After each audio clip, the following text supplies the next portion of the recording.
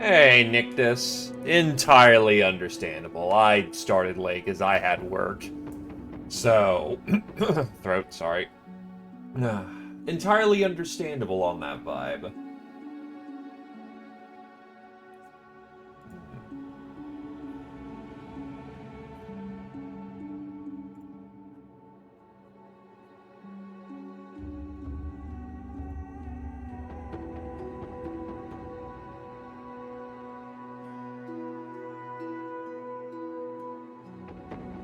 But hopefully you are doing well and that the work is not exhausting.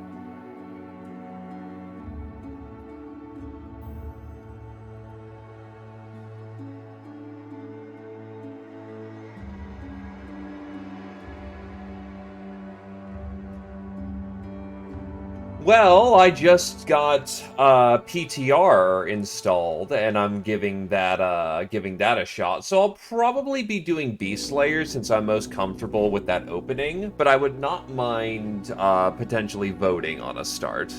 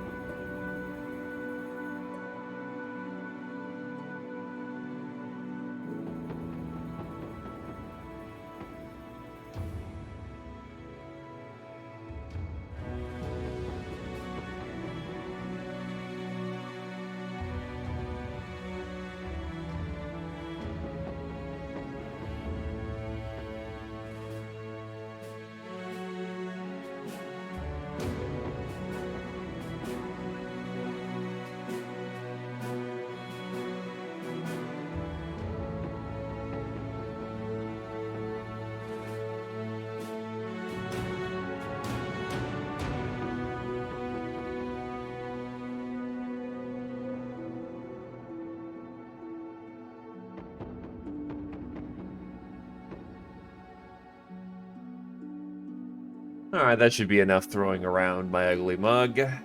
Let's get this show on the road. Now, PTR comes with a new origin of Old Swordmaster, but I think just for the sake of learning PTR and how it flows, I'm going to take a background that I'm familiar with, I'm comfortable with, and have run like 15 Crusades on. So, yeah. Sure of any notable objections, I am going to pick up the Beast Slayers.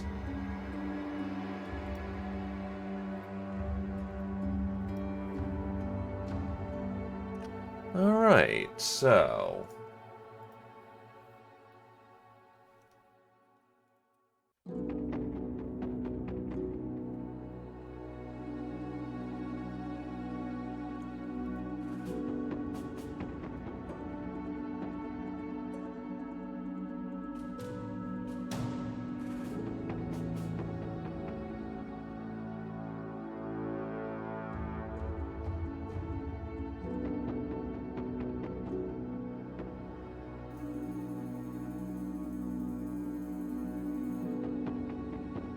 For fact, let's go 24 settlements. Nah, you know what? I'll bump it up to 25.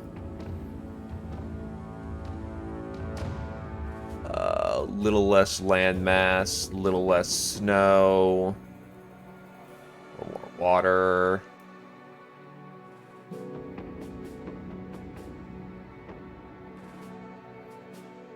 Decked out citadels, all trade buildings, all crafting recipes online.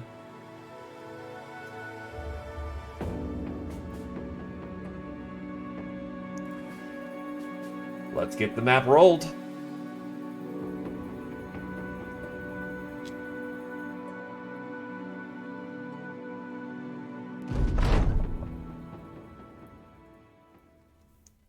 You met the man in his home. He offered food, drink, and the contract at hand. Kill the witch of the forest and you'll be paid in sum.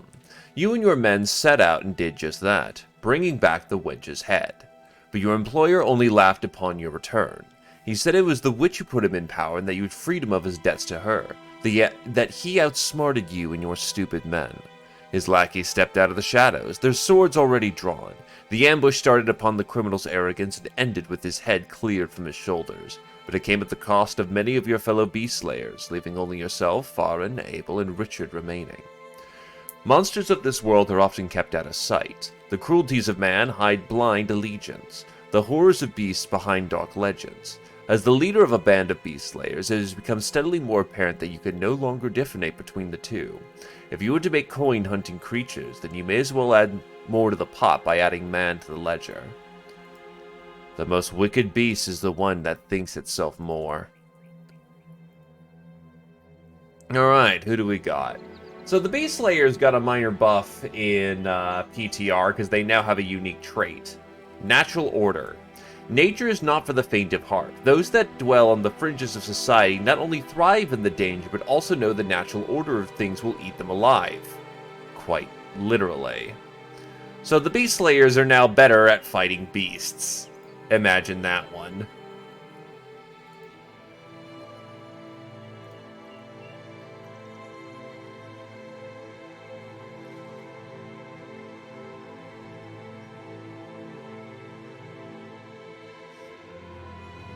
Oh, wait, no, that's right, his range skills. Gimped, I'm about to say, that's garbage range skill.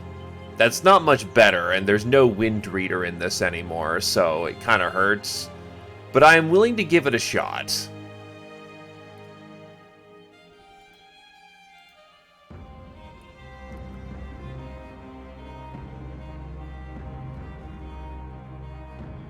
No student either.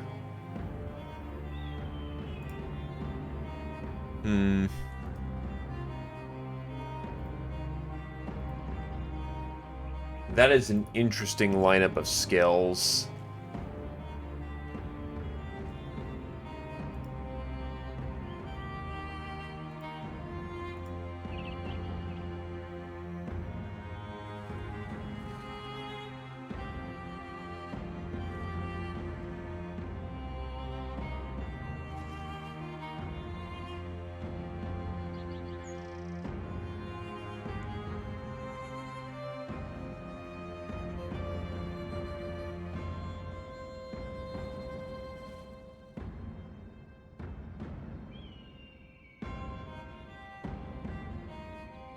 Hmm.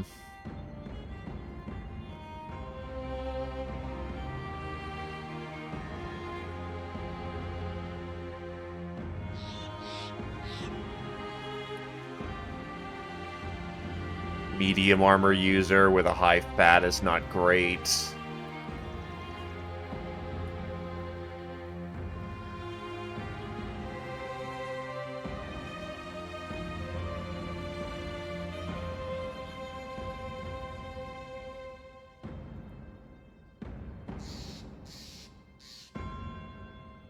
Not the greatest Beastmasters I've ever seen.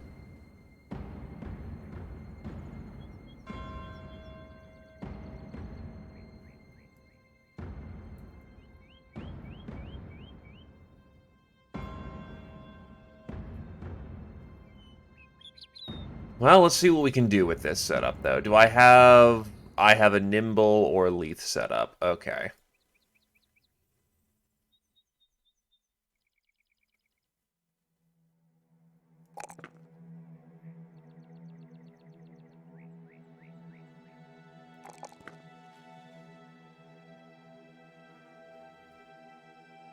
This Hex is Battle Brothers with the Legends mod and PTR.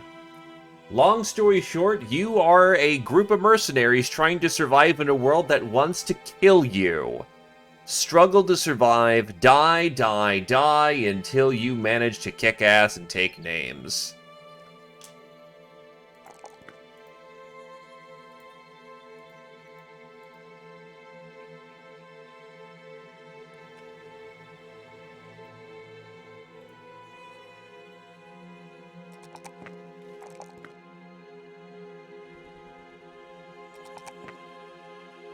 The world firmly wants you dead, too. It is a cruel and unforgiving place, and you will make it beg for every inch it takes from you.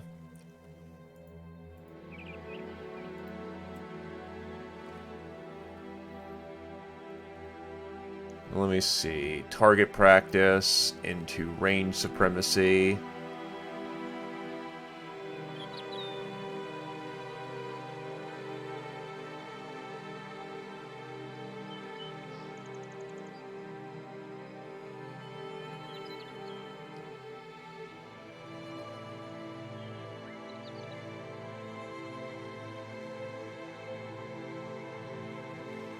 Alright, I think I can make a decent shooting archetype.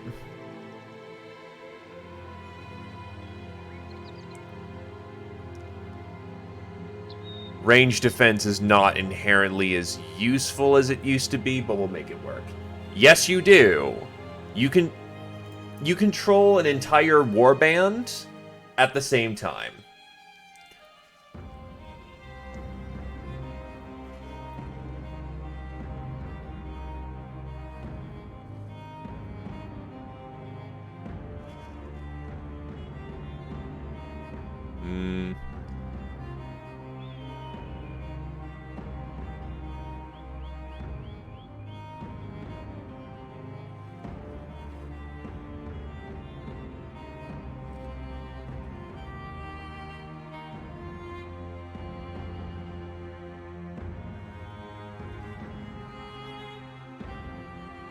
I'm tempted to take the Mace perk line, but honestly, I kind of need, I kind of just need him to get started. So Crippling Strikes is good.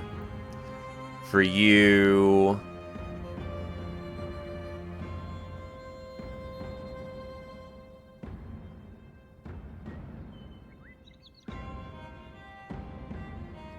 I might make him a dedicated spearman because he stabs pretty damn good and he doesn't want to be in close combat. So a spear wall will keep him the safest. So yeah, pointy end. The first lesson every fighter gets taught, stick him with the pointy end.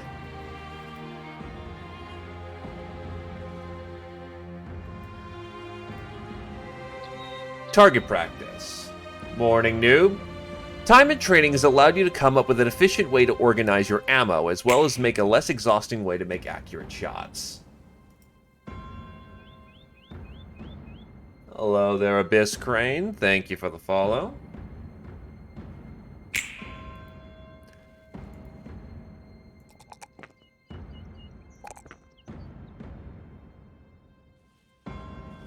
Honestly, he's got the stabbing skill for it. I might make this guy hybrid. Which is weird, since he's got no talent stars in it, but you never know when a good up-close and handy weapon can save your life.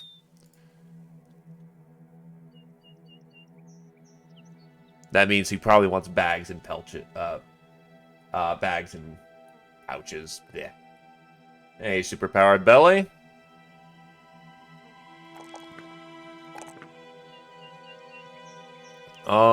Then from here, probably want to go for Resolve, since he rolled fantastically, even though that's right, hybrids have problems with defense. They're all supposed to be on the offense, so that's probably best to just get him a Resolve level. Being a little wee midget also helps him not die, so... Well, actually, how much melee damage? He's negative 25% melee damage because light and tiny, which is not great, but... He still hits really accurately for what he is right now, so... Yeah, I don't see that being a problem other than potentially killing things. Then again, I always could just... Wait, does he have polearms? No, he doesn't. The best he could get is probably get a prong and just stab people from the back with a two-handed spear. That kinda sucks. Oh well. We'll make that work then when we do.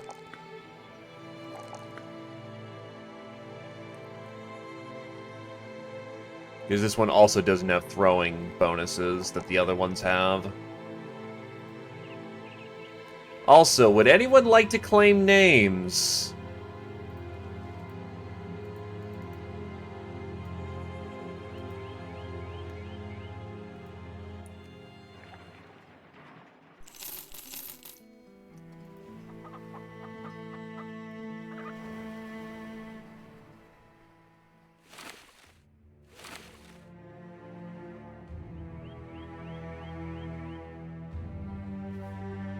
All the characters can be renamed, Hex.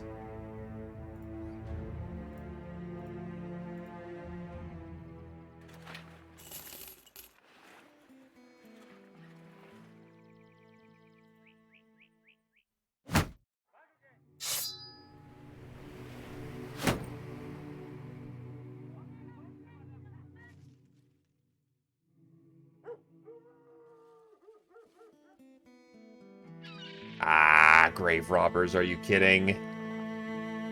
Ugi's the counselor's got a map of a cemetery on his desk. Half the plot squares lined to have been appeared to have been filled in with ink.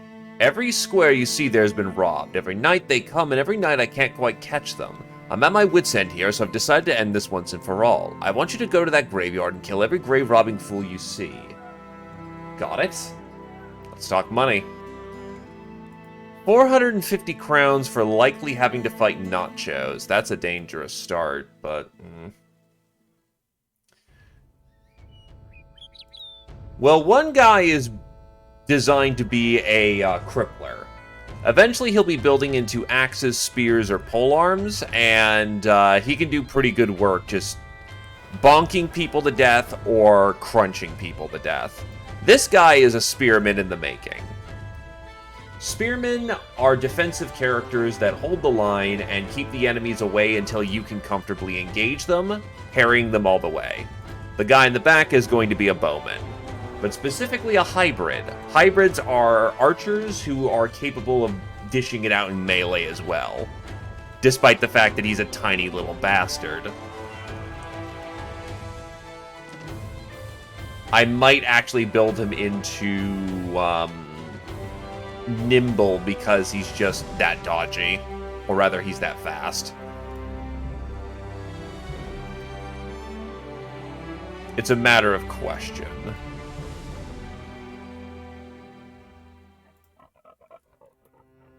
I could say screw that contract, because that's very dangerous to start with, especially if it's nachos.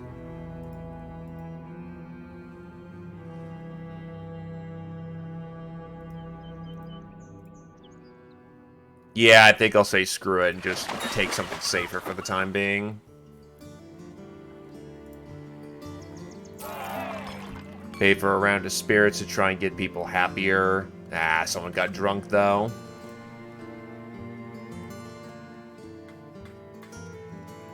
A traveling contract, and... a beast hunting contract! Oh boy! You find Garrett of Osterstrand reading a scroll.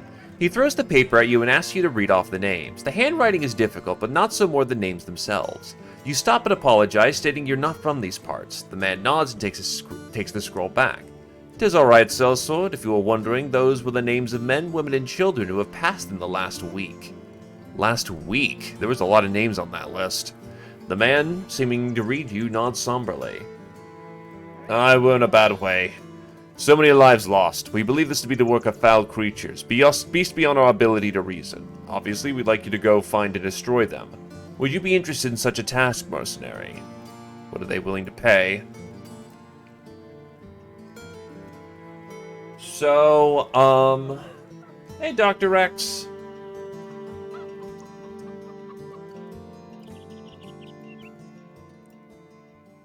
Alrighty.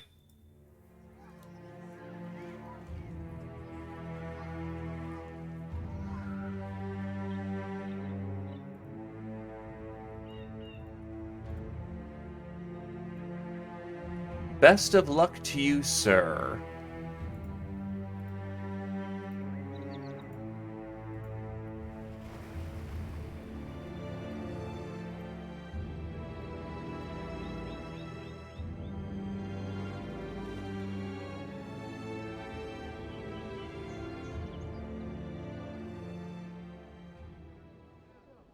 You enter the tavern, garner a few looks for your arrival. Men whisper to one another. The woman ogles, they tend to do. The bartender fists a cloth into a mug and calls you over.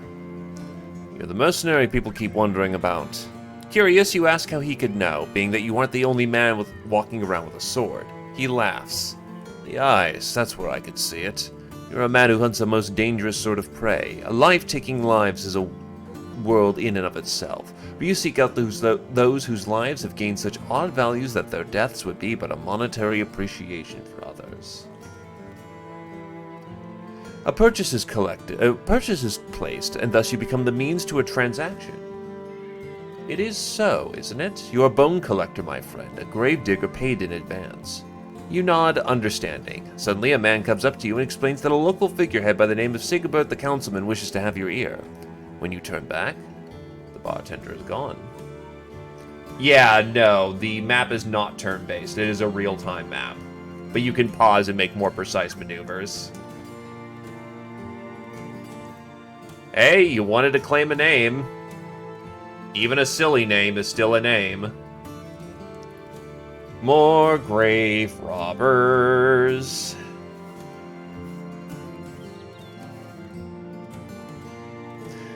Guthrie the Treasurer kicks his feet up on his desk, knocking an empty goblet over.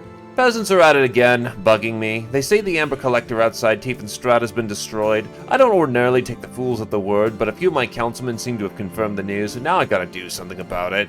He swings a finger at you, smiling as he does it. "That's where you come in. Go to the amber collector, kill those unruly vagabonds, then report back to me. How does that sound to you?" Hey, Hank.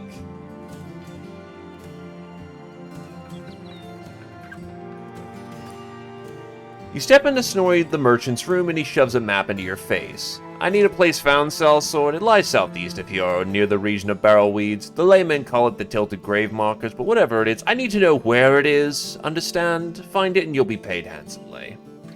For the right price, we'll find it."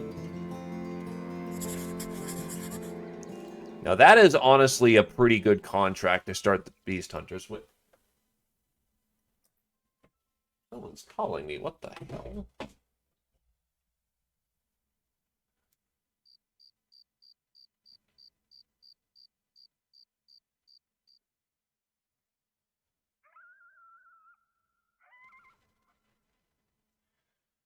It's a scam.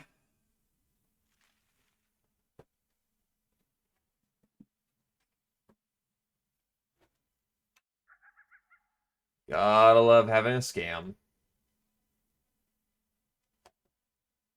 But like I was saying, the Beast Hunters actually benefit quite... Oh, God, it's nachos. A lot of nachos.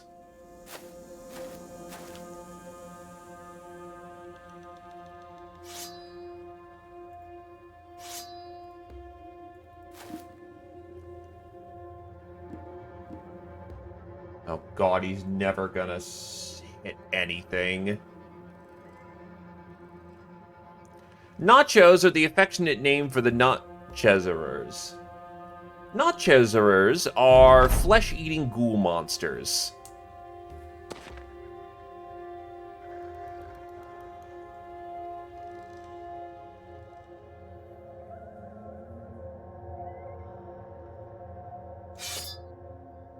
I'm using a lot of stamina. That was actually a pretty bad mistake.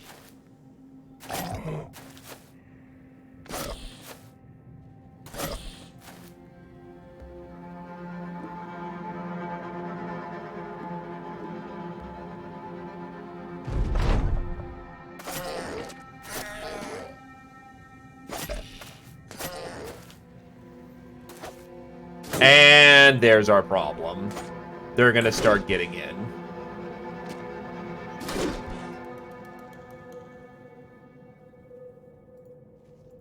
What, combat dog?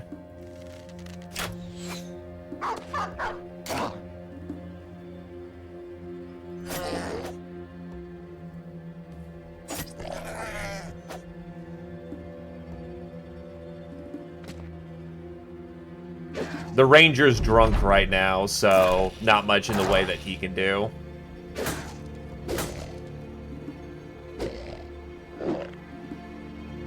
By the way, our combat log is up here. So you need to pull out your knife and stab him as best you can. And our war dog just got fucking smashed. That was also really bad because he can come around the side and, yep, that's really bad.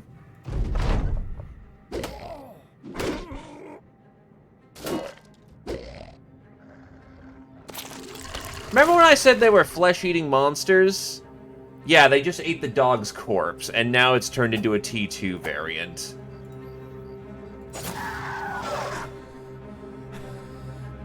I also don't have the stamina of the spear wall. So he's about to come on from the side and ruin us. Yes, they can. And they will. Thankfully, I just remembered that they break after they've taken enough casualties. So basically what's happened is that that guy has gone, you know what? Most of my friends are dead. Fuck this. I'm out.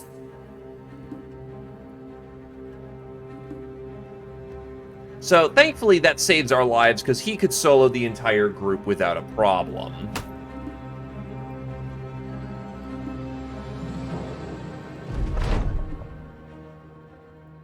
But that's the fight. Now, as Beast Hunters, we actually get more bonus drops from killing monsters, so, you know, good stuff for us. It only costed us our War Dog, which kind of sucks.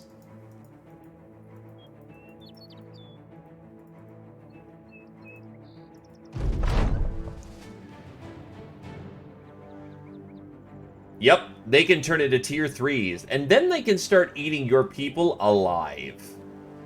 It is needless to say, unsettling as hell. As is customary, you assemble the men to explain the company's next step.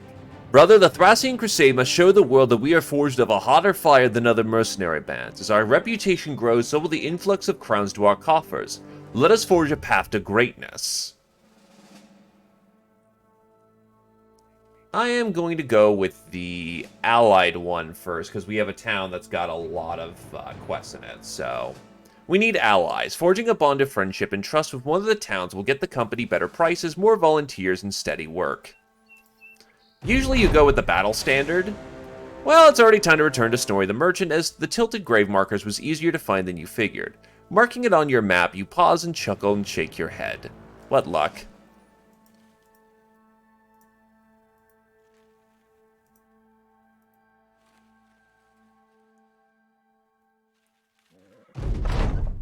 You report to Snorri the Merchant, telling him of the tilted grave marker's location. He nods and scribbles, copying the notes on your map. Curious, you ask how he knows that you are not lying. The man sets down in a chair and leans back, clasping his hands over his belly. I invested in a tracker who kept close to your company. He made it here before you did, but you've but confirmed what I already know. Hope you don't mind the measures taken. Nodding, you think it's a wise move and take your pay and go.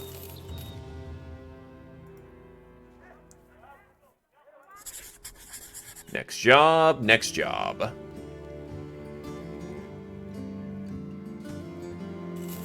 How many rations do we consume a day? 7. So the fruits will hold up well enough. The dried fish is a nice supplement.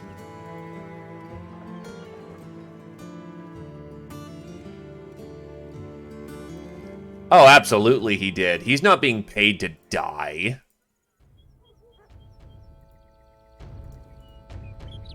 Also, Caw-Caw at our line. Yes, you can, Cure-chan. We have an archer and we have a crippler.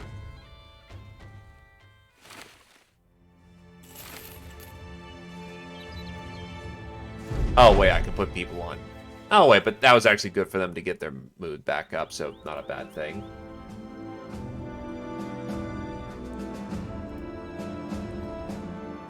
Okay, so what are beast hunters good at? They are good at scouting, unsurprisingly. They are good at hunting, unsurprisingly. And they are also good at crafting, unsurprising.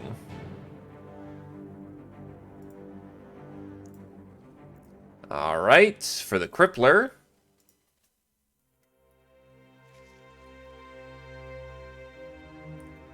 And then all that's left for you, Nictus, is the archer. Do you want to be the archer?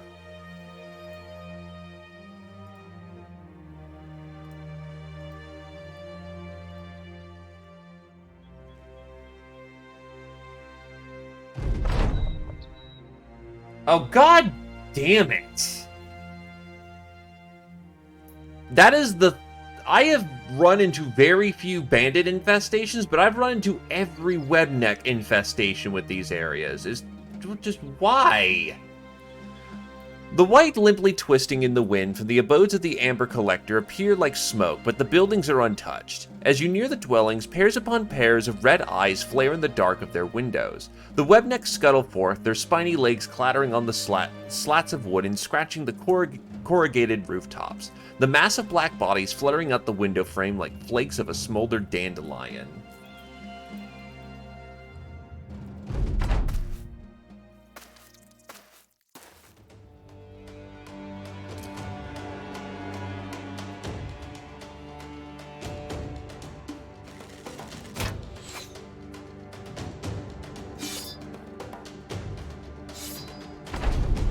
Need 22 to hit. Rolled 100. Ah, that's not good.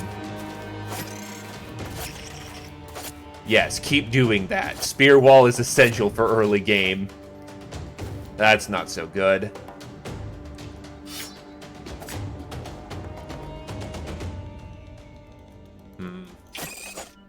You have very little way of defending yourself on the flank. Okay. Oh, that could be bad.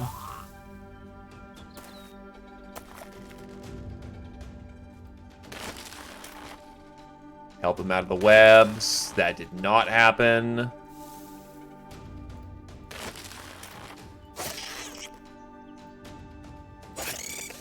You're running away at this point.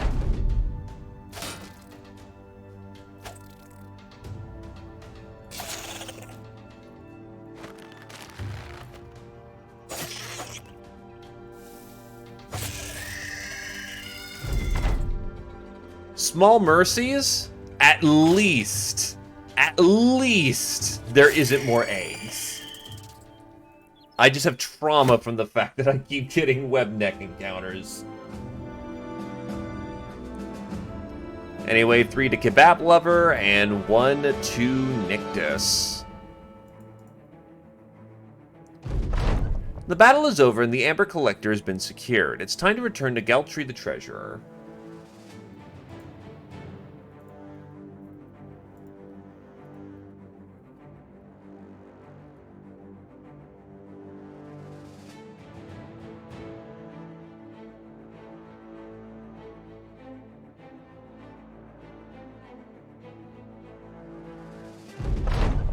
Galtree the Treasurer sits back as you enter. I take it by your return that the Amber Collector has been cleared, yes? You confirm what the man wants to hear. He seems happy, though your job is not yet finished.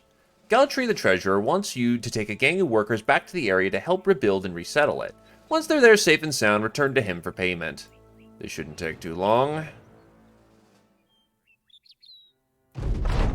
Well, the workers are here safe and sound. You turn back, returning to Galtree the Treasurer to get the pay you're rightly earned.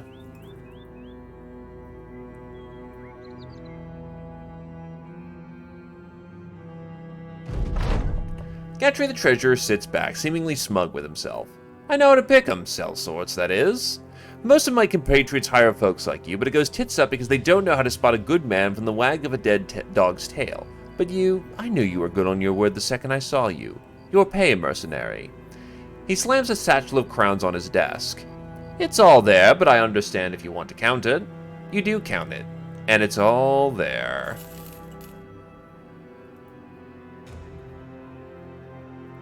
You want me to go deliver cargo. Alright, well, let's go and secure the gravestones.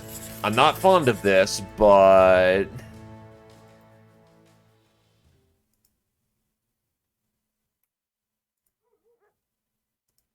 it works.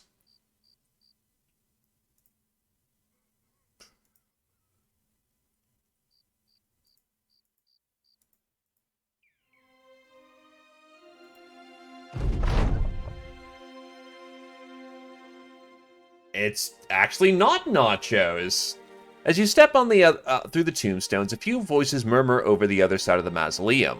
When you turn around the corner, you find a group of men standing over an emptied grave. They have an open coffin before them, a few of the men taking jewelry out of it. You order your men to charge.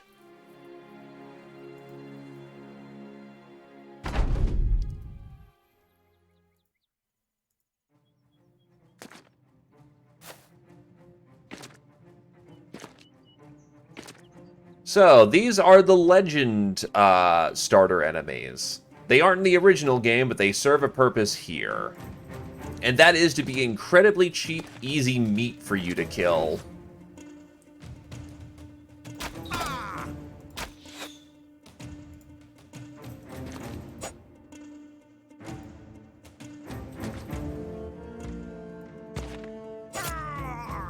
I should probably have kept formation, but I've got good characters. And they are just rabble.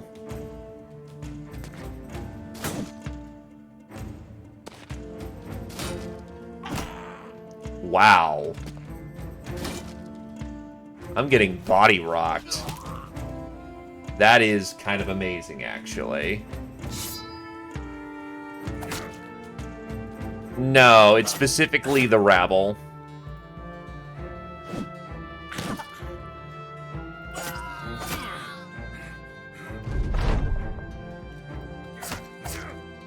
I am going to be damned if I get a character killed here because I decided to break formation for once.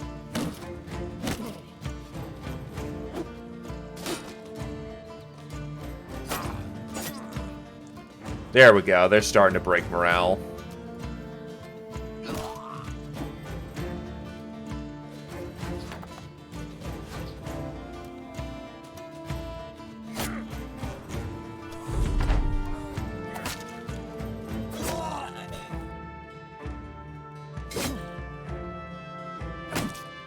Please don't murder. Too close.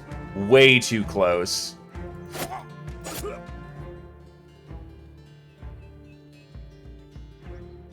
Well, that's this game in a nutshell. A moment of brevity is a lifetime of heresy. Thankfully, we got this one pretty much in the bag at this point. He's going to try and run because his friends are all dead. Oh, wow, he's actually trying to still participate in combat.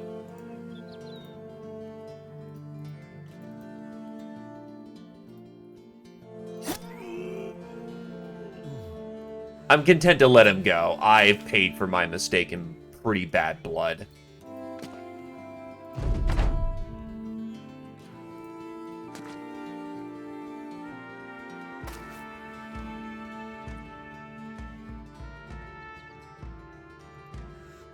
So take this as a lesson on what not to do. Do not break your line. Do not get lax. Anyway, Kira-chan reaches level 3.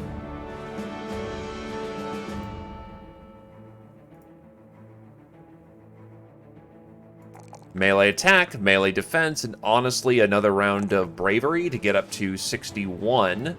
That should keep them secure for the rest of their career.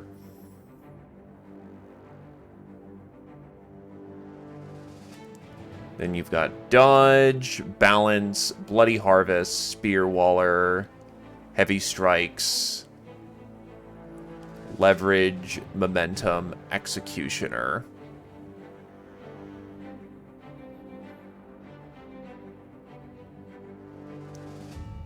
Survival Instinct. Whenever you are attacked, gain a stacking bonus to melee and range defense of +2 on a miss and +5 on a hit.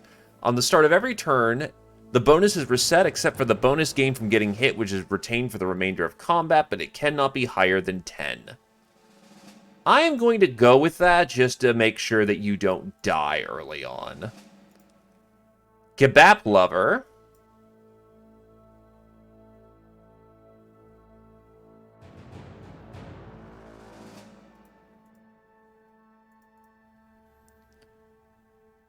Weapon skill.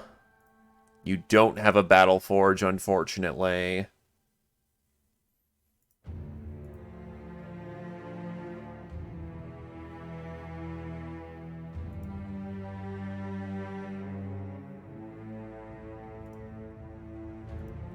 Let's go with melee skill, bat.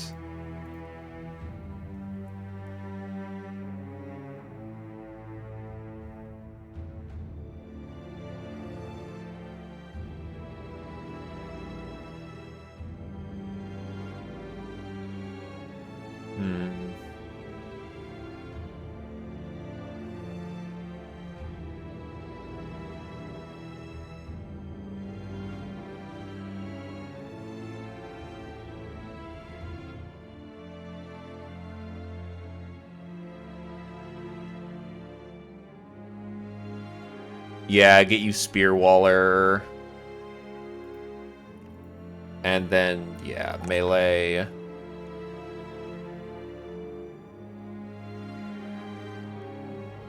You don't really need the fat. What you need is a combination of a niche and...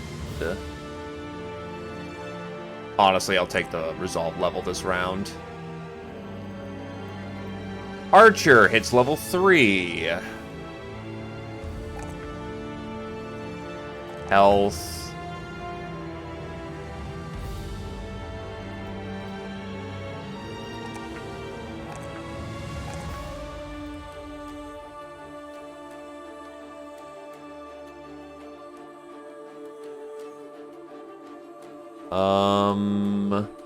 Range Supremacy, definitely. No, actually, I'm going to go with Bullseye. Range Supremacy is good, but shooting farther when you're already inaccurate does not help your case. So, nail it, Bullseye for more accurate shooting.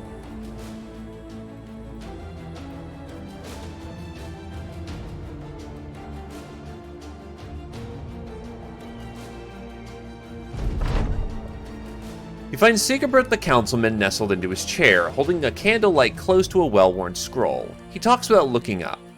My problem, did you take care of it? You nod. Wouldn't be standing here if I hadn't. Sigebert the Councilman tips a hand to the corner of his desk. Your payment. Crowns, as agreed upon.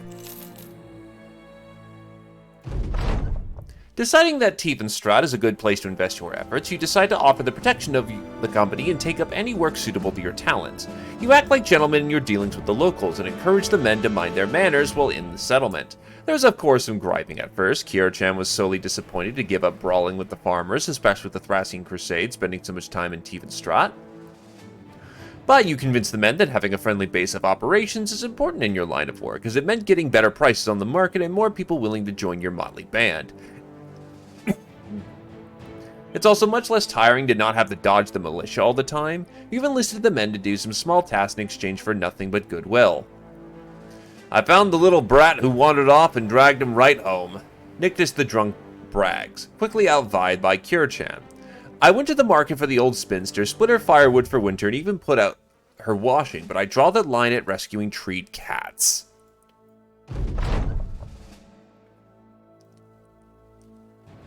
Alright. We need a battle standard so we are recognized from afar. Having one is costly, so we shall gather 2,000 crowns for this. Gotta love the battle standard. Hi, Oathkeeper.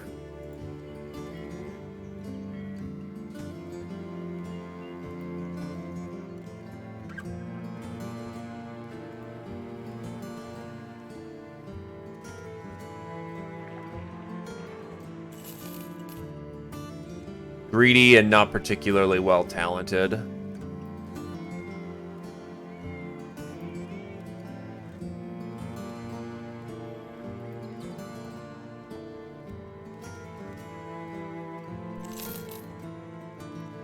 Aggressive, but decently capable. And you... Do you have dodging capabilities? Okay, that's interesting. PTR actually doesn't let you see... doesn't let you see... perks anymore, unlike Legends. This one is fantastic, though. Good health, good initiative, good melee skill. If he survives long enough, he actually could become a very apt fencing archetype. I'm willing to give him a shot.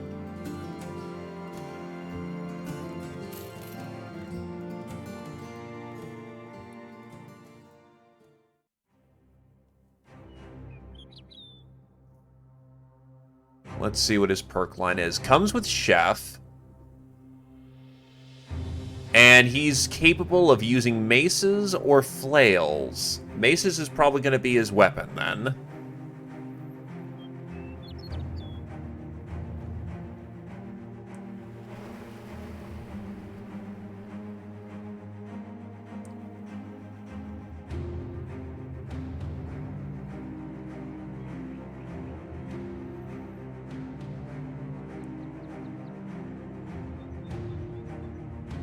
Well, Superpowered Belly got it in first, so...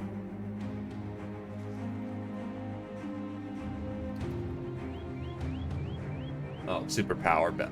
That was my own mistake, then.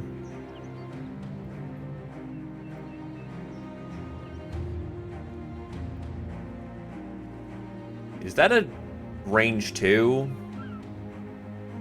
No. You need a spear.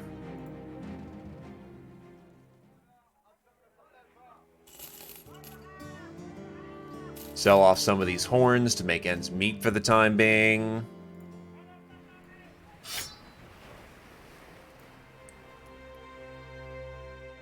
Okay, need to get to a new town. Also, I noted that in PTR, apparently there's now negative morale for hiring people who have who don't quote unquote align with the beast hunters, which is interesting.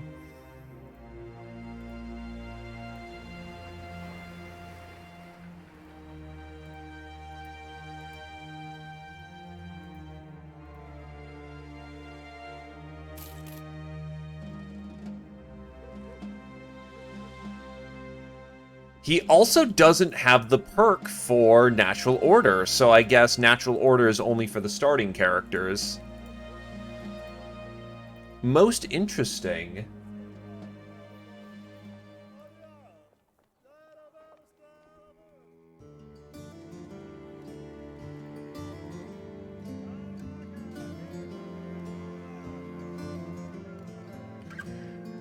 Harold the Wise takes a bite out of an apple, then tosses the rest to you. Catching it, you look at the man, not entirely sure what to do with it. When he says nothing, you take a bite and toss it back, thanking him.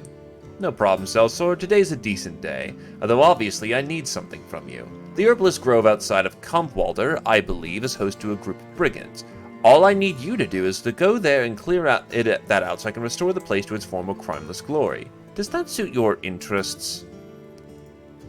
150 crowns for the job. Or Gerardolf the Younger restlessly walks back and forth while explaining what troubles him. There's been an audacious act of thievery. The despicable brigand stole my golden talisman, which is of immeasurable value to me. I implore you to hunt down those thieves and return that item to me. He lowers his voice to an insisting tone. Not only will you be paid handsomely, but you'd set the worried minds of the good people of Kampwater to rest. Congratulations, you're in a mercenary company. Our primary vocation is murder.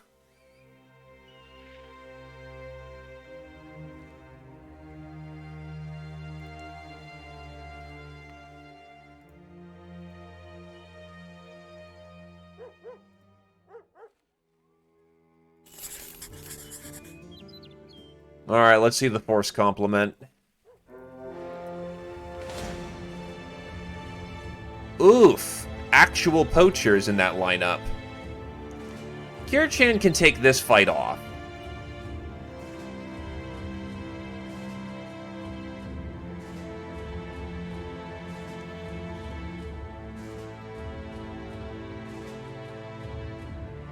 Well, actually, we can wait till nighttime.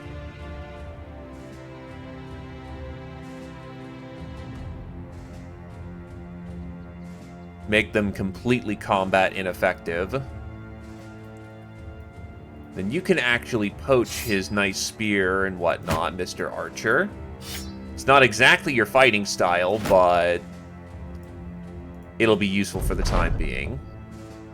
You catch a group of brigands lugging your employer's property around. They seem shocked that you have found them here, and no time is wasted trying to parley. They arm themselves and you order the Thracian Crusade to charge.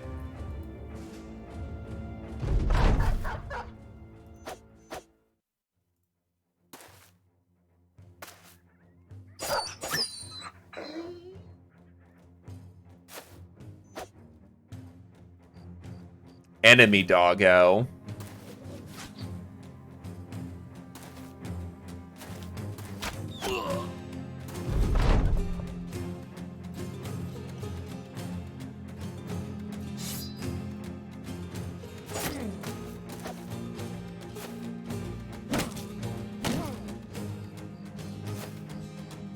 Belly got to pet the doggo. That is all a very uncomfortable situation. We need to trim those. Or Kebab just poked him in the head, just flat out and killed him. Poked him in the eye.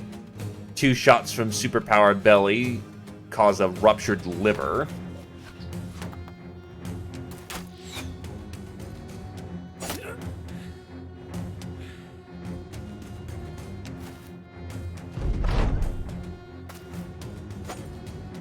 That spear has to go. I'm pretty sure that rattle's just effectively worthless right now. Even surround. That's a stun.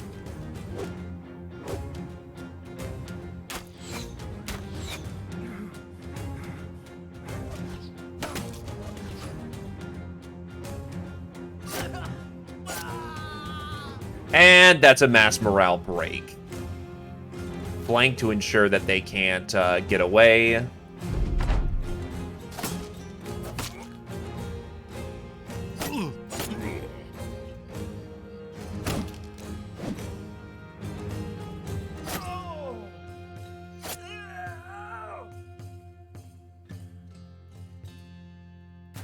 So, zone of control is a thing in this game. Every hex surrounding a character is their zone of control. If you try to walk out of the zone of control, they get a free attack on you. If they hit, you stay. If they miss, you get to move out. Unless they are panicking like they are. The white flag is their morale. If the white flag is full, They are too focused on running the hell away and not wanting to die to actually be concerned with stopping you from moving through their zone of control. This also works in reverse, too. They're trying to run like hell. They aren't concerned with you stabbing them in the back. So, you can lock down fleeing characters by sticking yourself in the middle of the zone of controls and watching the magic happen.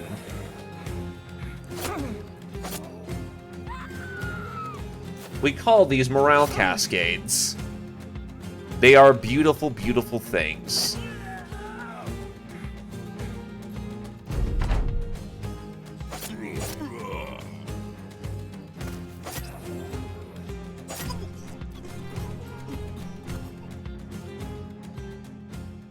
Superpowered Belly has leveled up.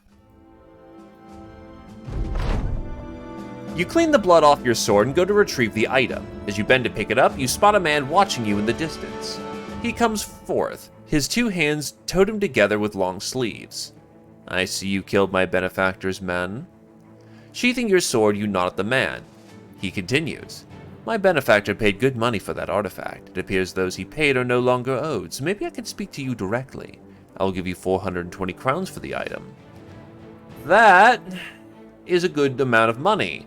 Gerdolf the Younger, however, will not be happy if you decide to accept. Yeah, we're not going to betray our contracts this early. We can't afford to do so. We're paid 230 to return it, and that's what we'll do.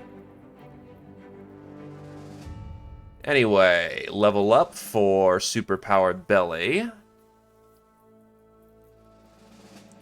Jesus, all of his... Like, I want to get that resolve, but all of his primary stats rolled fantastic. Actually, the initiative didn't roll the best. That's a pretty minimum level for 2.inish.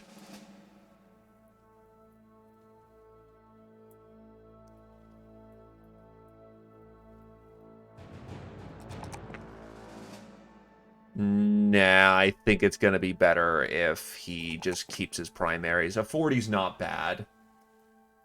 I really don't know on this one, because the more initiative you get early on, the better your dodge is going to be, but that's also +4 resolve, and that's not something you roll constantly.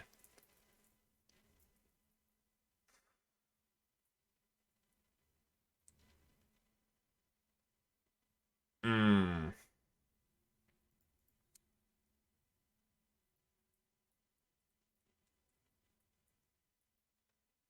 That is a good question.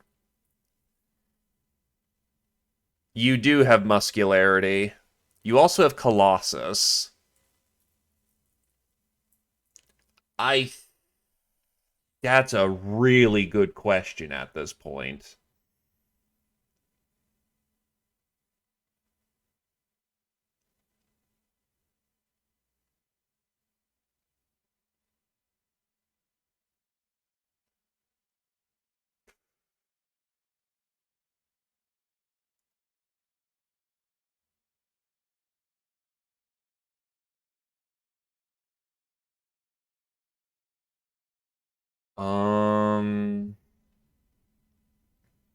Because you need melee attack. You're always going to be hurting for that.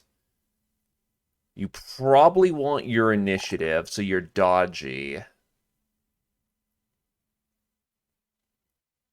Mm. You don't have True Believer.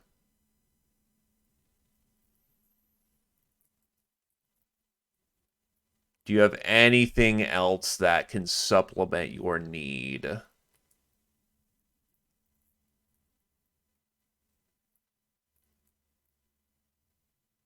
Because 40 is not bad for resolve, it's just kind of on the low end. Hmm.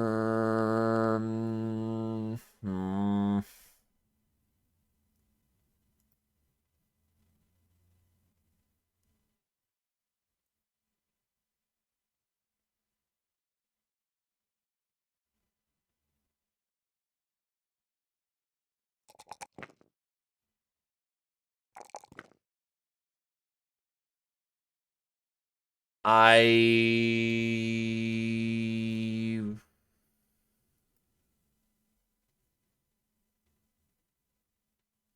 You know what? I'm going to skip it on the initiative level this round. You get much more net benefit out of getting health rather than a minimum. Oh, I don't think maybe that isn't minimum, but that's a low. And I can always get good initiative, and the benefits of getting initiative are much more incremental compared to getting health, which we can get a big boost for right now. Getting resolve is important so you don't shit bricks when you are surrounded.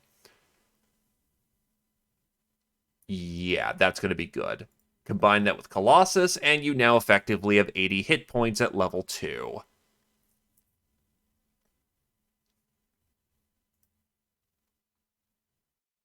Hello there, Zephyr. Welcome to our host.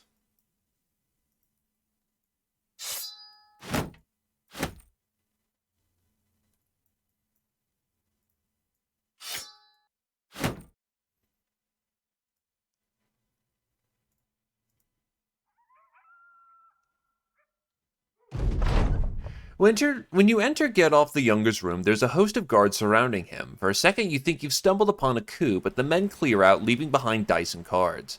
Gandalf the Younger waves you in. Come, come, I've just lost a good deal of crown sellsword. Perhaps you've brought something to help ease my pains. You take out a golden talisman and hold it in your hand. Rather gingerly, the man takes it. Good, very good. Your pay, of course, is here. He hands over a satchel of crowns before turning around in his chair. He seems too consumed by the artifact to say anything else. New contract. I'm also noticing the music's still borked. Godfrey of Campwalder's got a satchel with a scroll attached.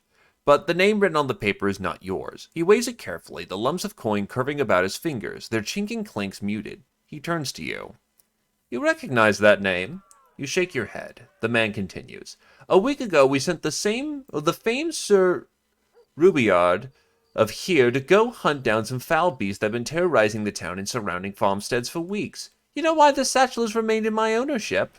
You shrug and answer. Because he hasn't returned? Godfrey of Campwalder nods and sets the satchel down. He sits on the edge of his table. Correct, because he has not returned. Now, why do I think that is? I think it's because he's dead, but let's not be so negative. I think that the beasts out there require more. I think they require someone like you, Sellsword. Would you be willing to help us now that this nobleman has failed? 400 crowns for the job.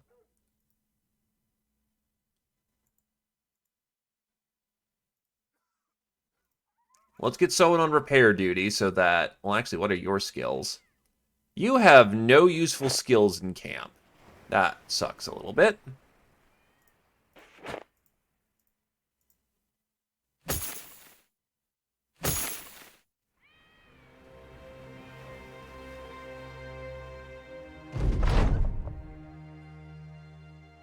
Oh, 100% he's going to sell us out to nachos. You don't think he wouldn't? You can take the center of the line now because you're less melee skilled, but you can help supplement other needs.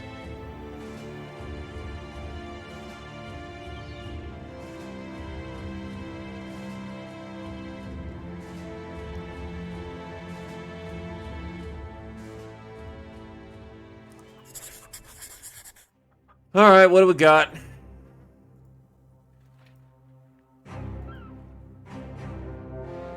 Oh, gee golly, it's nachos.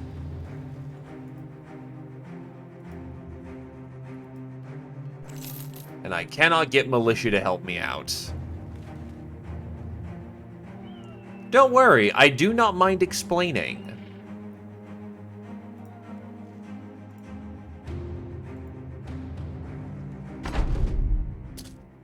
Oh, wait, shit.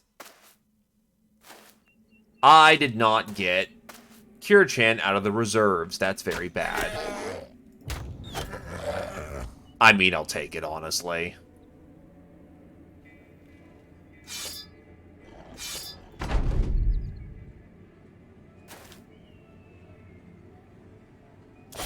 So these Zephyr are Nachosers, also known as flesh-tearing ghouls.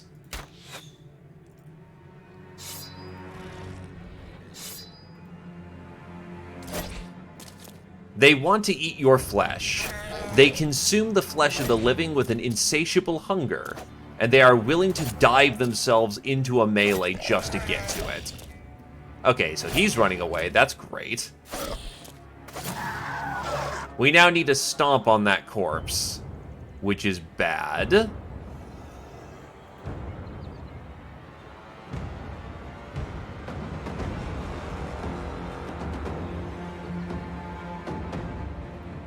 Actually, I think I can lure them in. Because they're all going to want to go for that body. Fuck!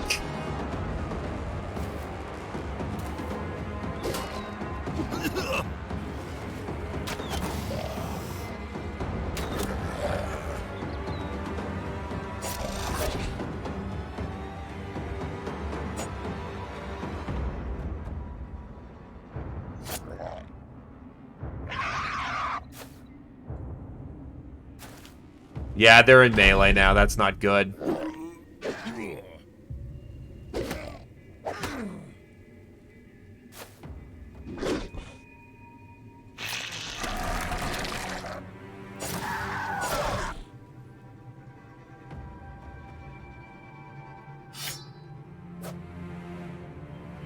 No, but we're about to have some casualties. Because there is no way how I can salvage that situation quickly enough.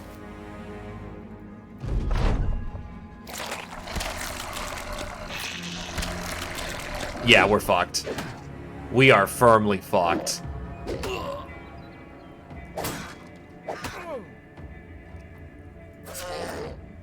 So I'm willing to do a I fucked up on accident maneuver because we are one man down, and for that fight, that matters.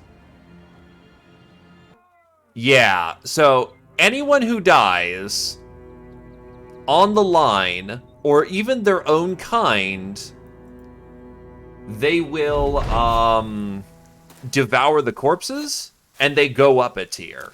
There are 3 tiers, but even a level 2 right now can absolutely destroy this line.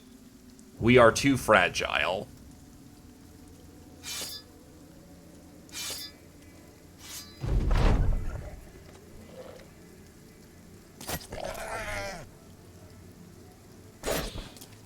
Nachos are a very well-balanced enemy, honestly.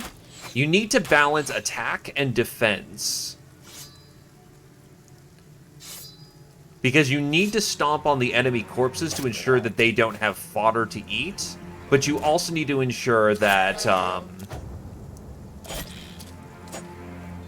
yeah, we have a problem. They're in.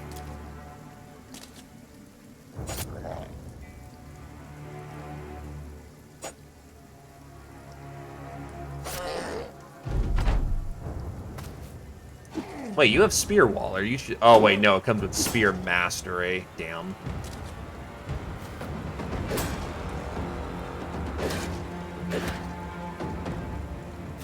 Well, here's the problem with early Spear Walling.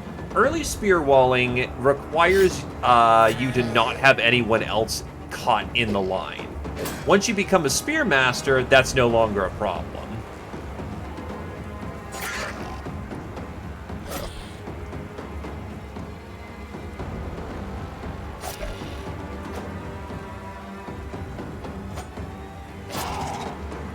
That's still bad. That's a lot of them that can just... Yup.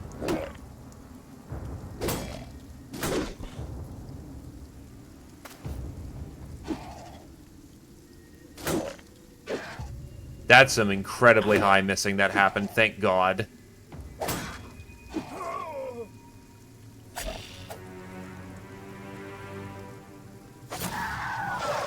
And you don't have the fat to be able to continue your defense. That's not good.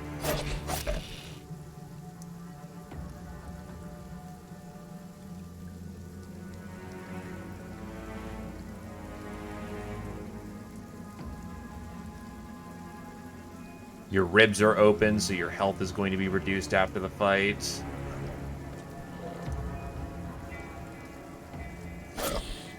Okay, so you just have to survive one more round of attacks on you. Come on.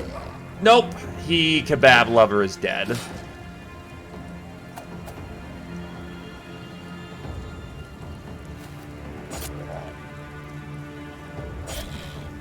Well, I mean, he could survive, but it said that he was dead. And that is how cheap a life can be in this game.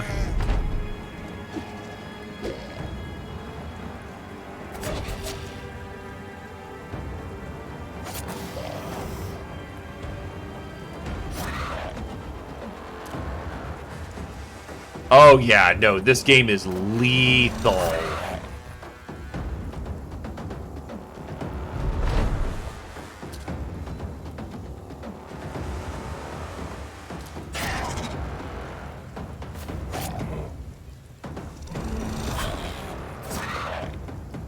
Nope, he's gone.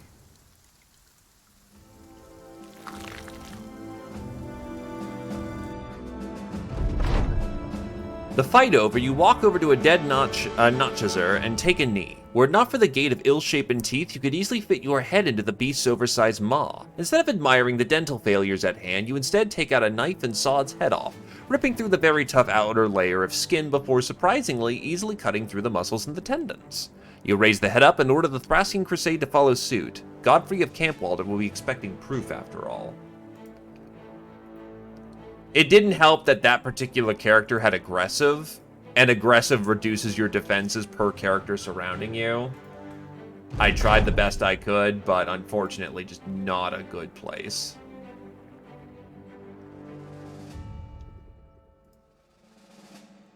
Steel-eyed Godfrey of Campwalder leans forward to get a good look at the Notchazer head that you brought him in. That's quite a sight, mercenary. I'm happy you've brought it to me. He leans back. Leave it on my desk. Maybe I can scare the children with it. The little kids are getting too used to the fineries, methinks. He snaps his fingers and a servant comes to give you 400 crowns.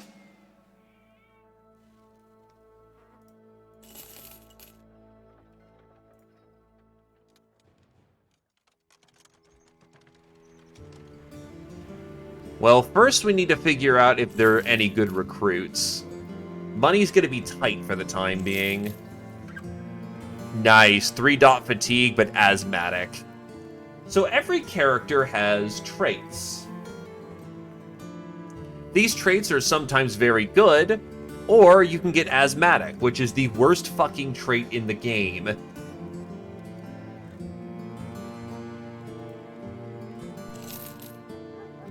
That's a tanking archetype, but not really what I'm looking for.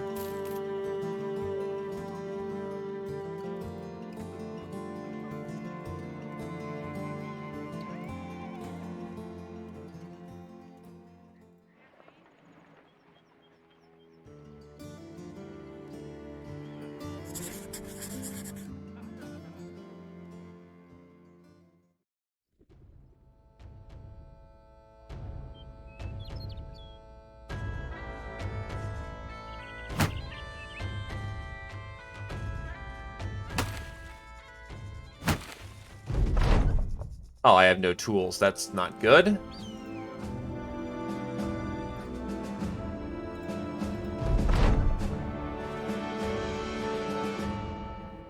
You take the spyglass from your eye and shake your head. The herbalist grove is filled with, or perhaps infested with, refugees. Better than brigands, you suppose, but still an issue. Beryl the Wise won't be very much happy about them. You know that much. On the other hand, the people here look ragged, looking more bone than flesh, tired. They don't deserve to be put out on the road again, do they? Well, time for a moral decision, lads. On one hand, we're still broke as hell and kind of need successful contracts. On the other hand, these people are just decrepit.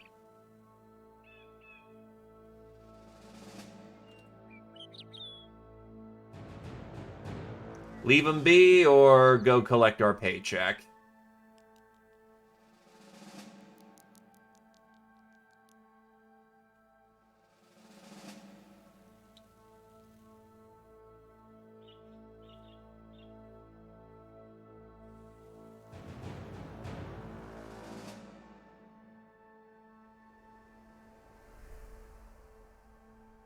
Nah, different guy as far as I'm aware of.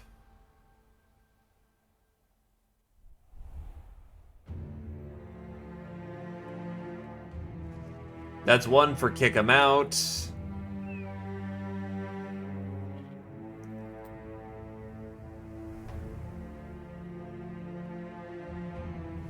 We do indeed have a job to do, and reputation is everything. Yeah, maybe if this was later in the game we could do that, but... yeah.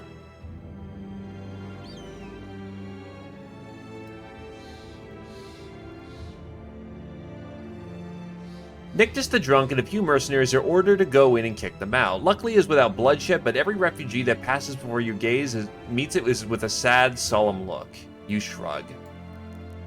Oof, that does reduce our morality a bit, but it's not too important in this game.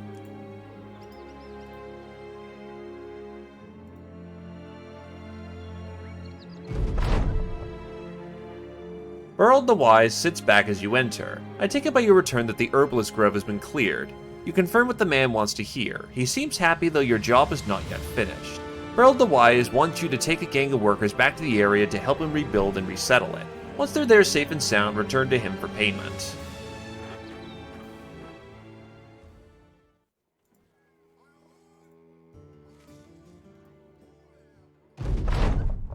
Most of the builders head to the herbalist grove and begin preparations for its rebuilding. The foreman thanks you for getting them there safely as he knows the dangers of the world. He also thanks you for not betraying them all into an early grave. You take this gratitude with a smirk before returning the return journey to Beryl the Wise. That's actually not a home, that's a place of industry. Returning to Beryl the Wise, you explain that the herbalist grove is well underway to restoration. He thanks you.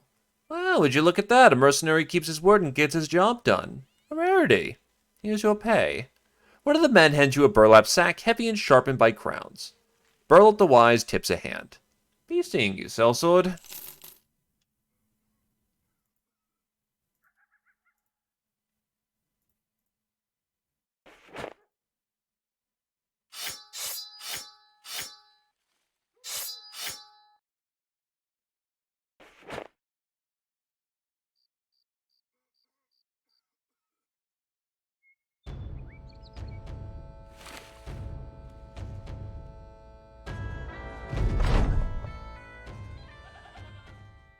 All right.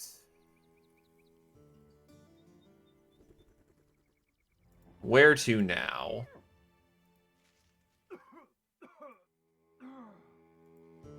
To Striftdrucken.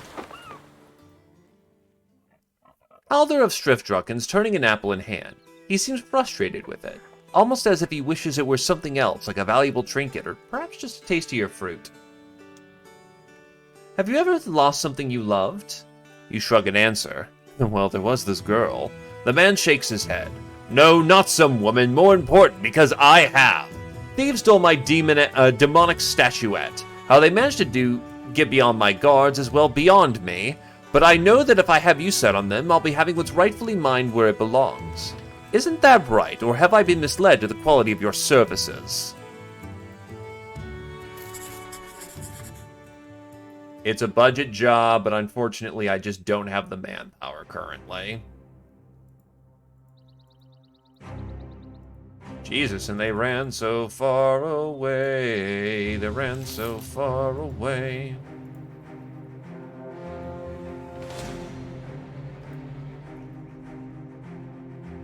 Yeah, he outright said it.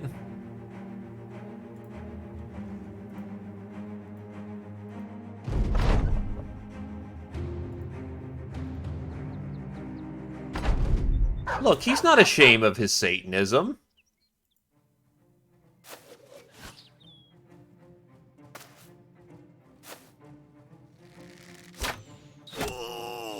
Wow, that was an 18 and he rolled a 6.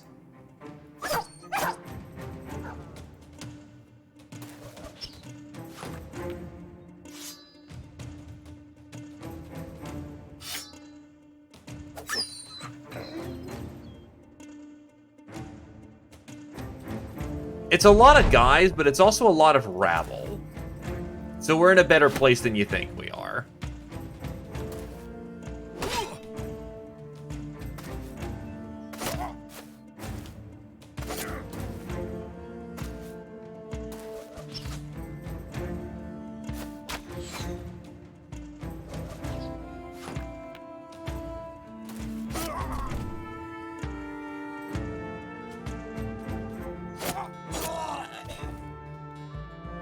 Yeah, these are the equivalent of looters. Still deadly, their weapons are scary, they just suck.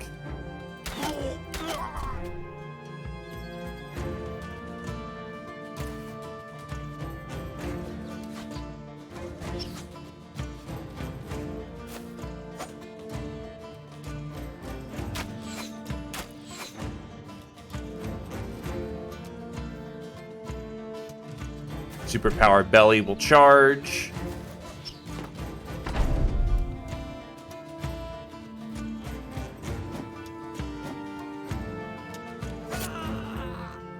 Yeah. As a frame of reference, they're running around in, like, clothes.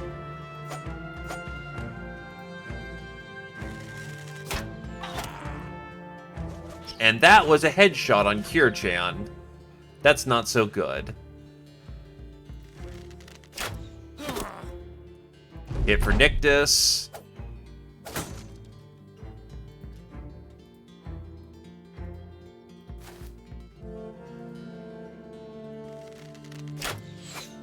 The scatter didn't go anywhere. Yeah, there are two types of armor in this game. Head armor and body armor. Most of the time, your armor is going to be deduced from your body, because it's very easy to hit the body. However, on occasion, you can get hit in the head, like what just happened there, that gave Kir-chan a pierced cheek. Contrary to what one might think, having an additional hole in the cheek does not help with breathing. If you take enough damage in a single shot, you will have a temporary injury. Temporary injuries make your performance in combat worse. They are not good. Kebab Lover, before he went down... Oh, wait, no, it's actually Kir-chan who's got the crippling strikes. Anyone with the vicious perk line, nice shot, can inflict those injuries with greater ease. It's their shtick. Those who stole the demonic statuette are dead, and thankfully you were able to find the item itself. Haldor of Striftdrucken will be most pleased with your work here. Kir-chan reaches level 4 and gets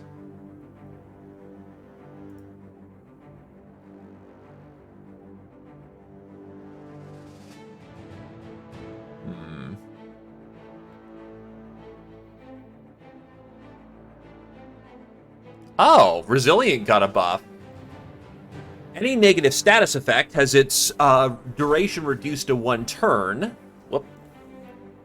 Status effects that have their effects grow weaker over several turns are the weakest state to start, 8 hit points, and raises the chance of being survived from a strike, Alright, so mechanic is, when a character reaches 0 hit points, they roll a survival check.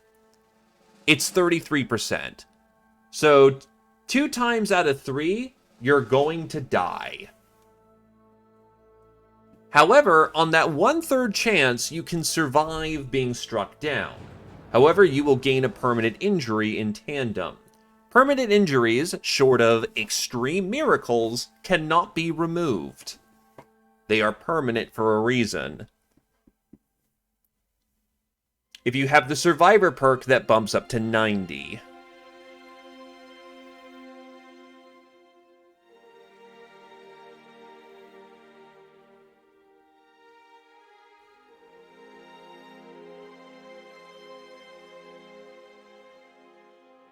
So let's see.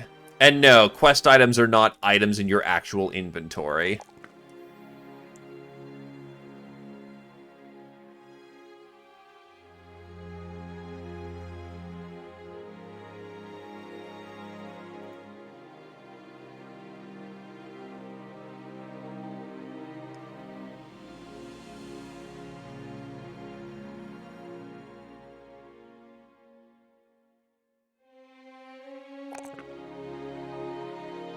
Go with, honestly, a fat level and an initiative level to try and get balance working. The math never really worked out for me, in my opinion, but whatever. Please note I am playing a heavily modified version of Battle Brothers. Core Battle Brothers has fixed perk trees, non-layered armors, and is a much more simple game in terms of equipment, but also enemies. Both are still very good experiences, and holy shit, that's a great level.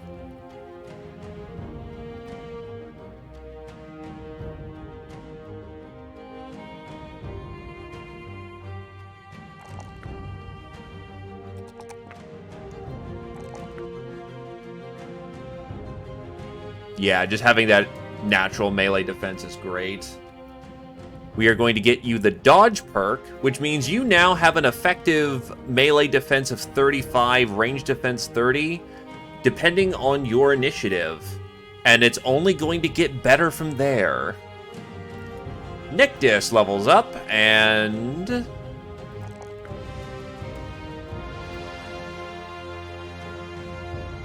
let's see, what do you got?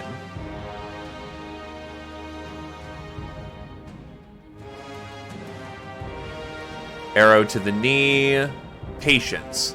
Take your time and get it right, just like the captain says.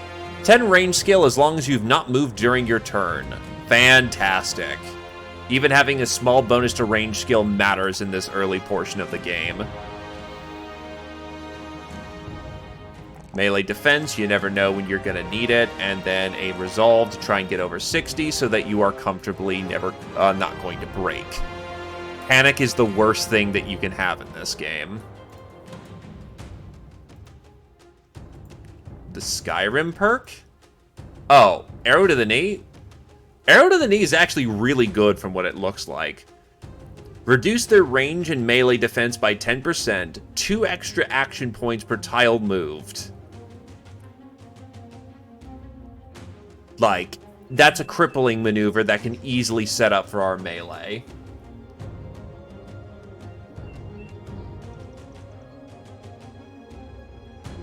But yes.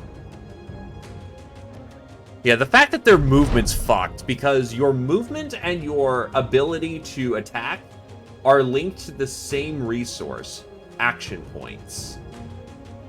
4 to swing a one-handed weapon, 2 to swing a two-handed weapon. Unless you have polearm mastery, then polearm specifically will cost 5. Anyway, we get our pay. We're going to camp out for the minute.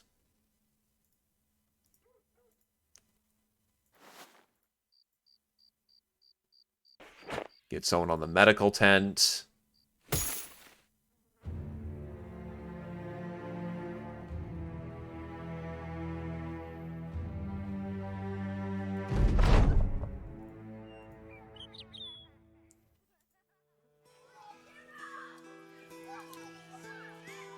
No, it's 6 for a two-handed weapon.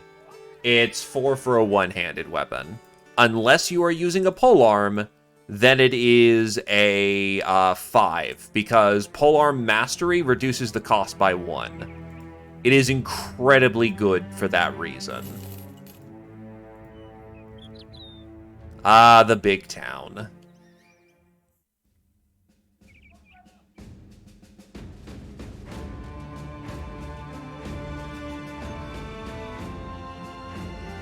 Hey, Knifetail. Yeah, none of these are going to sell good here, and we don't have the reps, so...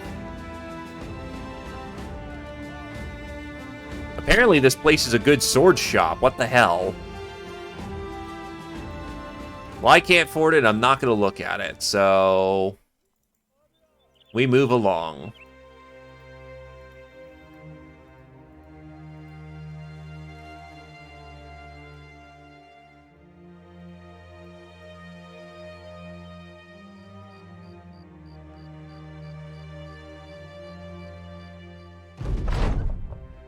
With every battle your sellswords fight, the renown of the company grows. As this fame rises, more people, and not just sellswords, will be looking to join the Thracian Crusade. Perhaps it is time for the company to take on another follower. Oof. Yeah, sometimes that just happens, Knifetail. It sucks when it does, though. Ooh, yeah, this town's full of goodies.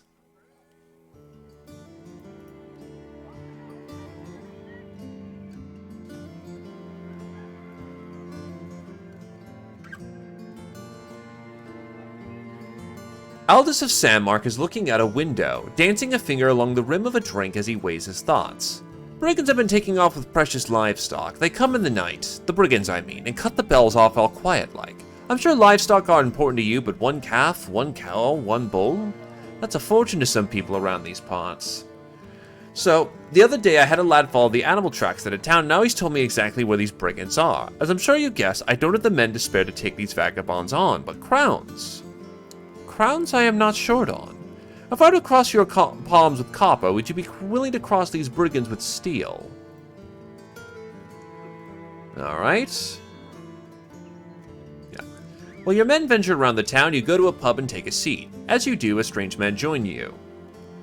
You with the Thracian Crusade? You nod. The man nods back, then reaches into a pocket. You reach for your dagger. The stranger puts his hand out. Easy there, I'm wearing a sword. If I wanted to kill you, taking a seat probably wouldn't be the best route. The man lifts the sheath and bumps the underside of the table. He cocks his head as if to say, see? You nod, and the man continues with his move, taking out a note and passing it to you. A local councilwoman by the name of Aldous of Sandmark wishes to see you. Perks Talents Rework. It basically takes the legend perks and expands upon them heavily. At least I believe that's what it translates out to be. And that's just delivery. Might be good for walking it, but for right now.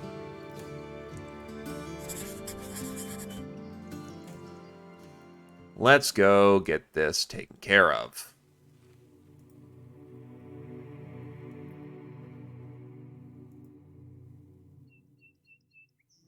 Someone had a fight out here. Oof, there are thugs in this lineup. Thugs are actually capable, they're the base enemy of the core game, and they are quite capable of taking us out. This might be a little dangerous, but I think we'll be okay, as long as we're careful.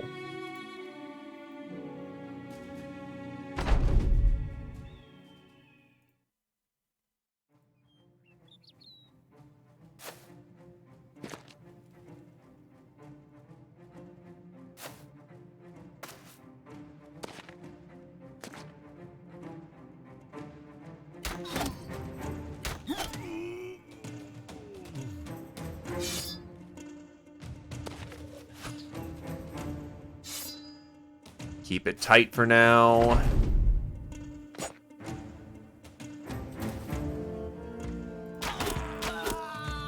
Get the bastard that's trying to flank.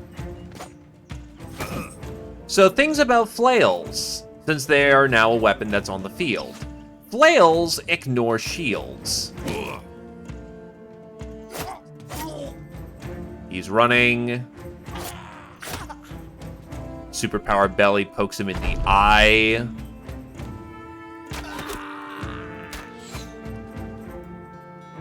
Move in.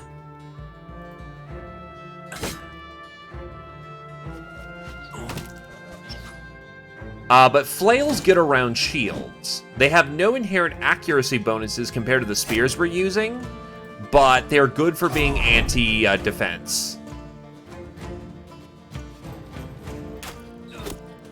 Well, he's gone.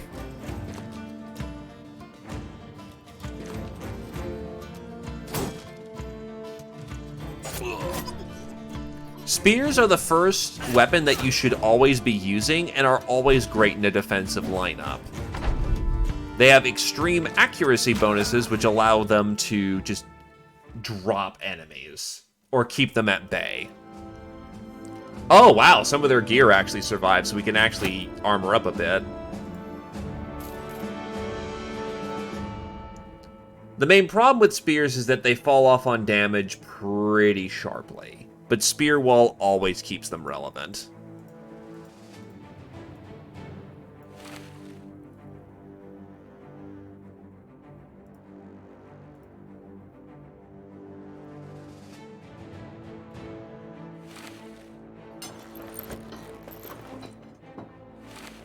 So the cool thing about Legends is that you can build your armor over time. I'm only using 3 people because budgets are terrible things to have to abide by. Yeah. Even then, with Legends, adding a lot of spear perks, spear offense doesn't fall off as badly anymore, too, which is quite nice. Aldous of Sammark sips his goblet and nods. You know, I don't take kindly to your sword, but you did a good job, mercenary. Benedict reported to me, even before you got here, that all the brigands had been slain. It was some mighty fine work, by the way he describes it, and, well... He heaves a satchel onto the desk. Here's some mighty fine pay, as promised.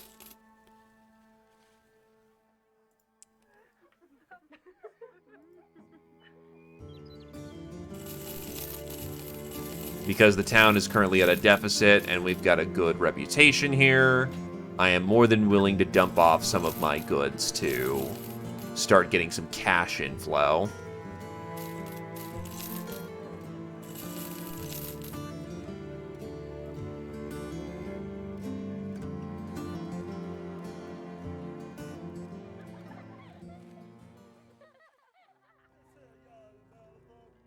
Now, who do we got for bodies? What I need is some frontliners. Although the hunter would be really nice. Dodgy, but not really got the support structure to take advantage of that. Eh.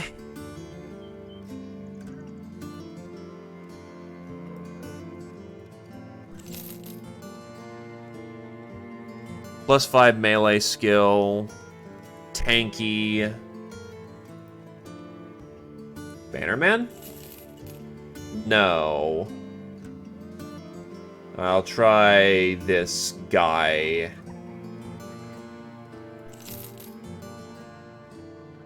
Not really. Alright, one more. I mean, he works as meat, but he doesn't really go anywhere.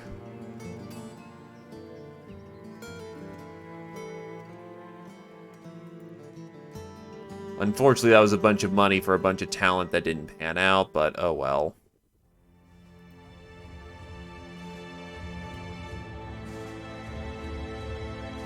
Actually, no, wait, that's right. Their tools and whatnot are going to be expensive right now.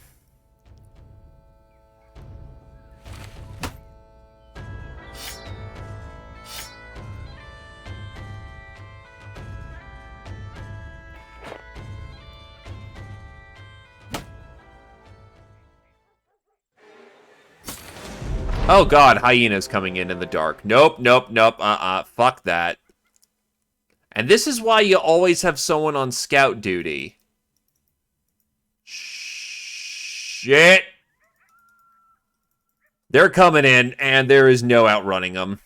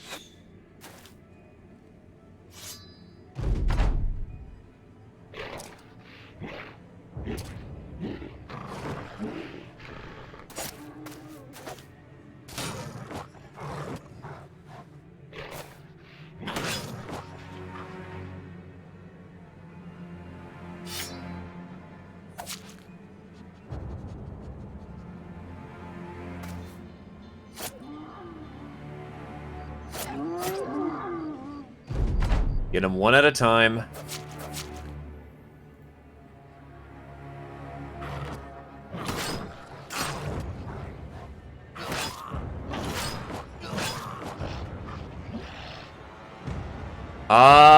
You're fucking dead. And that's why hyenas can go fucking, you know, die in a hole. Because every hit they do is a bleeding hit.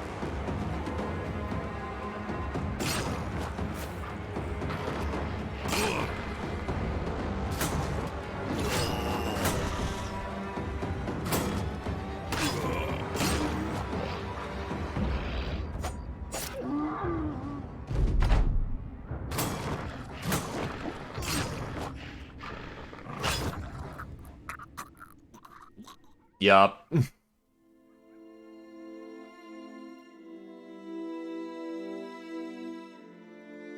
No militia, no nothing.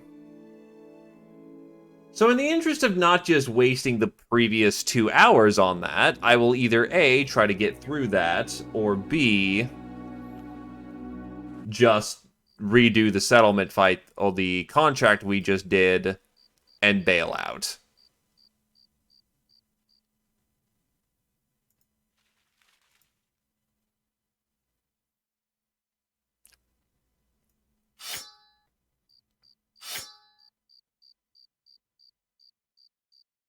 Actually, a prong might help out a lot.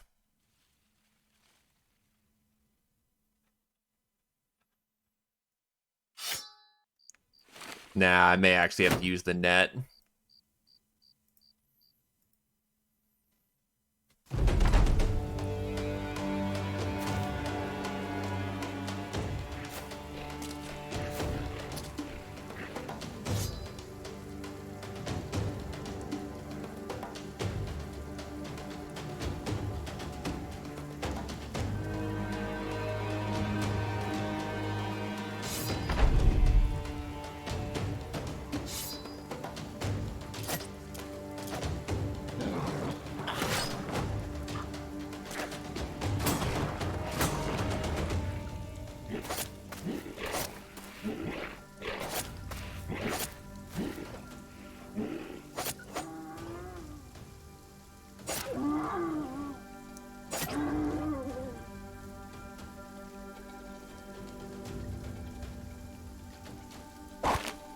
Throw net on him, just disable him for the time being.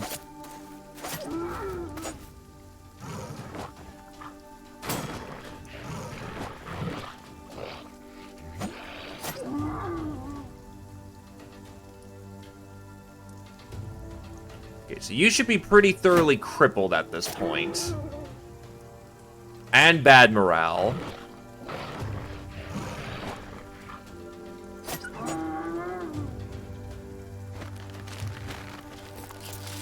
Fuck. Really? You still have the not the TUs, like, the speed to just get in there? That's fucking scary.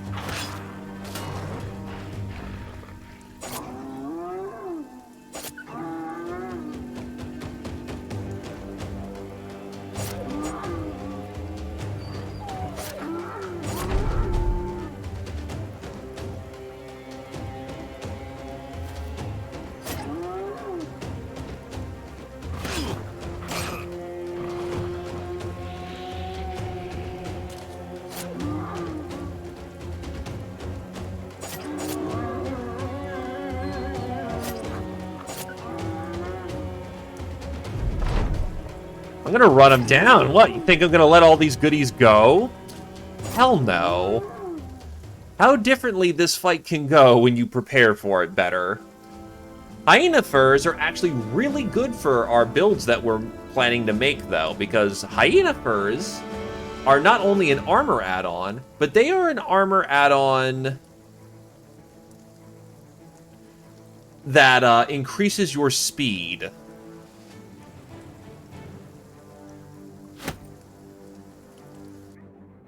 Specifically initiative, and considering, say for instance, superpowered Belly is going to be reliant on his initiative, that matters.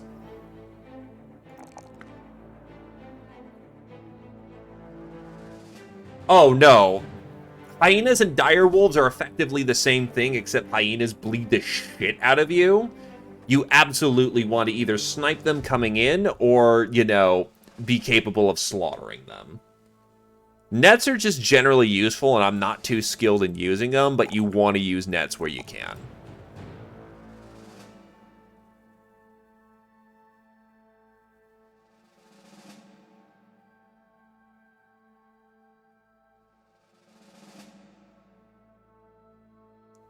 Anyway, Relentless. At all times, initiative is only reduced by 50 of your accumulated fatigue instead of all of it. Also, waiting no longer gives a penalty to initiative, which means he keeps going fast.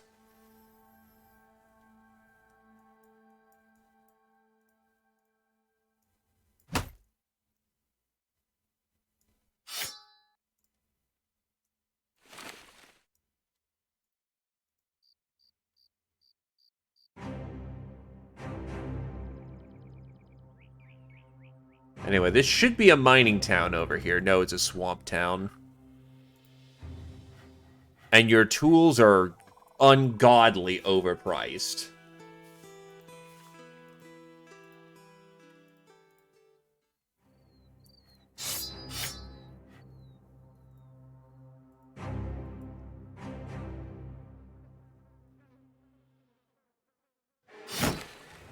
Nacho's off in the distance.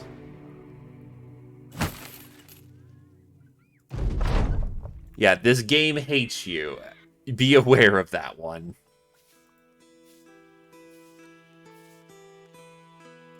Flagellant?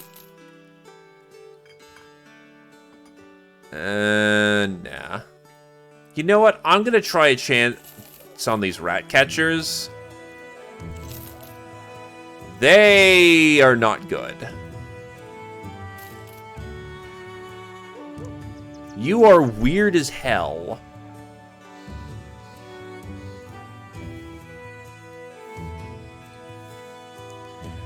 Robert the Younger is shaking with anger when you greet him. He's practically frothing with anger, or maybe he's just really drunk. Citizens of this fine town are starving. Why? Because brigands keep sneaking in during the night to raid the granaries. If we can't catch them, they burn the buildings down. Now we can't defend ourselves by sitting back. Now I want to defend myself by killing them all. The man teeters for a moment as if about to spill himself across his desk. He steadies before continuing. I want you to kill these vagrants, obviously. All you have to do is be interested and name your price.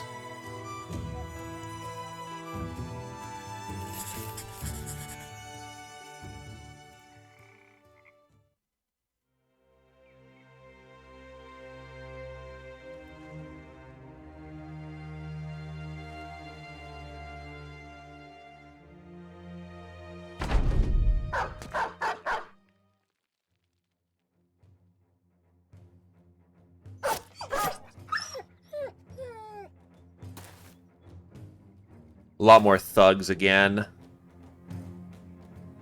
Hello, Ethan Easy.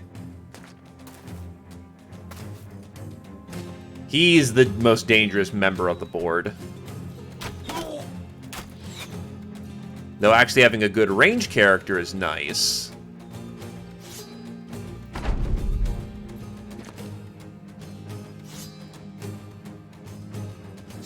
That's a lot of fat I just cooked right there.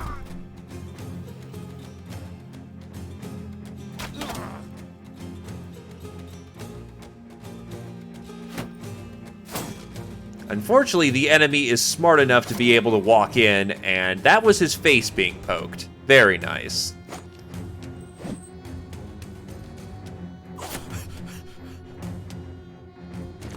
That's not good. That's very not good. That's a lot of outflankers.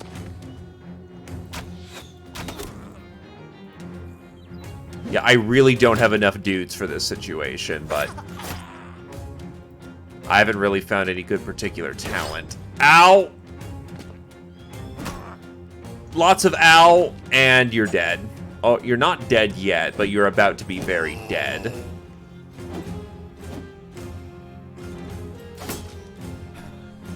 You're baffled, so your fatigue is screwed.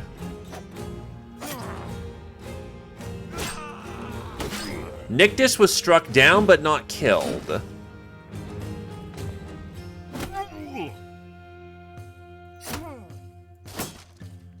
Though this isn't going well.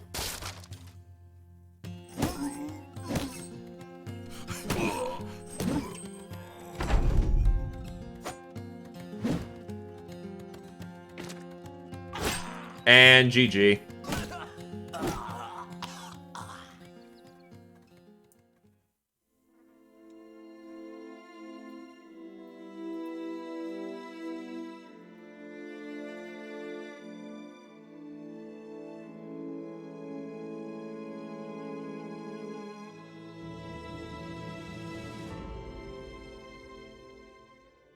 I'll give that one more shot.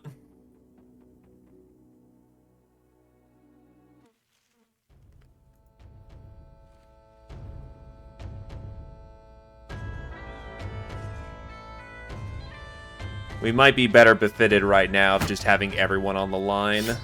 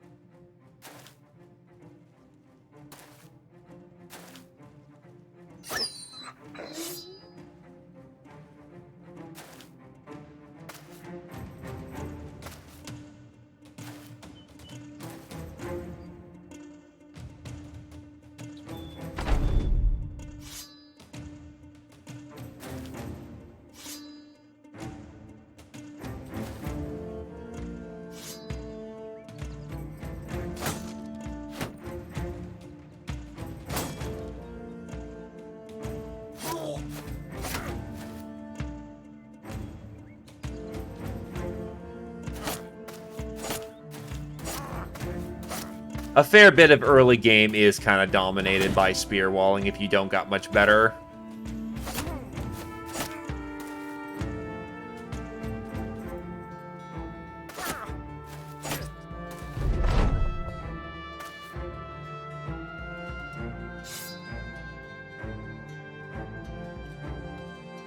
What's strength in numbers?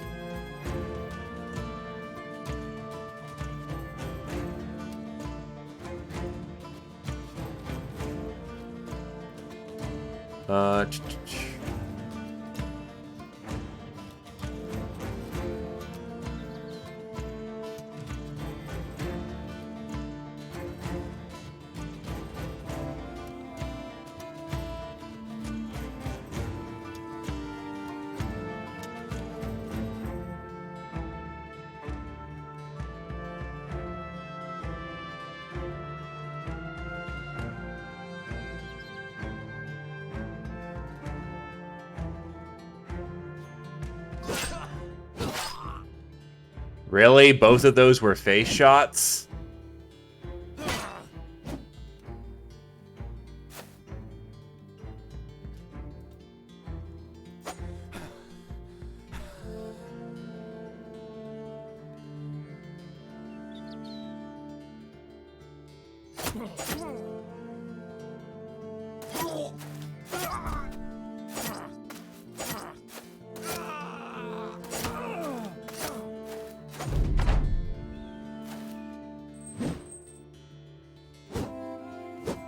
Holy shit, he's still alive. Miracles! Miracles fucking happen except when they don't.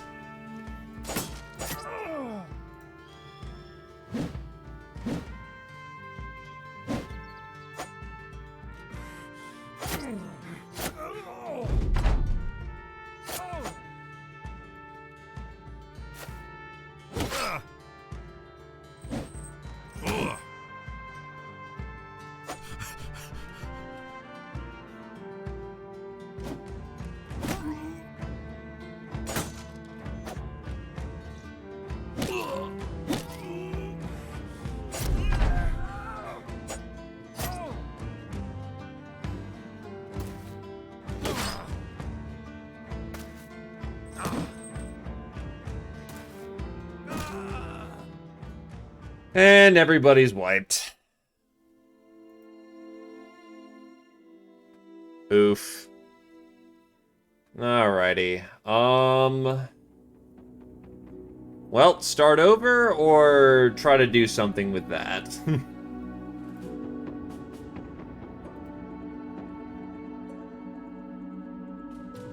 Because that is a fair is fair dead situation.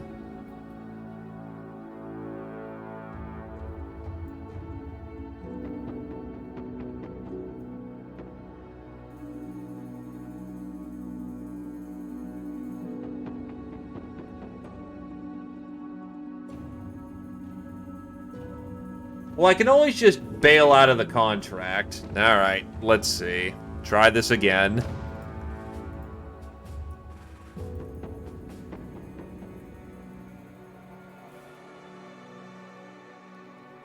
Alright.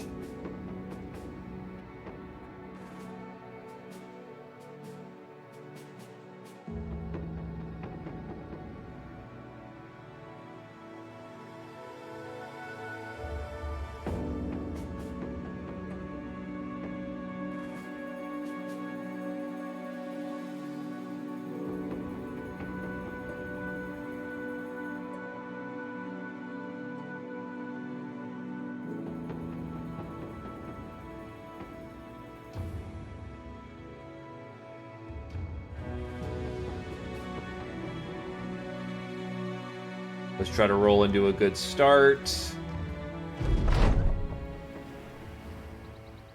Alright, who's the lineup today? Eagle-Eyed Brave. Determined Athletic. Iron-Jawed Disloyal.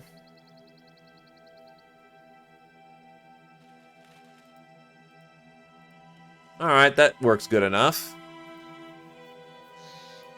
So we have an Archer Boy. Surprisingly, a Cleaver in this lineup. Hey, hello there, Loaf Knight.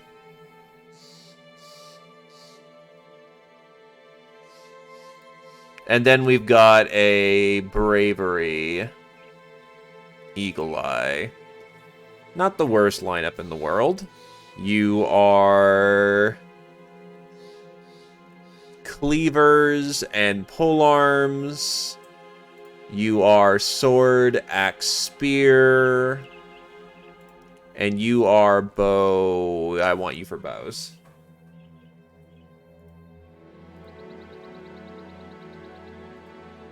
You have a Battle Forge, surprisingly. Your opening level is actually really good, so we'll take that.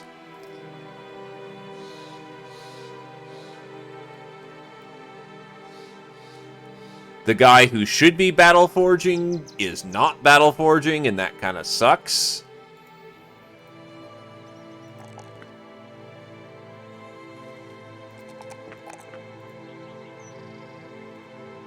And Bowboy is not as good of a hybrid as he was before, but he's got good survival skills. So we'll go with range, melee defense, and honestly some melee attack just for that +3. Battle Forge is specifically the heavy armor end perk tree. Well, end of the perk tree. It's for guys who are going to be wearing plate and wrecking fools.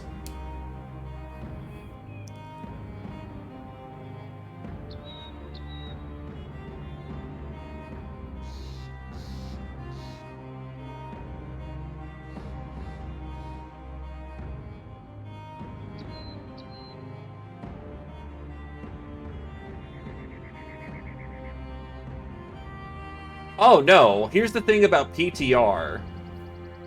PTR combines one- and two-handed swords. So if you see a sword mastery, he's got both. Legends has it where it's separate, PTR is both.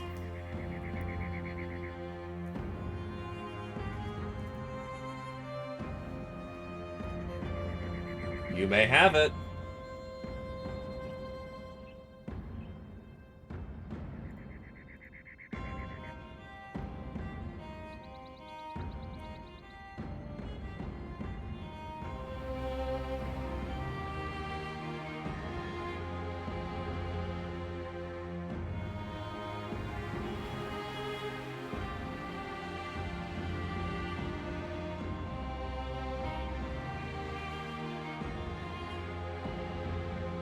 And honestly, your opening perks suck here, Mr. Deatherd, so I'll make you our Spear Boy for this time.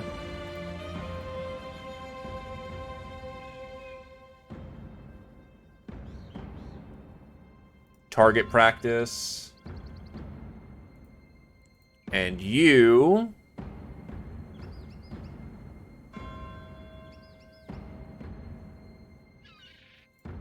Yes, you may. And it does show up in connotation too, like in event boxes.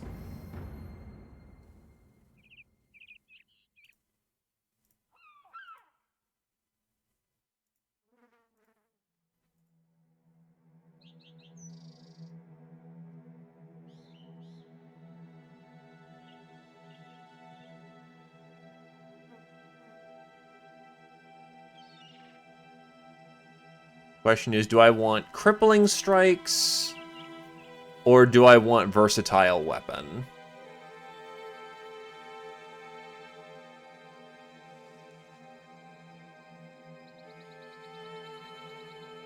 Probably crippling's going to be more immediately useful, but Hello, Uber Bagel. I just had a campaign wipe. Walked into a settlement where there was unknowns, and let's just say that they decided to throw up a bunch of thugs against me with a whole bunch of spears. And we went from 2-hour campaign to starting over. It's unfortunate, but it is what it is. I'm debating whether or not I want versatile weapon or crippling, and I'm going with crippling in this circumstance simply because crippling will always be useful, but I don't have a sword right now, so yeah. And away we go! I also couldn't find any other good meat other than a Gravedigger. Gravedigger was awesome, surprisingly. Like, he was ready to be stacked.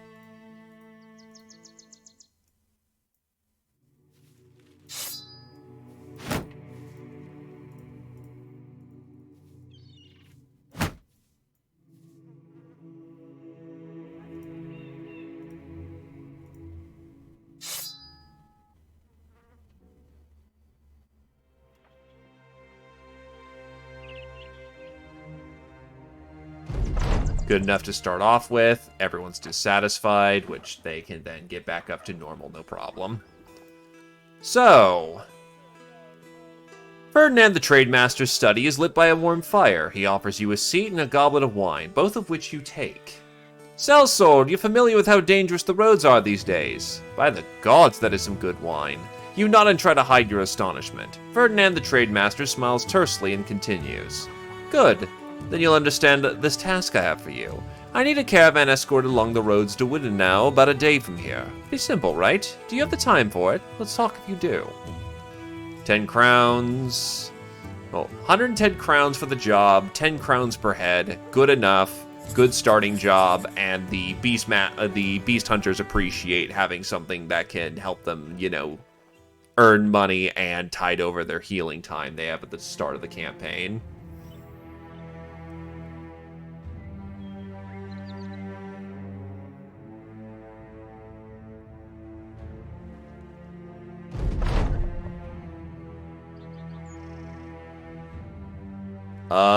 Battle standard it is. Having reached Widenau, the caravan's wagons are immediately unloaded and their goods taken to a nearby warehouse. Once it's all cleared out, the leader of the group hands you a satchel of crowns and thanks you for making sure their passage was a safe one.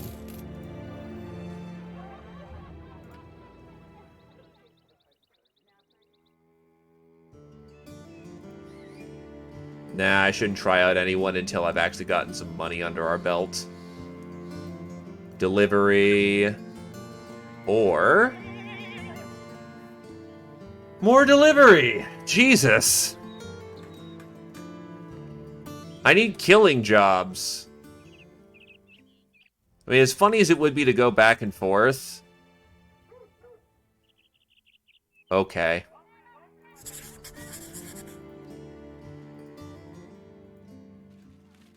Wait, what? Oh, that's deliver cargo. I'm an idiot. Okay, whatever. Down we go.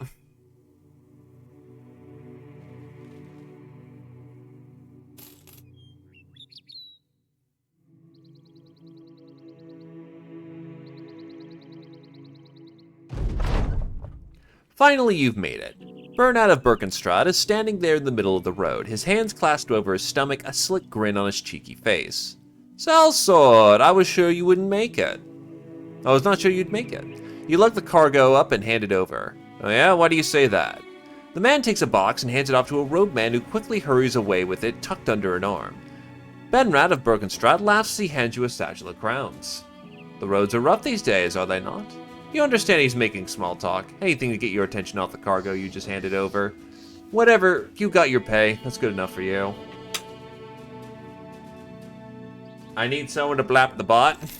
Or rather, would a mod like to blap the bot?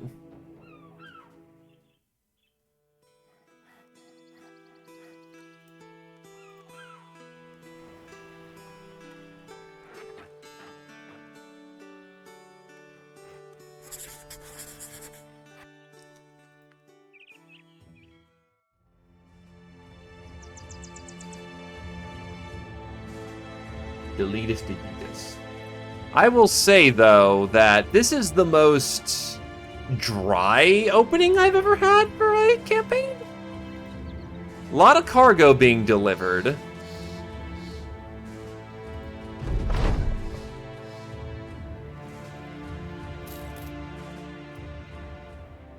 There we go. Does cover Gervard the Guildmaster's table, but there's a spot oddly cleaner than the rest. He gestures to it. That's where my demonic statuette used to sit, if you couldn't tell. It's gone. You nod. It does appear to be missing. The thieves who took it should be easy to track down. They're good thinkers in the night, those brigands, but they make mistakes aplenty during the day. Footprints, crowns ill spent. You should be able to track them down with ease. He looks at you with a stern eye. Do you understand, mercenary? I want to get my property back. I want it placed right where it belongs. And I want those thieves dead in the mud. 200 crowns for the job. The first taste of combat.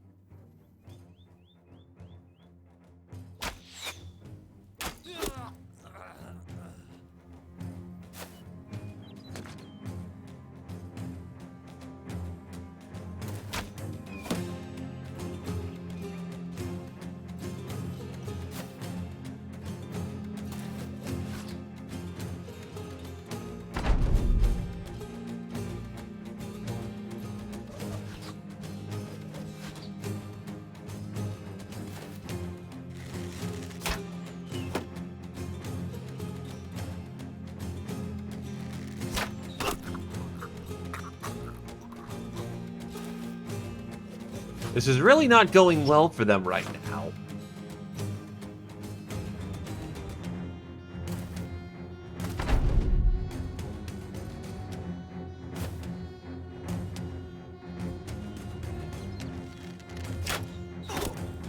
Ow.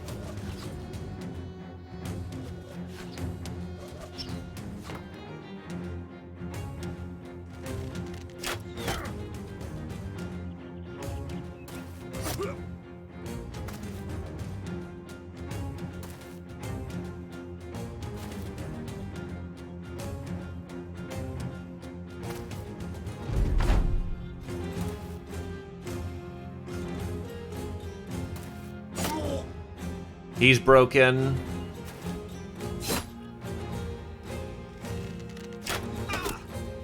Jesus, Ethan's getting torn apart.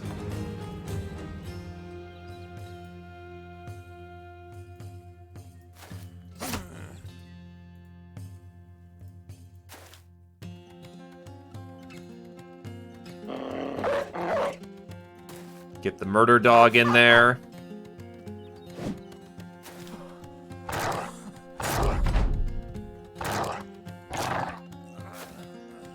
And we're good to go. Yeah, when you're able to apply the tactical doggo correctly, a warhound makes everything go better.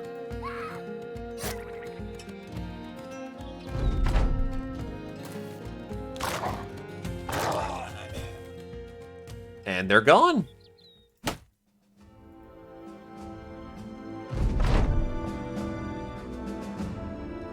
I'll pay you 90 more crowns to screw over your early game. Nope. A shovel is more dangerous than a pitchfork in the sense that there is a firm metal blade compared to a bunch of pointy bits too, a bunch of pointy stick. A shovel is typically made out of metal. The pitchfork is not guaranteed to be made out of metal. Both are equally dangerous. Gervard the Guildmaster takes a demonic statuette from you, hugging it close as though he retrieved a lost child. His eyes get a little teary just looking at the artifact. Thank you, Sellsword. This means a lot to me. The town. You have our gratitude. He pauses as you stare at him. His eyes bounce to a corner of the room. Our gratitude, Sellsword. A large wooden chest is opened by a guard. You count the crowns and go.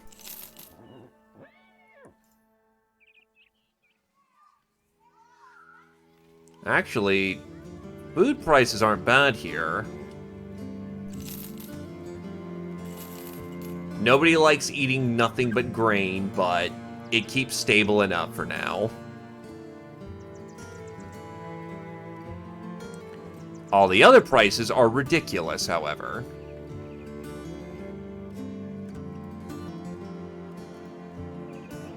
Ah, yes, this gambler didn't happen to have a good time of things.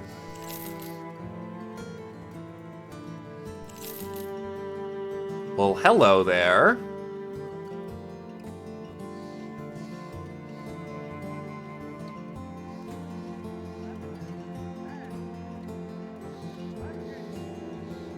No polearm proficiency.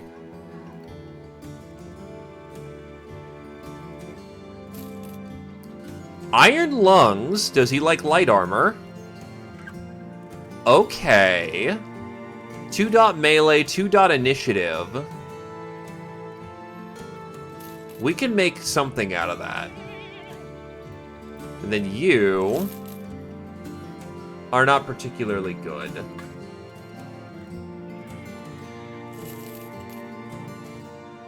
Unpredictable, dexterous, light armor. Not much of a support structure with him.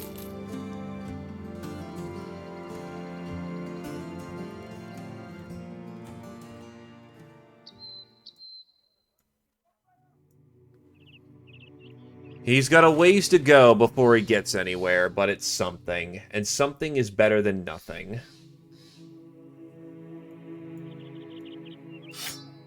Iron lungs can help him out. The fact that he's nimble helps him out.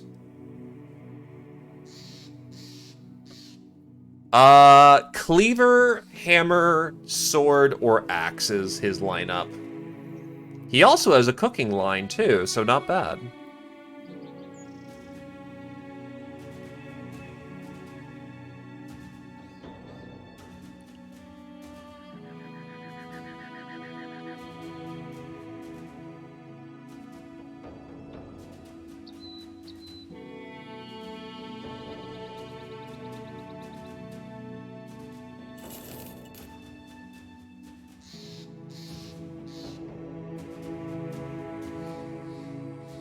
Actually, two-handed's fine. Two-handed weapons don't weigh you down that much more, depending on what it is. A whistling man ambles down the road, a cheery dog huffing at his side with its tongue a-lull. Seeing your troop, he stabs his walking stick into the dirt and tenses his hands atop it. Some small talk is made about the weather, notably that rain is in the belly of some oncoming clouds. He asks maybe if he could dodge the rain in the company of sellswords. A strange request, not one usually made to men who earn blood money. You sit about a fire. The traveler speaks some idle news. They hanged some lady in Newick. Didn't see her draw, but I did see her swing. They say she stove a man's head in while he slept. What a wench. Interesting. Alrighty. I shall wish you the best of luck. Actually, that probably looks better.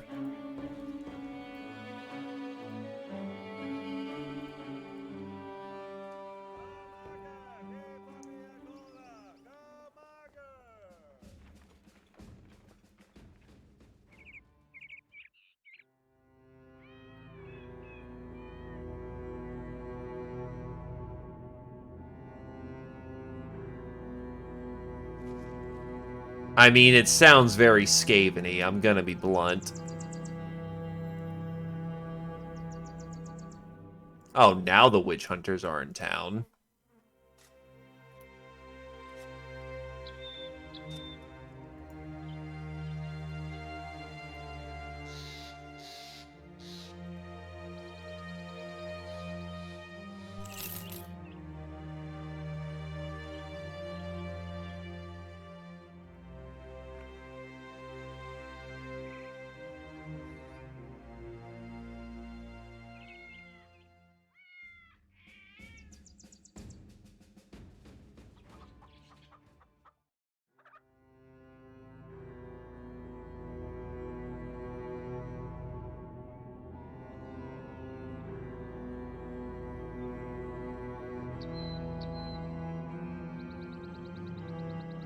Helland. This place has got plenty of work and plenty of bodies. So, cargo. Go stab people. Go stab harder people.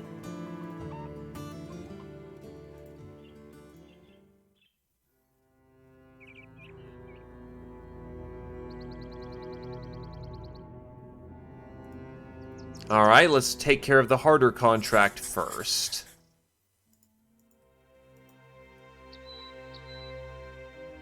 There apparently is some angry murder people. Well, or angry murder doggos or something running around.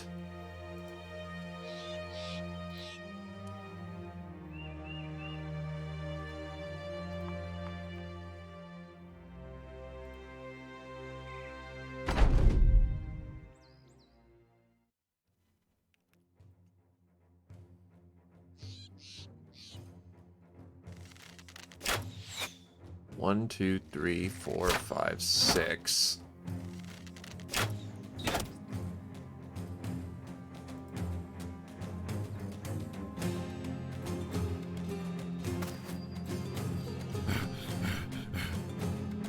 Right. That's the problem. It takes more it takes more for the spear waller from a pronger.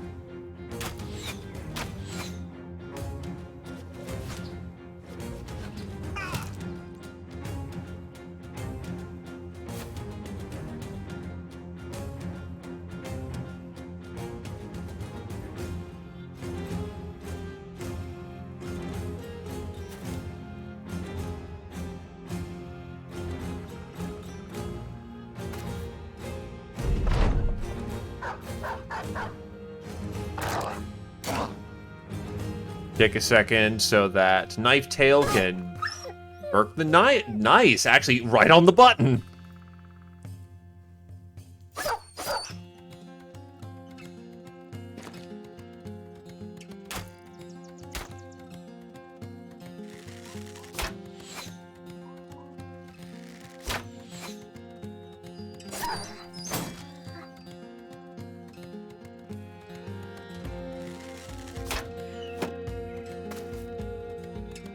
Nobody likes the dirty job, but unfortunately, we have to kill their murder dogs.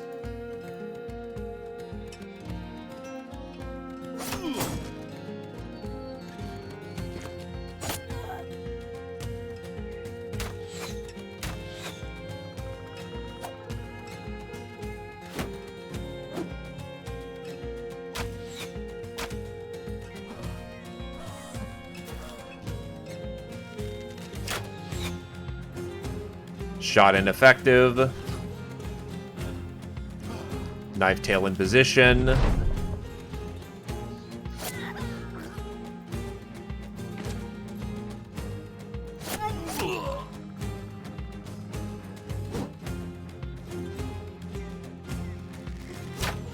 That's a kill for Nictus.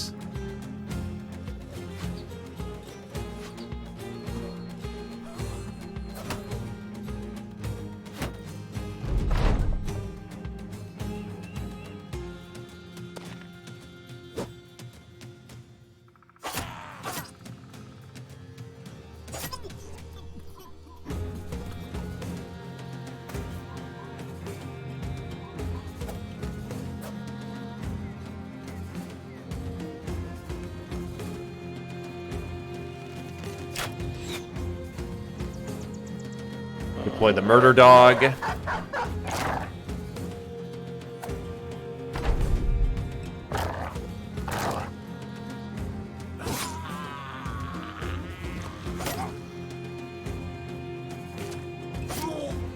And that is a full rout of the enemy force.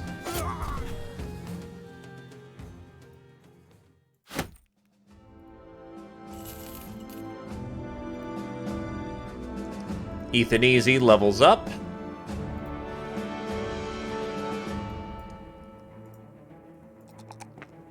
And will continue to work down the path of his Battle Forge.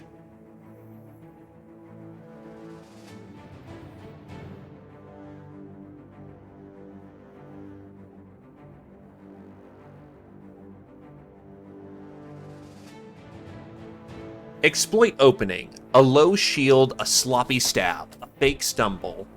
Whoop. All are ways that you've learned to tempt your opponent into a false fatal move. Whenever an opponent misses a melee attack against you, they are affected by exploitable opening, which gives you 10% chance to hit them. Also, we can riposte on the Shamashir and the one-handed versions of the Safe and the Scimitar. The southern weapons now can parry. Dr. Rex. Did not get a particularly great level up.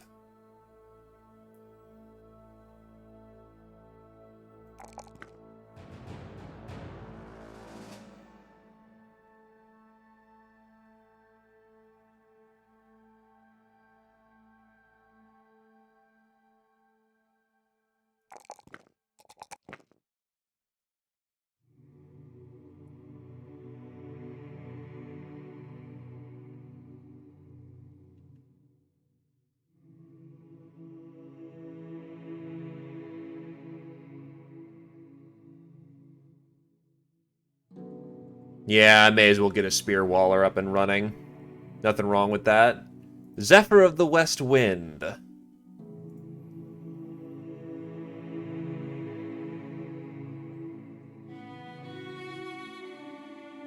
Range supremacy. No real reason why not. Shooting skill. Melee skill. Surprisingly rolled very well for that one.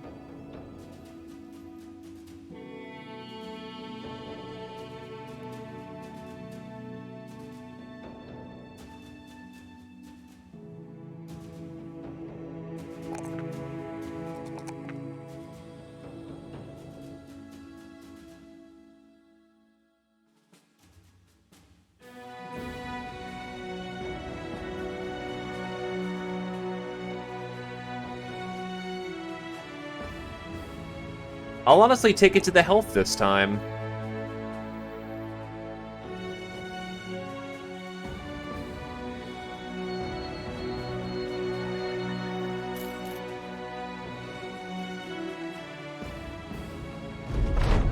Take the cash.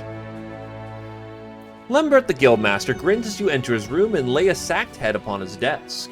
You need not stain my fineries to show that you've completed the task, Sellsword. I've already gotten news of your success. The birds in these lands do travel fast, don't they? Your payment's in the corner.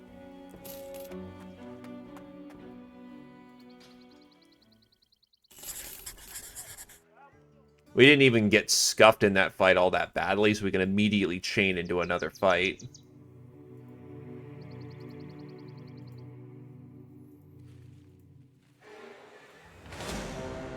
Oh, we got these guys. Let's get them.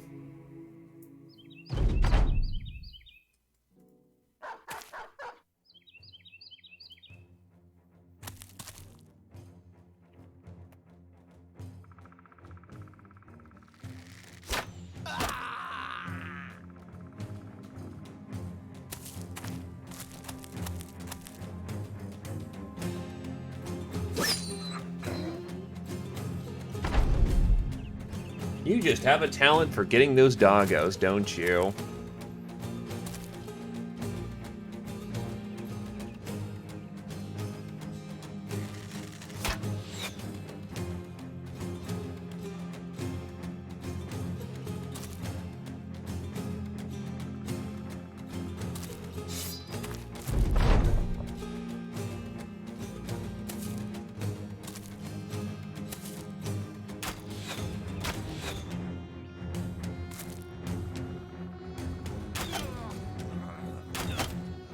2 shots, 2 kills. Not bad there, buddy.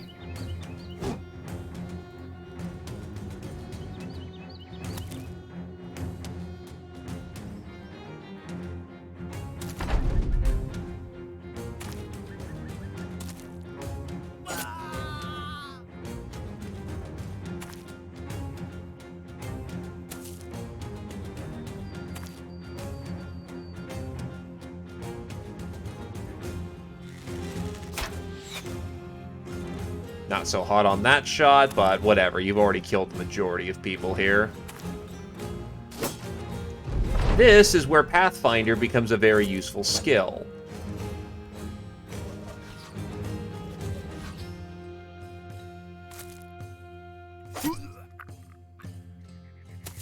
I unfortunately do not have Pathfinder on my dudes.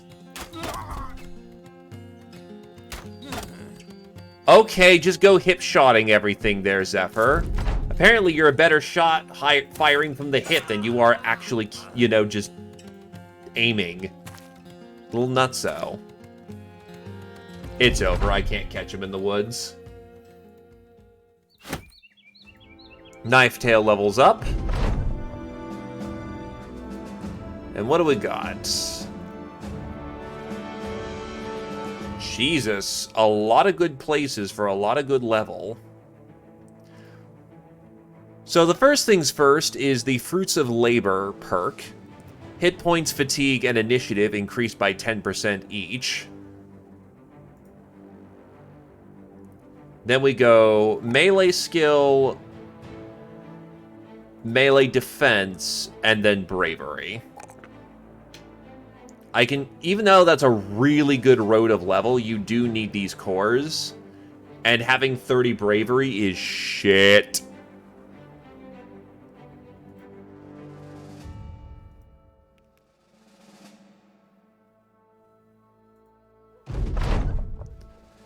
Lemon the Guildmaster is resting his legs on 2 dogs, each one passed out on top of the other. These beasts could rip out my throat, yet look at them. How does that happen? I didn't even train them, someone else did. I'm a stranger to them, yet here they are. You place the artifact on the man's table and slide it across. He leans forward, takes it, then places it under his desk. When the hand returns, he's got a satchel in hand. He tosses it over. As promised. Good work, Sellsword.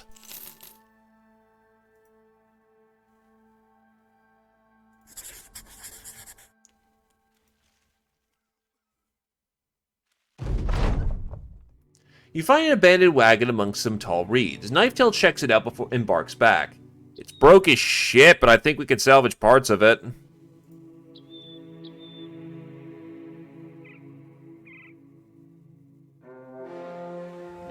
I could have engaged them. Because they were being chased by a very nasty battle group that they didn't want to fight.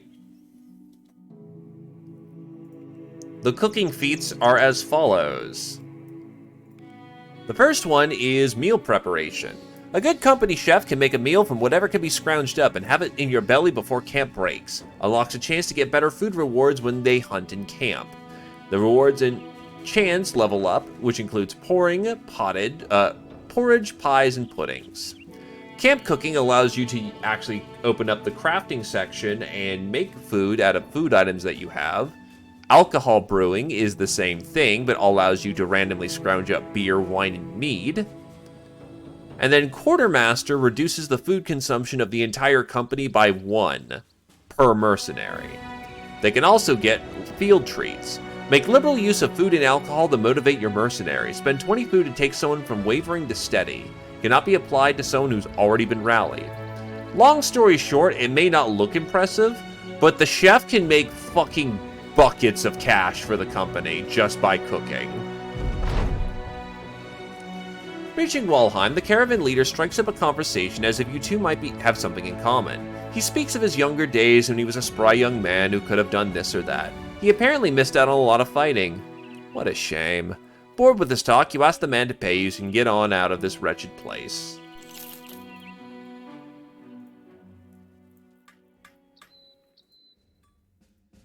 Does have an armory.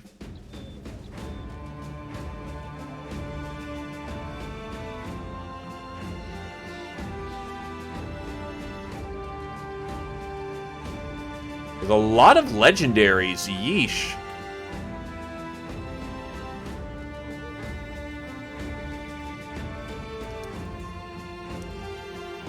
Okay, apparently the master craftsmen live up here. Walheim, gotta remember that one.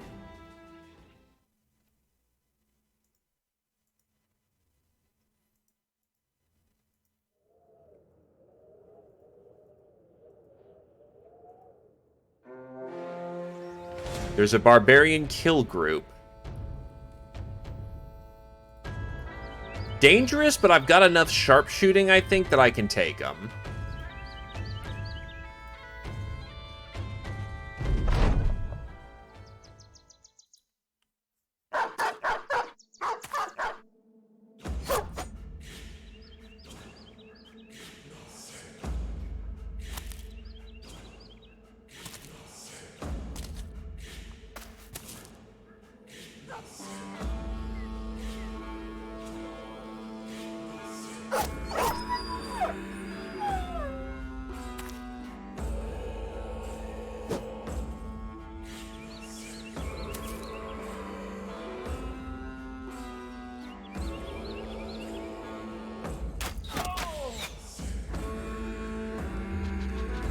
He's adrenalizing.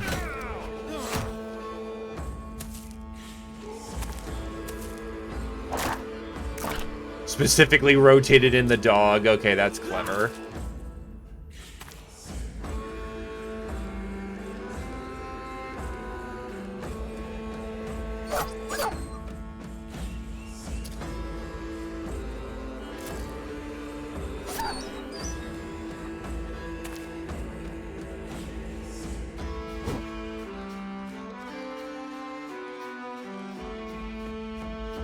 I will say they are surprisingly hard to hit with my range weapon. I think the barbarians in this have specifically gotten stronger. Oh god, it hurts.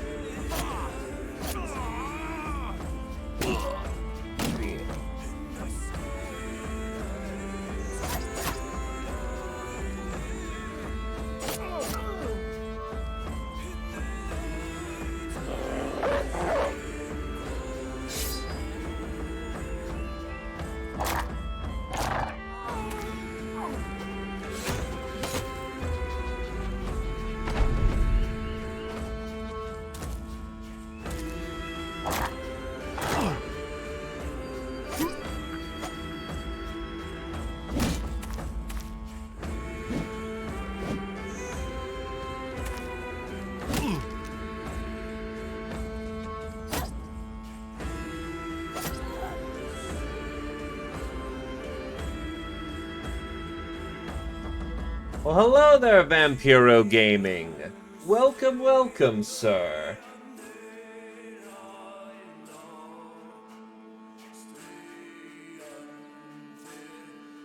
I see that you were also helsting up the banner. A pleasure to have you. Have some tea, have some coffee if that's more your preference.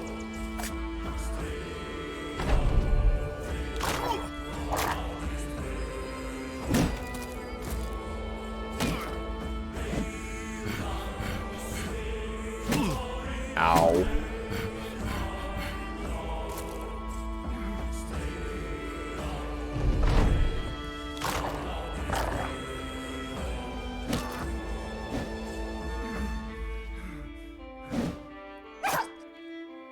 Ow, ow, ow.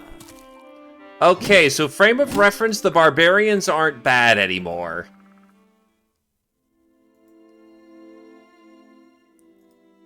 I'll take that as the lesson.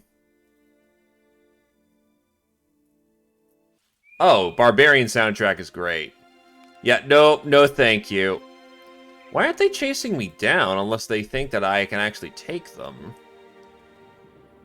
It's weird, because usually the enemy will try to hunt you down if it thinks it can kill you, which it should be able to. Okay, so this group of 7 thinks it can take me. And it may just be able to be honest.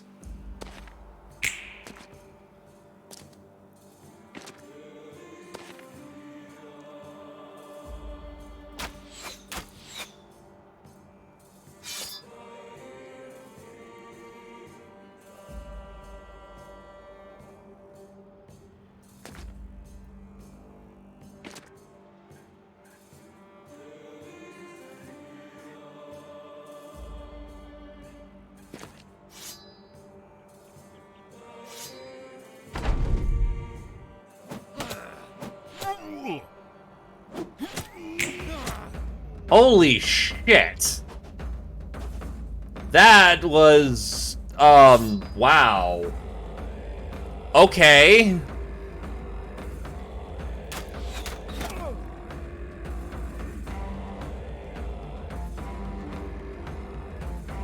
Adrenaline, anticipation, pathfinder, bear down, heavy strikes, push and recover. Yeah, I remember when barbarians were able to just, like, they weren't super easy, but you could take them on if you could take on bandits. Now here they are just kind of punking on me.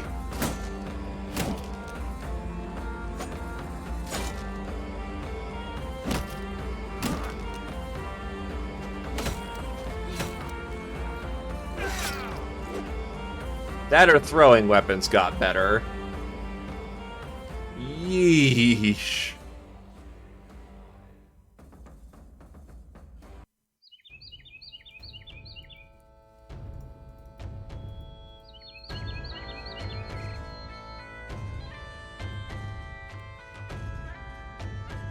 Well, PTR makes things harder to start off with, so not surprising. Meh. Not so good.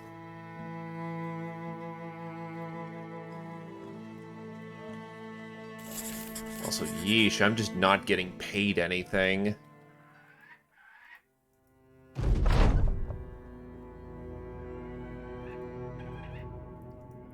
Renown letting us know that we can hire new lads. Oh.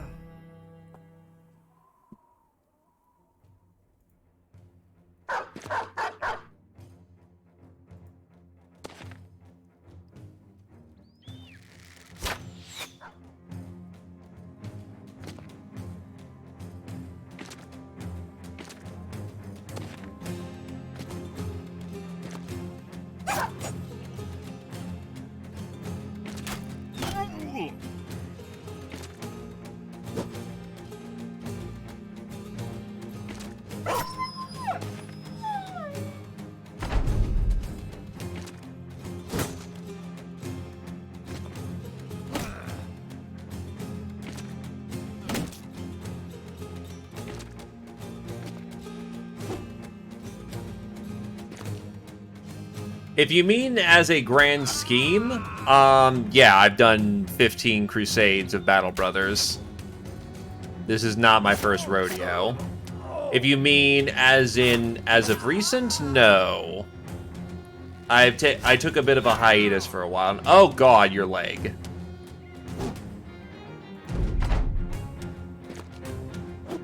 That's really bad, because pierced leg muscles, I think, is a defense down.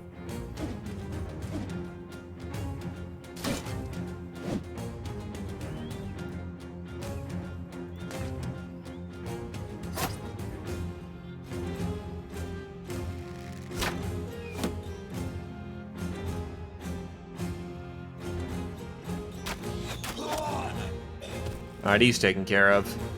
Yeah, it is very bad a defense down. You do not want leg muscle pierce. Hello there, esse cosa.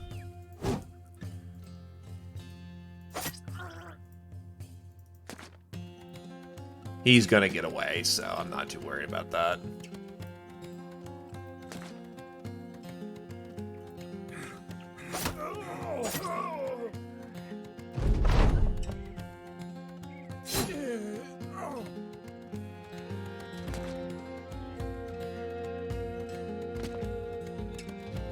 Yeah, there's no catching that without the dog.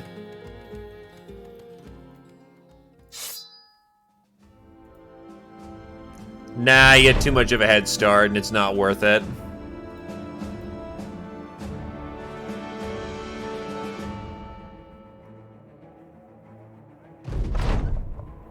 Alright, money secured. I actually can make some war dog armor, which would be good for the purposes of getting that dog toughed up.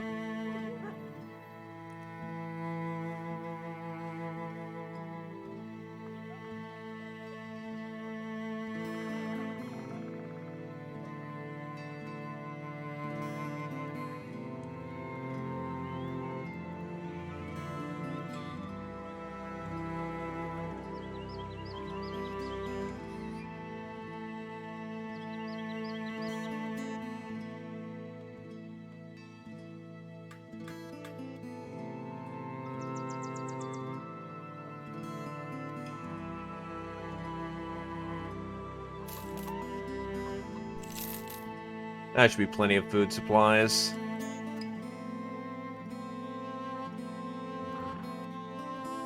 And the town is friendly enough, I can just try to sell this for salvage.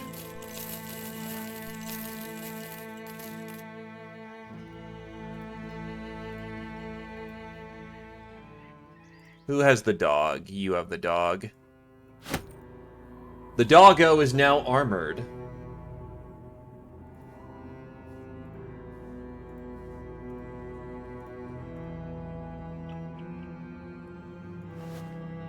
Alright, who knows medicine? One scout. One medicine. Actually, everyone on the medicine tent for the time being.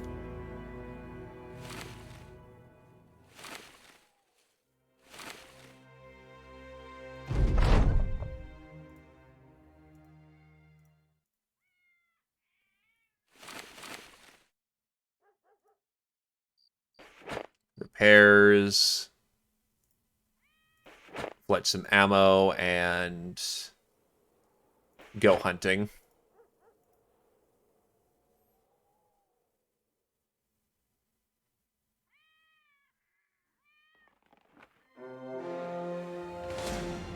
Yeah, firmly fuck off, dire wolves. Just the one. We can take just the one.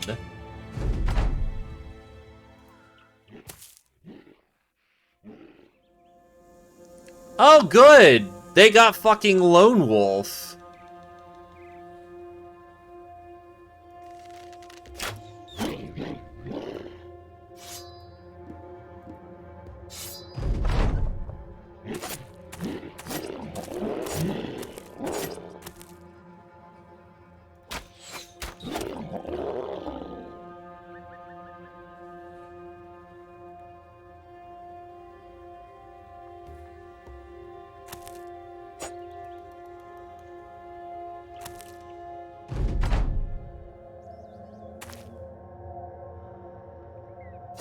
I have a fairly accurate shooter, and it's just the one. But no loot. That is depressing.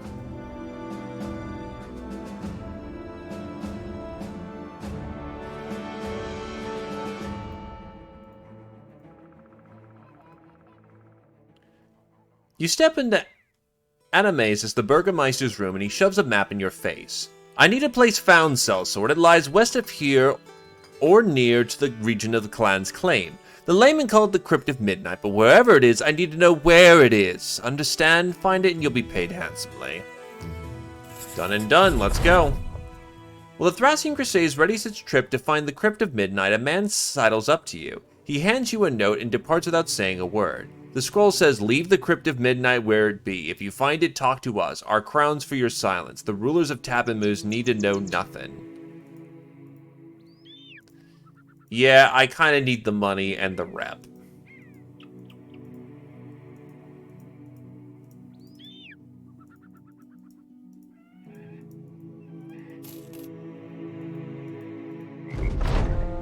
The Crypt of Midnight comes into view. It's immediately reborn upon your map to the best of your illustrative capabilities. Knifetail asks if that is all there is to do.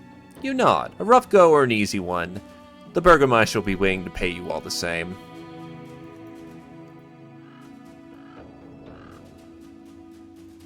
When does that knee heal? Heals by tomorrow. So we can actually get back to combat duty.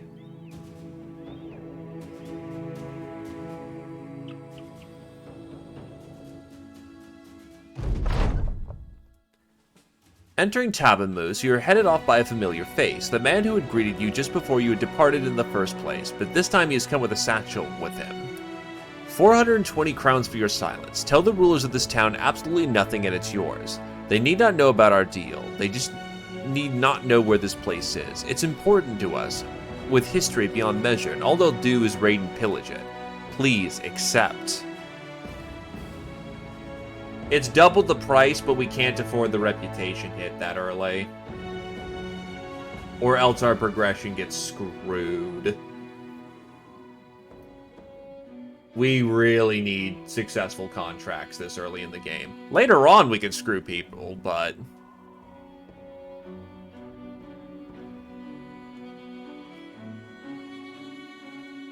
I don't think so. Only our employer will learn where it is. Telling the man you have no interest in betraying your original employer sets him off. He tries to attack you, launching forward to glom onto you with angry hands. Dr. Rex pushes him away and threatens to kill him with a blade. The man backs off. He sits beside the path, head between his knees, sobbing. One of the men gives him a handkerchief as they pass by. Out of the way. We report to Azamaze, the Burgermeister, telling of the Crypt of Midnight's location. He nods and scribbles, copying the notes from your map. Curious, you ask how he knows you're not lying. The man sits back down in a chair and leans back, clasping his hands over his belly.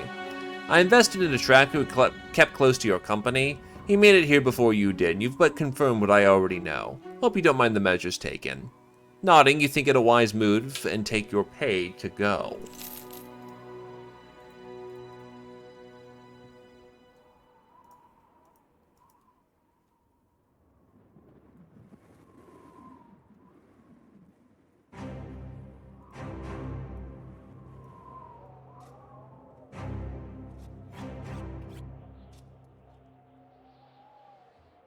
A group of local knights are in the room with Tolier the merchant. They regard you plainly as though you were a dog who had pushed the door open and moseyed in. Tolier the merchant reaches down from his chair and retrieves a scroll and throws it your way. Barbarians left that for me when I went to make a sense of the nearby farmstead that was obliterated. The paper has runic drawings of what looks to be depictions of a hanging. Tolier the merchant nods. They massacred the farmers, the men anyway. Old gods know what came of the women. Go east of here, sellsword, and find the barbarians responsible. You'll be paid handsomely for their outright, total, and complete annihilation. You know, considering how the barbarians just ripped me a new one, I'm kind of cool to walk that one back and say, let's not. Surprisingly shooty capable miner. But miners aren't well known for their ability to, you know, shoot.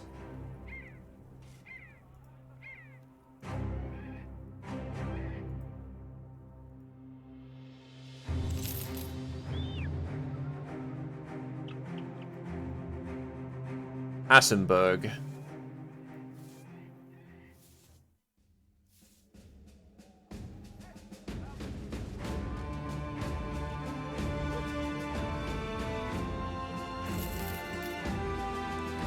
Iron Lungs, Light Armor, 3-dot melee skill.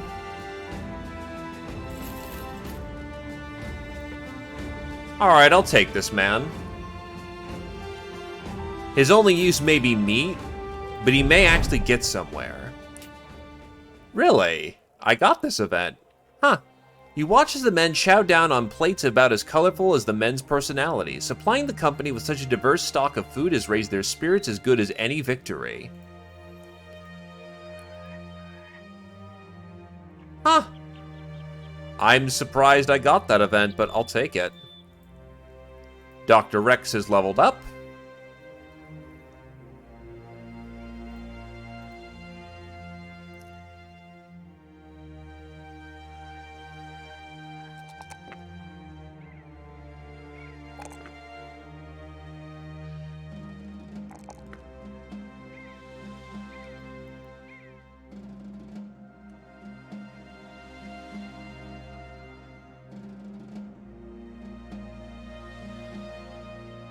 Through the gaps. Learn to call your strikes and target gaps in the opponent's armor.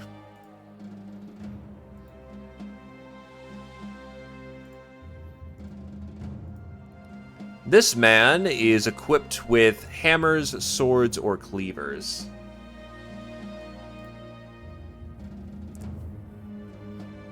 I'm honestly tempted to maybe Well, the problem is, he doesn't really build into a niche all that well, despite having very high of it. He's got 2-dot fatigue. If he could just have had Battle Forge, he would have been fine.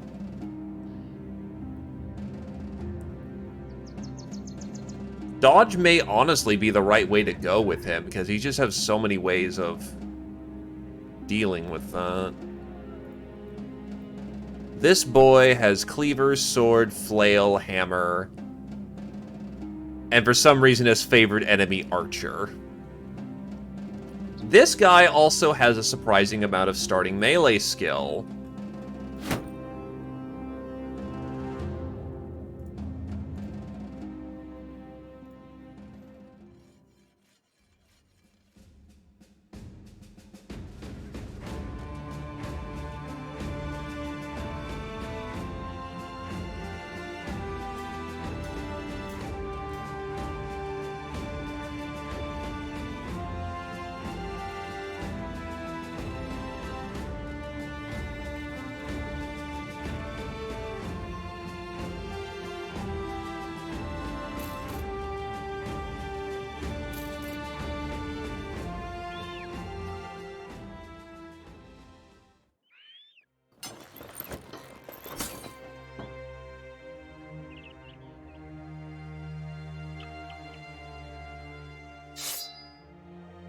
Give him your knife for now.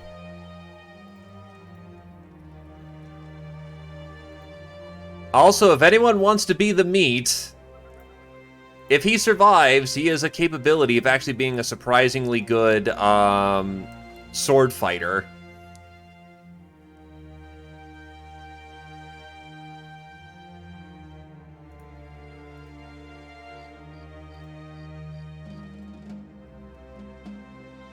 You are indeed still alive. And after that stutter, I want an emergency save. Alrighty.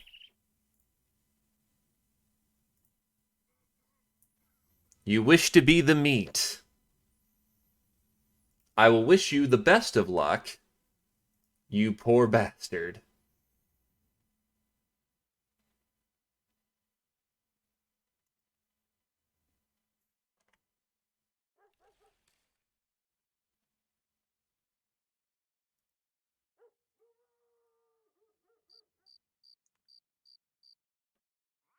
It does now.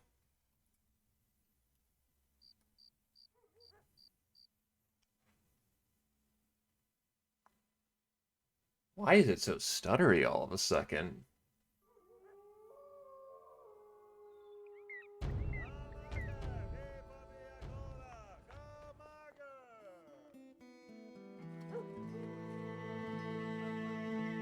Alright, Rudolph the Councilman sighs as if he's tired of all these troubles, as though he's about to start a conversation he's had many times before. Volfari, a man of some import here, states that brigands made a pass on his daughters, now he's worried what they'll do the next time. Luckily, that man is of some wealth and could easily track these brigands down. If I were to pay you a decent sum, how earnestly could you drive one of them swords through a brigand or two? That is a lot of money. But it's also a lot of danger. Because those are probably thugs that we're going to be facing.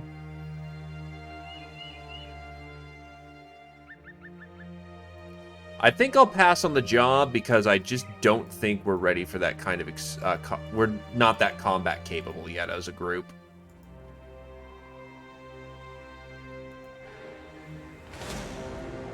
Thugs, poachers, raiders in that grouping. Let's not.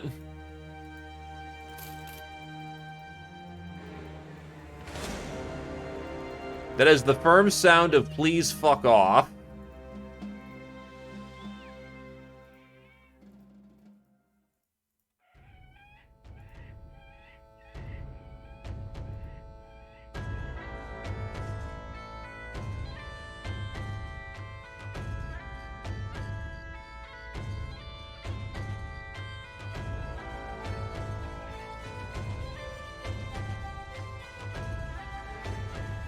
Three dire wolves.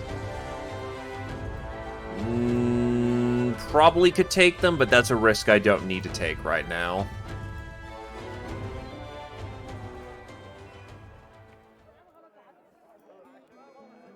Three days east of a delivery contract. So many hunters and goodies, just no money to afford them in the moment.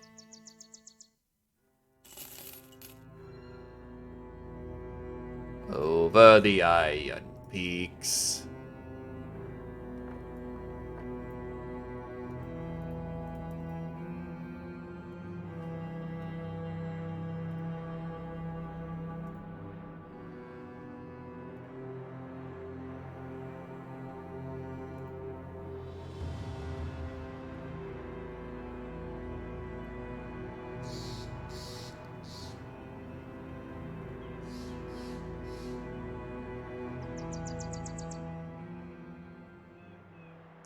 Grave robbers are robbing the cemetery. Good enough, honestly.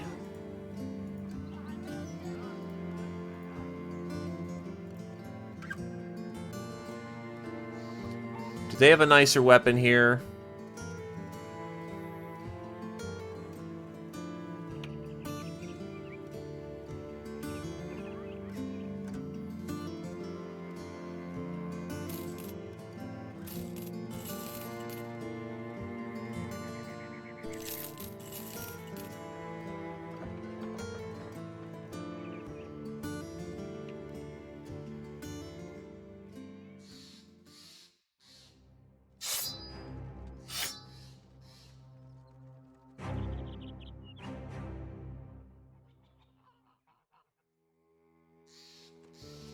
Fucking really.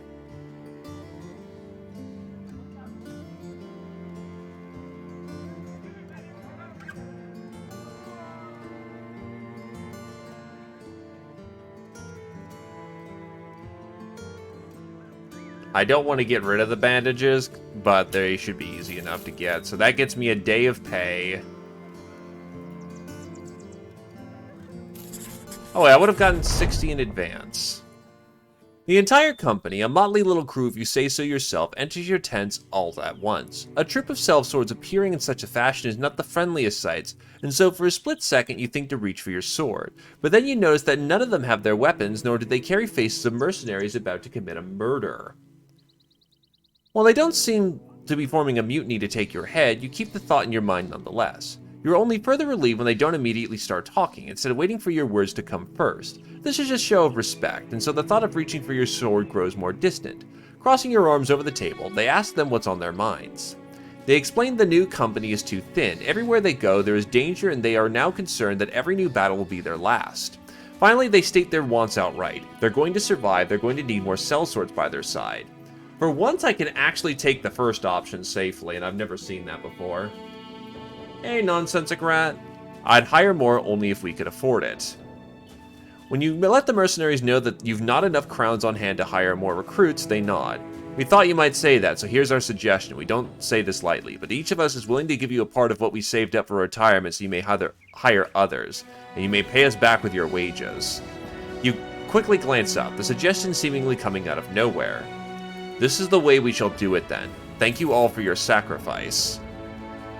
You loudly get up and shake the hands of each mercenary. While you loudly state you wish you didn't come to this, you are secretly beaming at the fact that you have more crowns at your disposal. Let's go hire some more comrades for the company. Yeah, an injection of that much cash, that only added about 20 crowns a day early on. And that's 1,000 more to play with. That's good stuff. Though now can I buy my bandages back? Yes, I can, for a markup, unfortunately, but...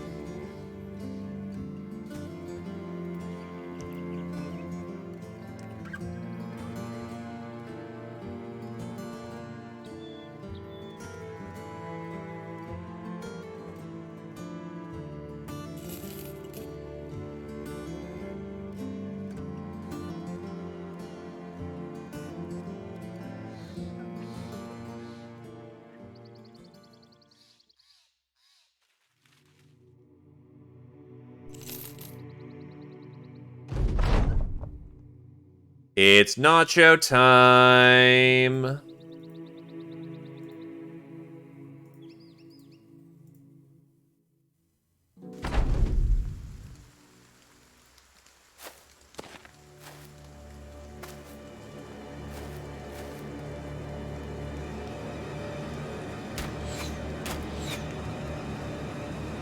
Two 64s in a row. God damn it.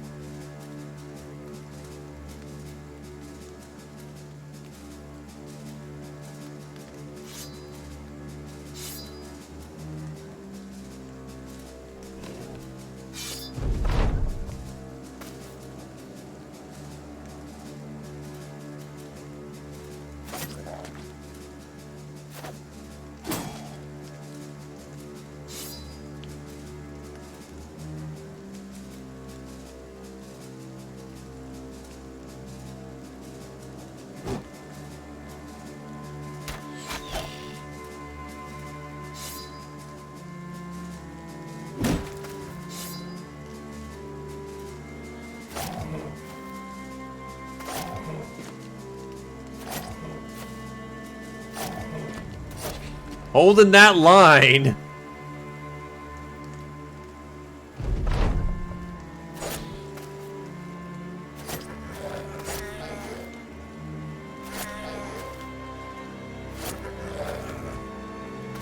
Now that is a fully functioning spear wall.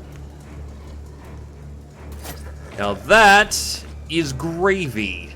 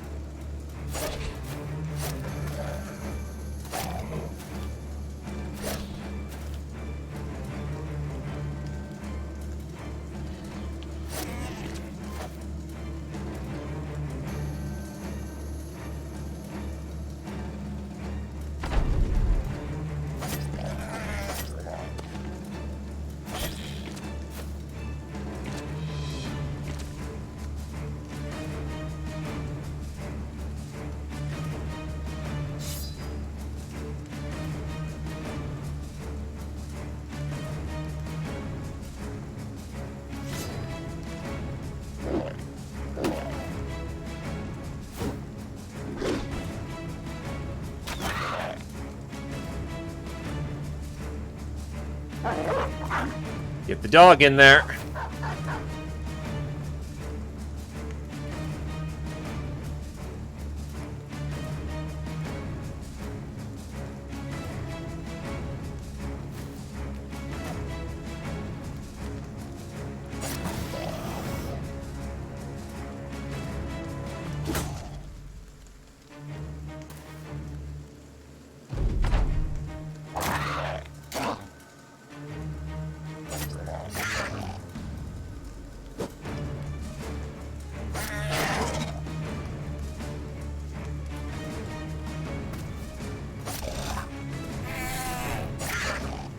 Beautiful.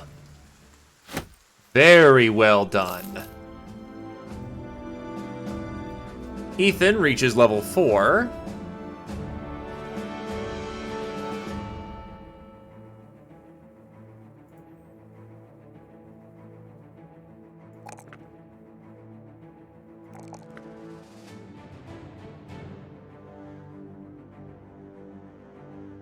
I'll round out his health to 60. That puts him out of instant death range.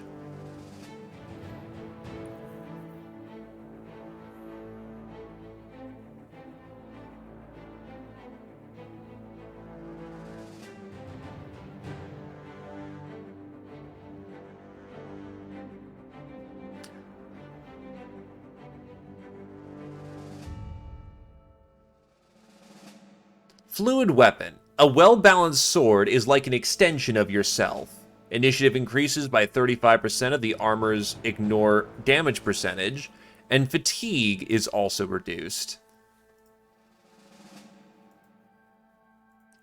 Zephyr of the West Wind.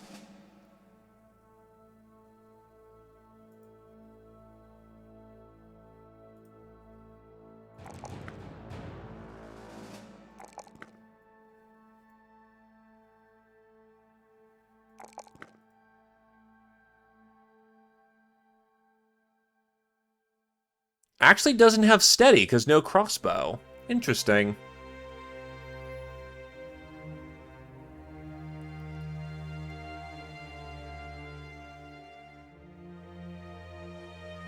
I'm actually going to go with dodge.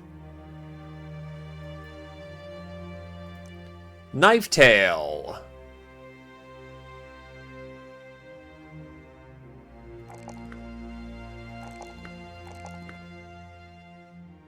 Gets dodge.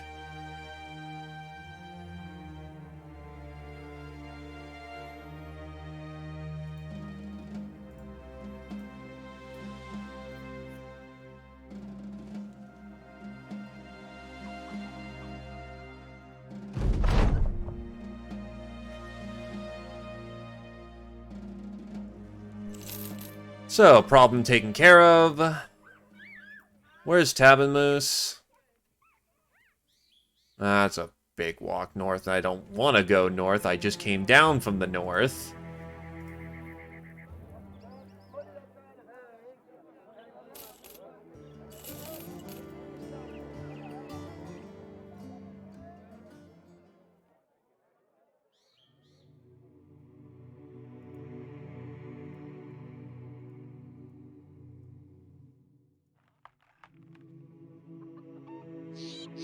There's Ertzenberg.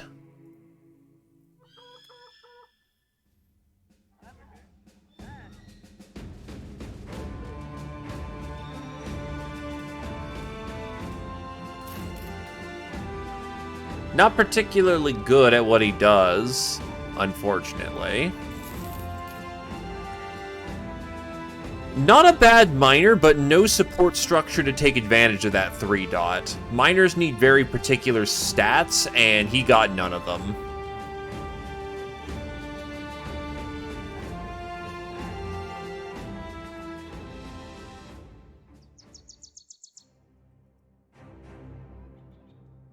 Otherwise, miners can be really good.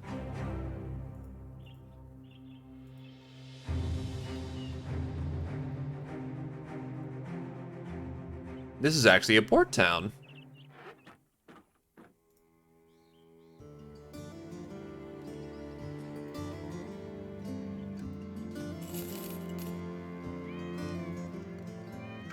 You have no affinity for polearm.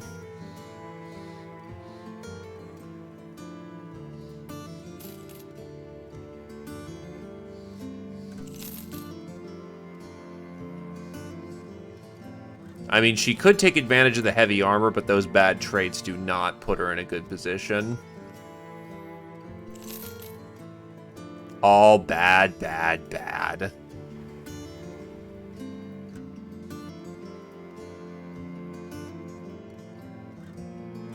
Hell with it. I'll take a joyride. Gives time for people to just kind of rest, despite not needing it.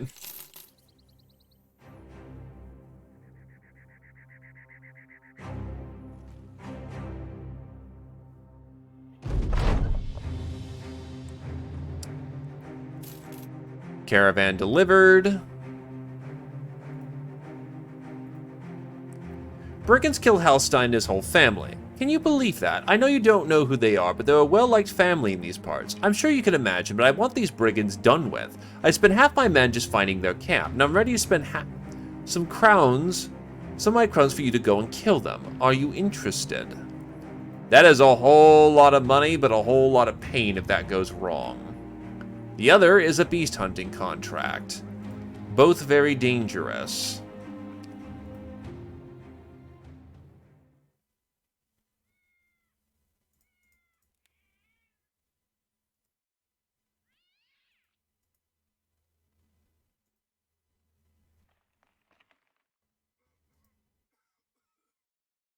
I think I'll take the beast hunting contract because it is a quote-unquote easy one.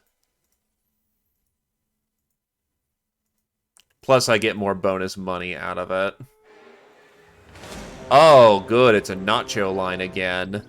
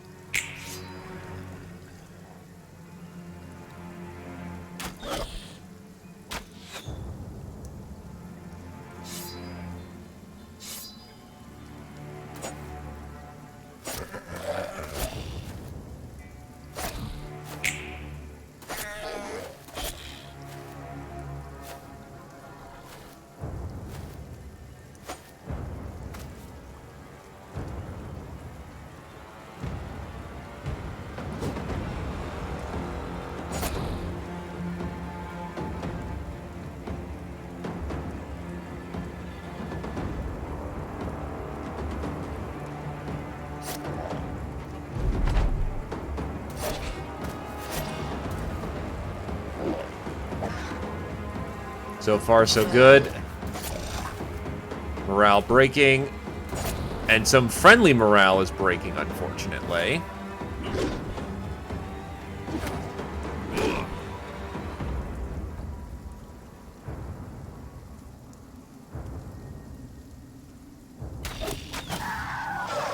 That's a frag.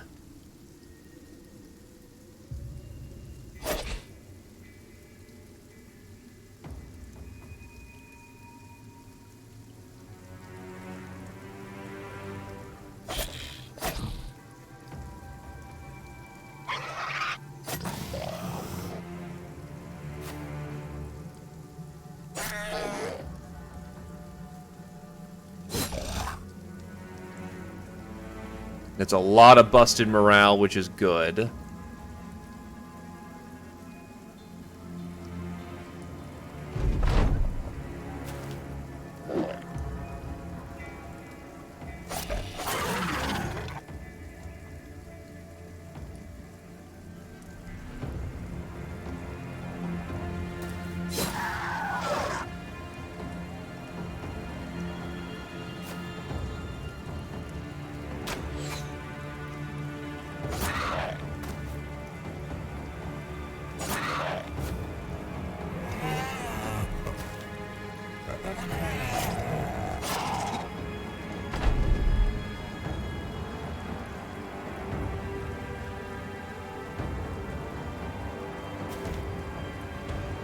Long bullet, long bullet! Nope, no kill for Zephyr.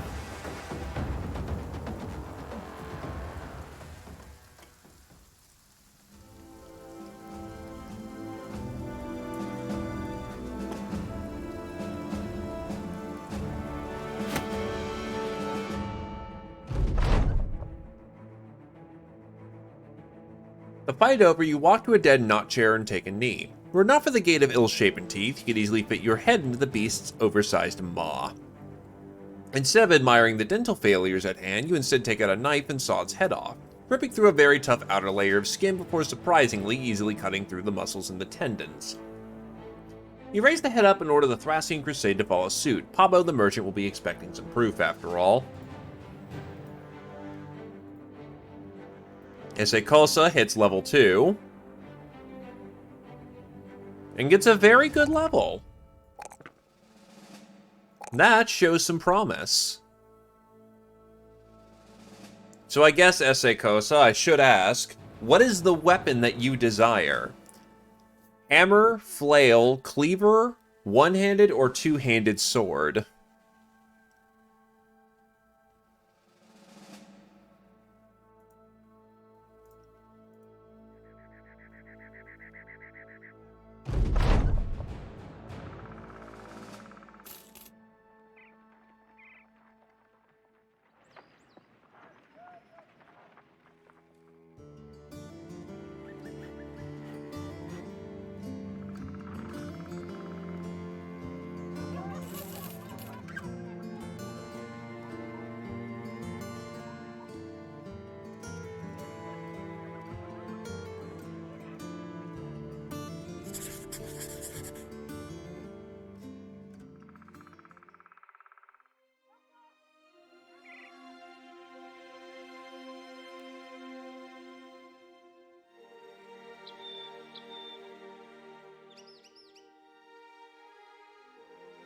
Thugs, poacher, war dogs, poacher thingamajig. I don't think that's an impossible task.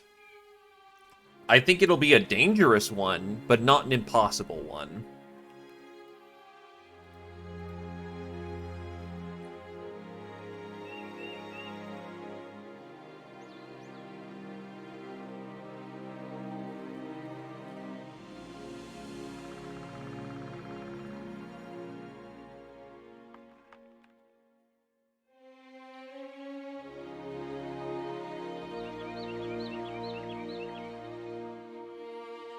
I think for right now, just having the extra HP is going to save your life better than anything else.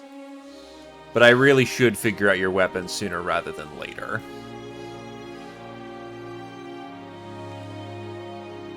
Let's go.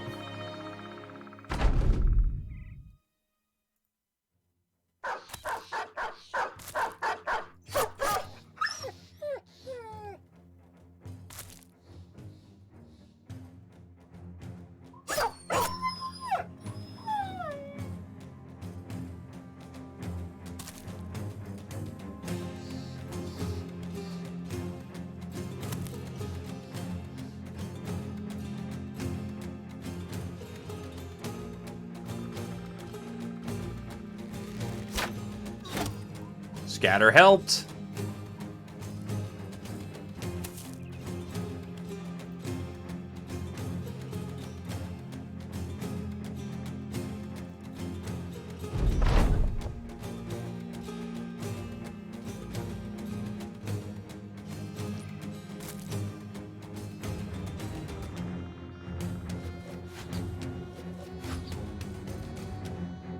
Yeah, they're never going to hit. They also seem content to just wait it out.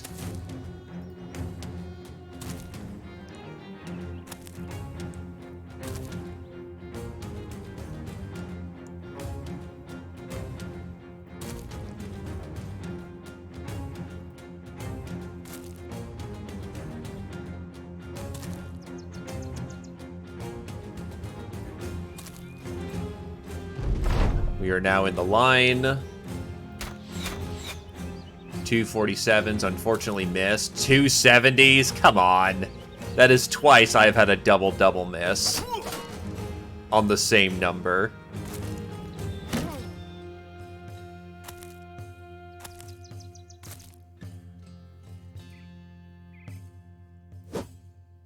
Range-to-range combat.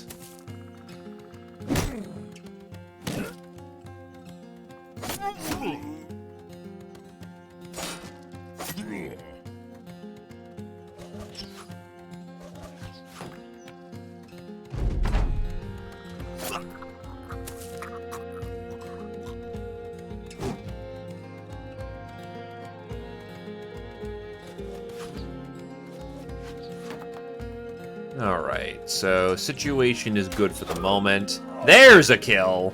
That was good.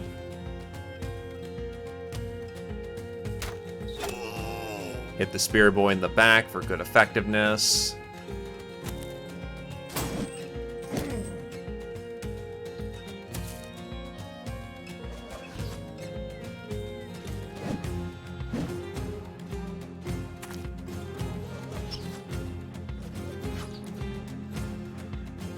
From all sides, what does that do?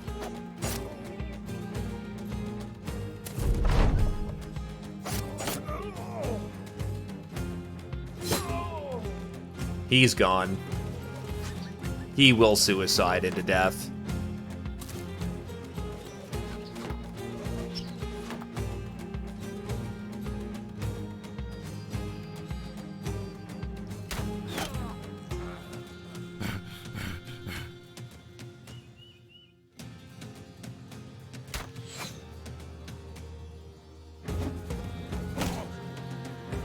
I do not appreciate the cracked ribs.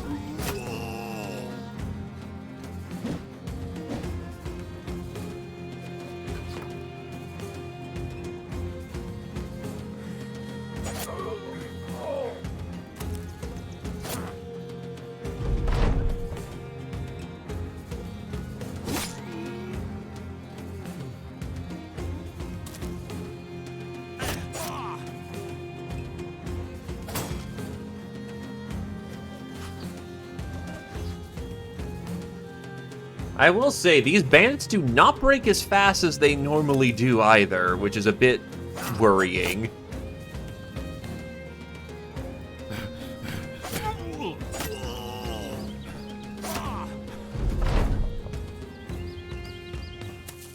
Tie them all down in melee. At this point, it's just scooping up the bodies.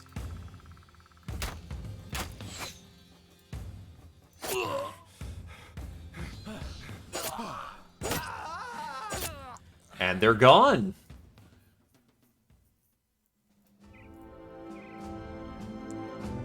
That was not as bad as it was the last time.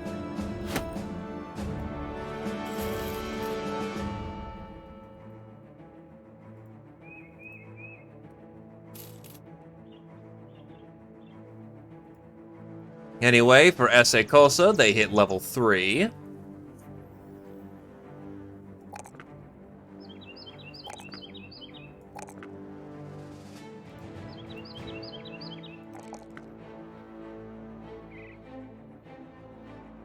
Given I've got you here, S.A. Cosa, what do you want to What weapon do you want to be good with?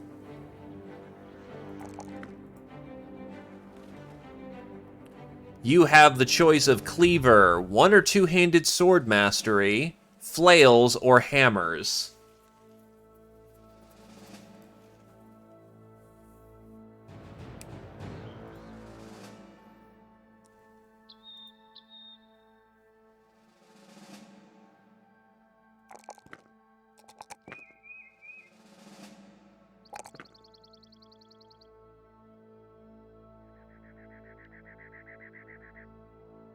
Flails it is.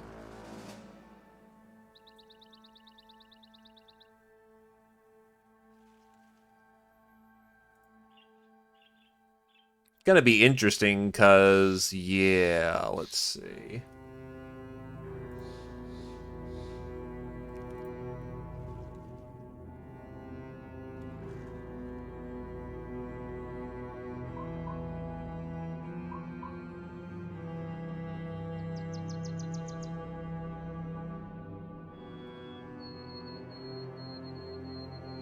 You want Relentless,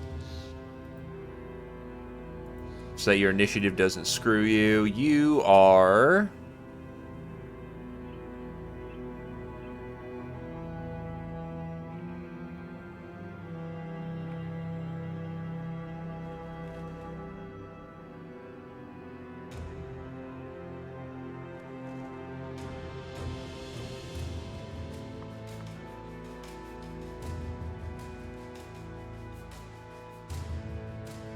There's a lot of early flail stuff you should be grabbing, but honestly, you could do for survival perks right now.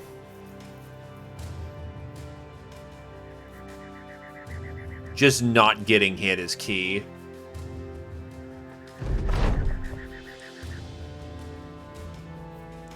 Crowns well deserved. Sellswords don't sit right with many folks. I suppose on the account of y'all killing and destroying whole villages on a short-changed whim, but I admit you done good. He nods to a corner of the room where a wooden chest lays unopened. It's all there, but I won't be offended if you need to count it. You count it, and it is indeed all there.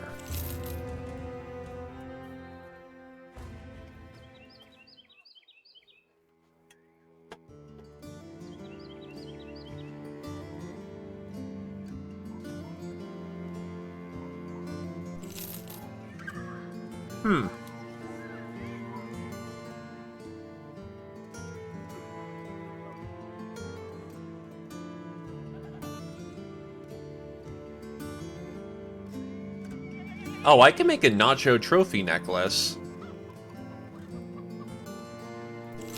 I will make me one of those and some anti-tox. And who's got the shit morale in the party? You could do for some better morale. There you go.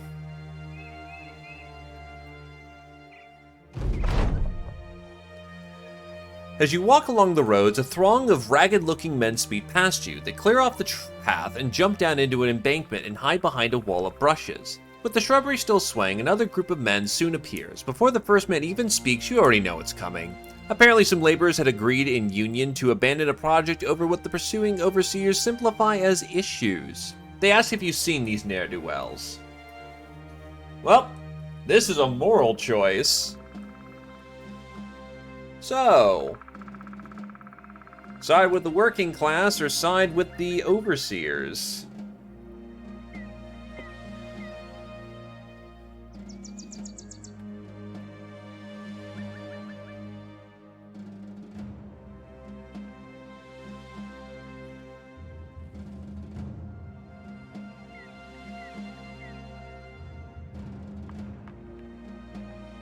Well, that didn't take terribly long, did it? Down with the bourgeois, I see. We haven't seen anyone around these parts. With your finger still pointing the wrong way, the overseers take off. Their angry barking fades into the distance. When they are gone, the laborers slowly emerge. They appear rather surprised that a sellsword didn't sell word of them in the bushes. One by one, they take off their hats and bless you for your mercy. One even calls it justice, a strange word in a mercenary's ear. While most of them take off, one man stands idly behind. He asks if maybe he can join your company if, you got room for him. Sure. Who are you?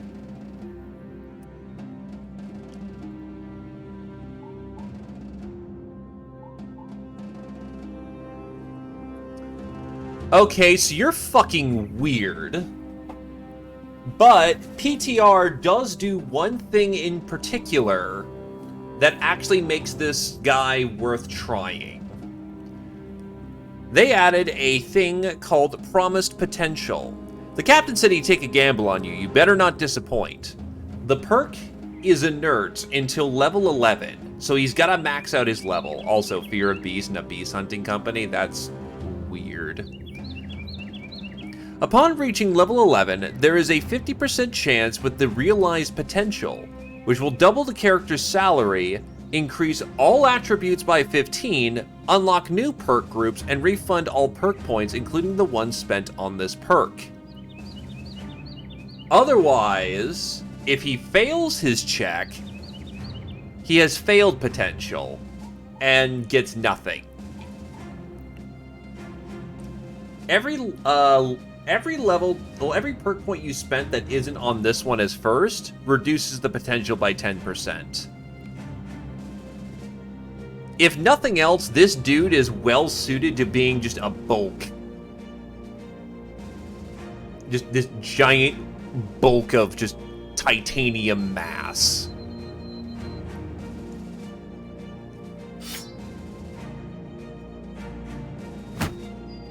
Oh no, he's not a grappler. He is a man of iron. Though I really don't know what we're going to make with all that range defense, because there isn't exactly perks that build around that anymore, and even though 3-dot range defense is hilarious, it's not the most useful.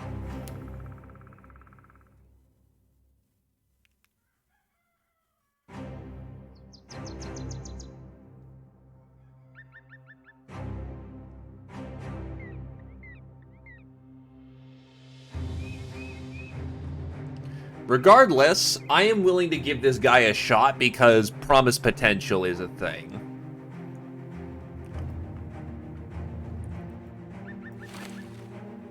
Does anyone want to take a gamble on the refugee? Disease, the ultimate invisible hand. Gargamel hails from a tiny village that now stands as a mere footnote, wasting little of the historian's ink. But Gargamel is a survivor. War, famine, disease. It's all a blur now. Whatever vocation Gargamel had in the past is now lost. Like many others, seeking mercenary work to get by in this increasingly bloody world. He's taking the bet.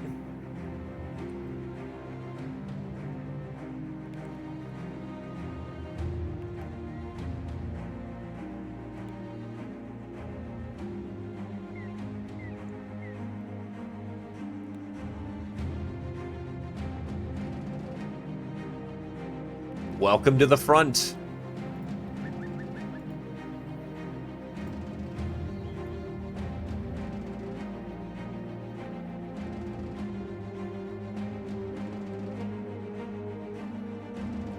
Now, I guess I suppose I should ask your weapon preference. Favored enemy swordmaster. The path to martial prowess is beset by the weak and the fake. You've got access to spears or axes as your primary weapon. Those are the weapon groups you rolled.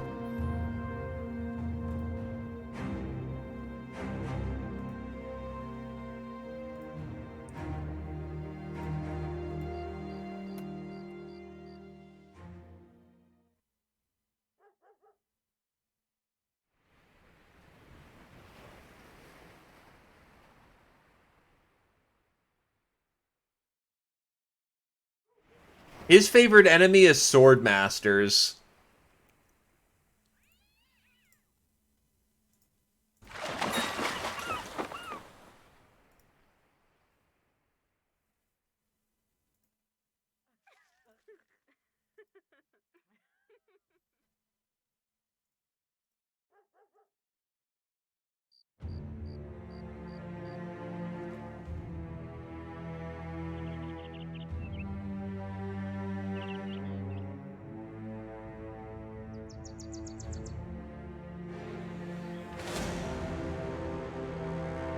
You do have the fatigue to go meme splitter.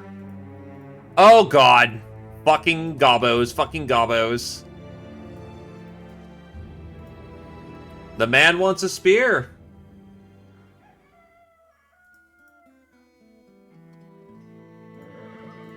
It's all travel, it's all delivery contracts. It's not stuff I actually need.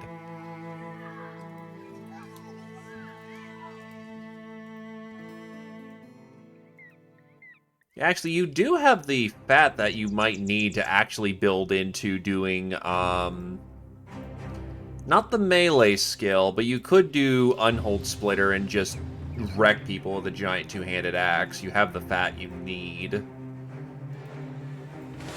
If that is a consideration.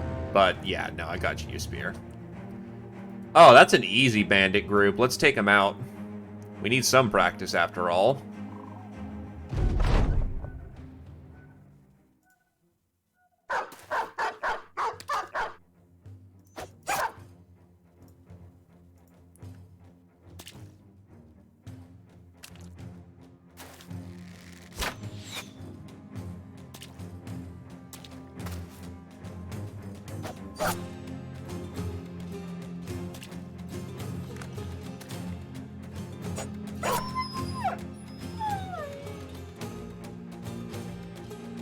Spears are incredibly defensive weapons. Axes are good all-round weapons that do not have a bad situation.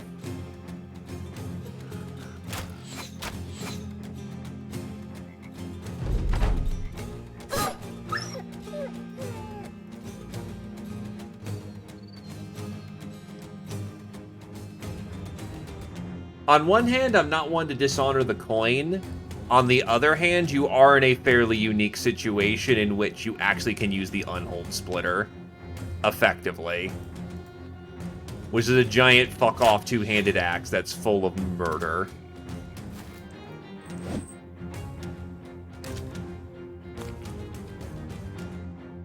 Get back into the line. They have to come to us, so we want that. He's gone.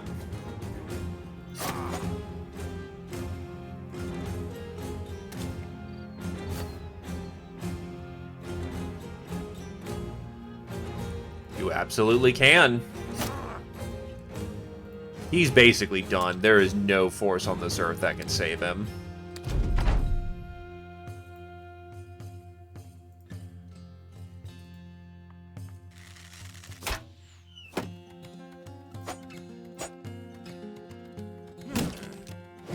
Ow.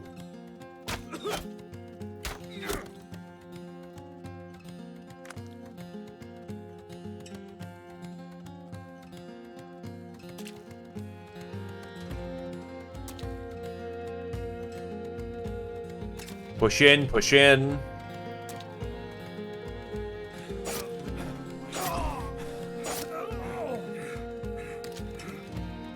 In Battle Brothers, it's a different story. Swords are the favorite weapons of lightly, characters who favor lighter weapons. They're really good at doing flesh damage. They're only okay to bad when dealing armor damage. However, the right build can turn them into vivisecting blenders. In core, a two-handed sword is just the ultimate weapon, to put it bluntly.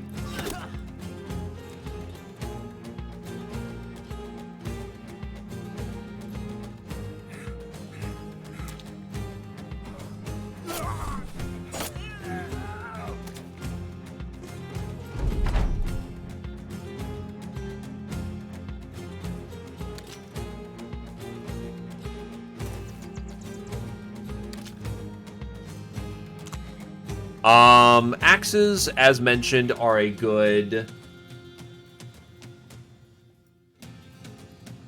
axes are a good all-rounder weapon. They can damage armor great. They can damage health great. There's not a bad situation that they have. Spears are good for people who can't hit the broadside of a barn in this game, and very good as a defensive implement.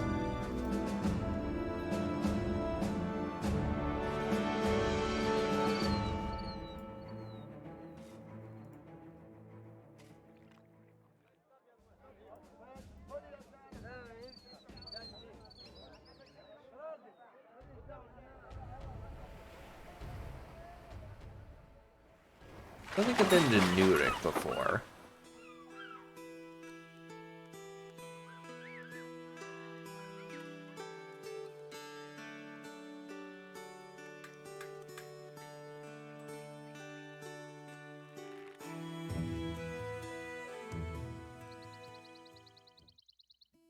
Yeah, I think I'll head northeast then. Spending a lot more money trying to find work than actually getting work.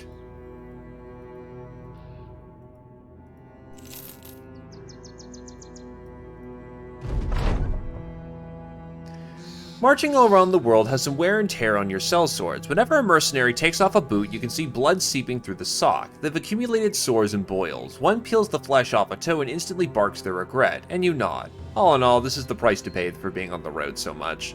You travel the world, Ultimatama? Suggestions? When it comes to walking the earth, Ultimatama is longer in the tooth than anyone and laughs at the plight of the fellow sellswords. Ah, now this is what I'm talking about. Never mind the pain, folks. Embrace the soreness. The company collects Ultimatama to stuff it, but the traveler happily wiggles toes around. He didn't even realize Ultimatama's boots were off before that. Those feet are so callous you might say that the bony figure's but folds of leather. Put your damn boots back on. Oh, fucking... Alright.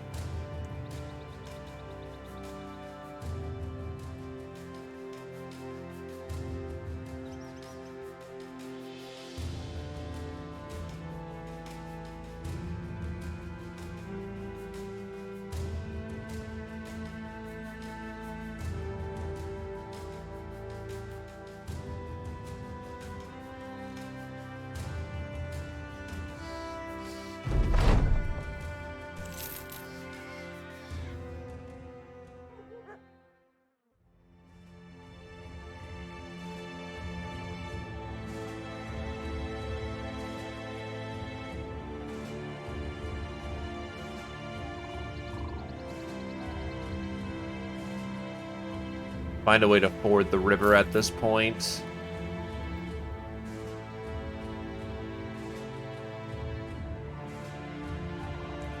Well, not everyone can afford boots, you know?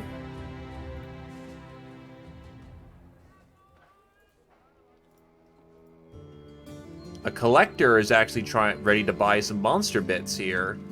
Too bad I don't have any.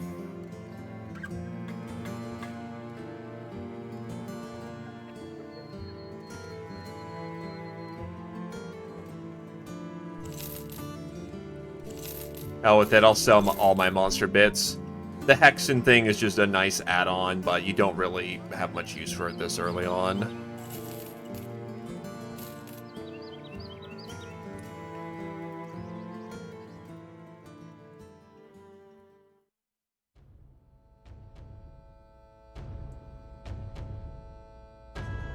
Probably a blacksmith hammer. Just a random two-handed hammer out of nowhere would be incredibly overly nice. Ah, finally, brigand work. It's a 2-dot, but we're roughly ready to handle that at this point.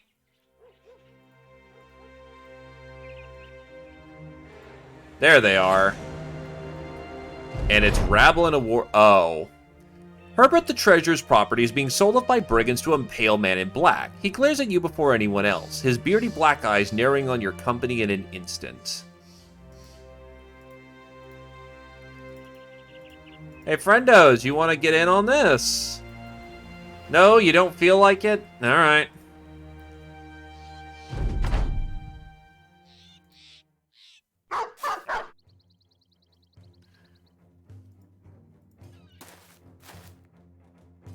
Now, the good news is, all the rabble are garbage. The bad news is, arguably, killing them makes them deadlier. They're more useful in the necromancer's hands dead than alive.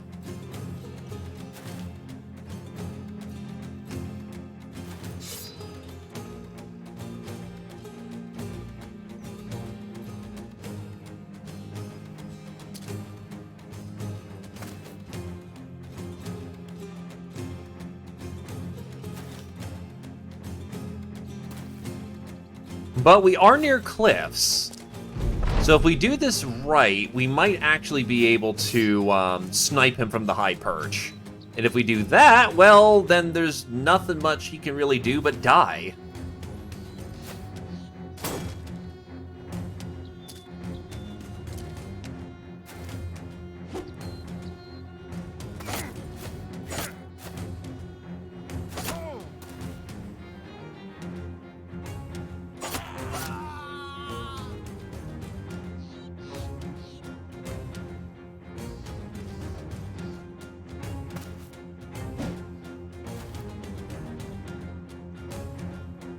Speaking of dying...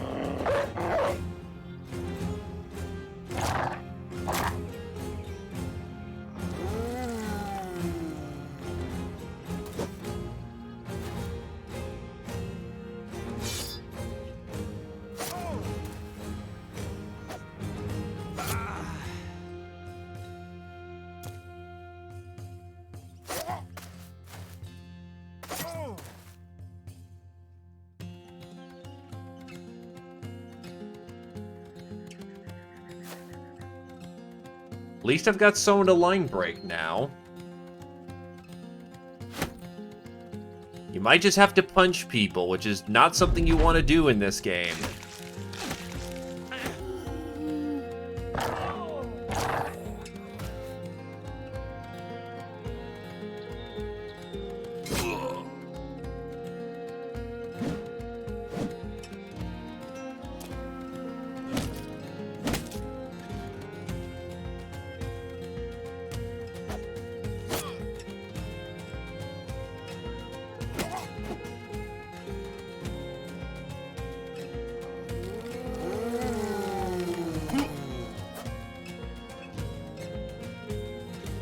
Kosa gets their next turn.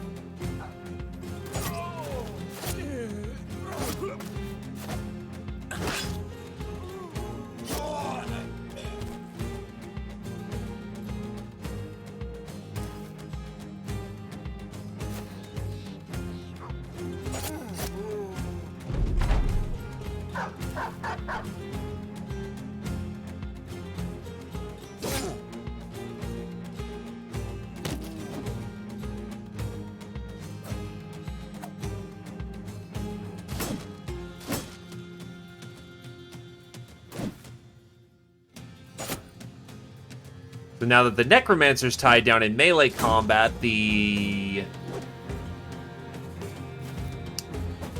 assholes are no longer going to mess us up. Again, remember, the zombies are more deadly... Well, the rabble is more deadly as zombies. Be very concerned about the fact there are still undead running around.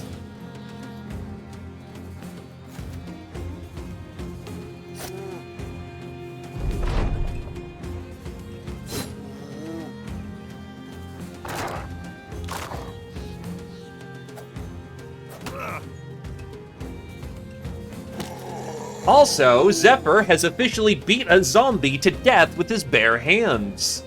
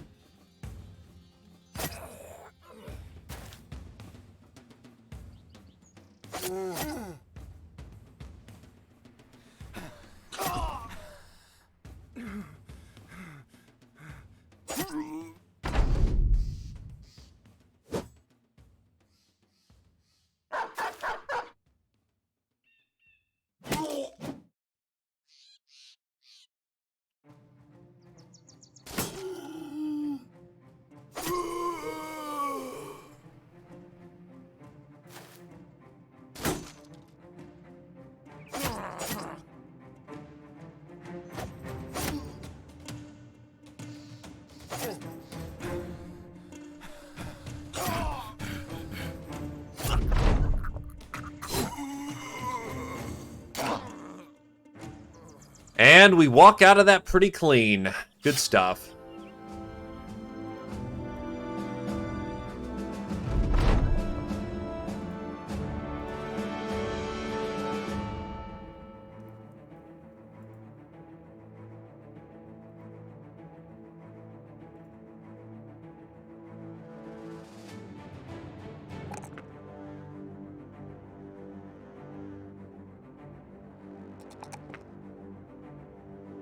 You've got potential. Let's see if you live long enough to realize it.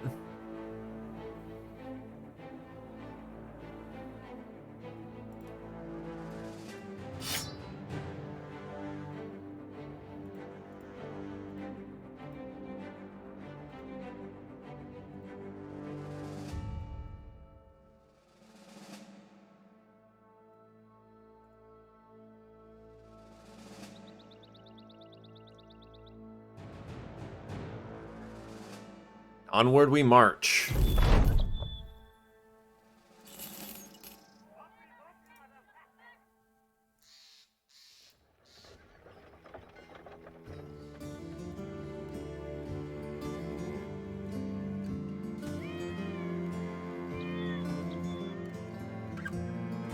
I'm tempted to take the gamble because ceremonial season, if you take advantage of that, that could be worth buckets, but that's 500 gold for round trip, which is probably going to eat up all my profit.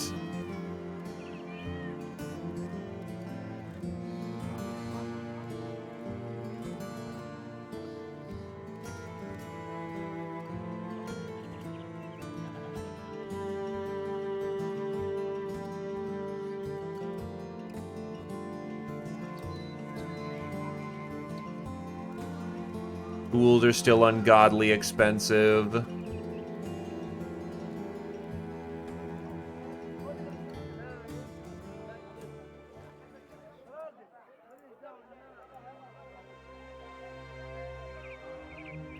So that is the map as we know it.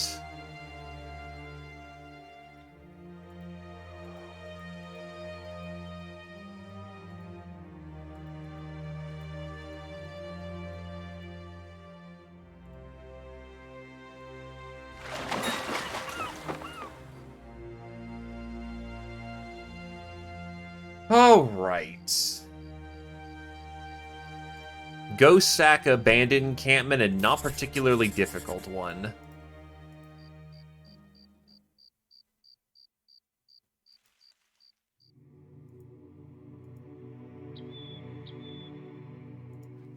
Really, lots of thugs and a poacher for a 1-dot.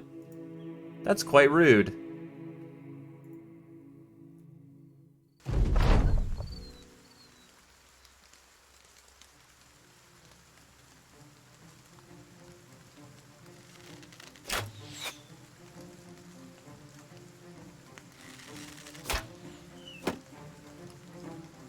That's not a bad chance to hit either. I'm not comfortable with that.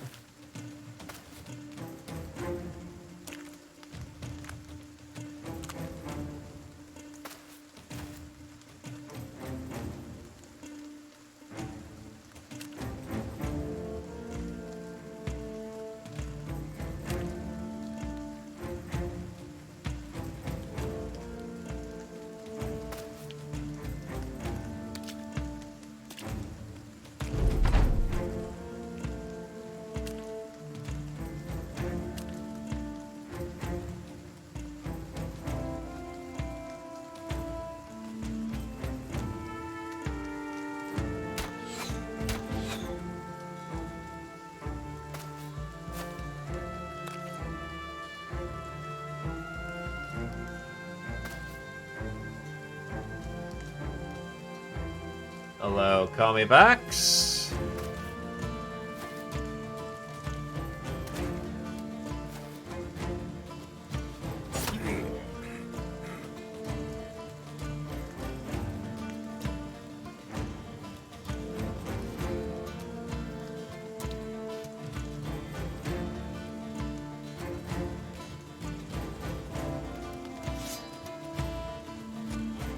Just secure that lane for now. I don't have the best of faith that you won't run into an issue.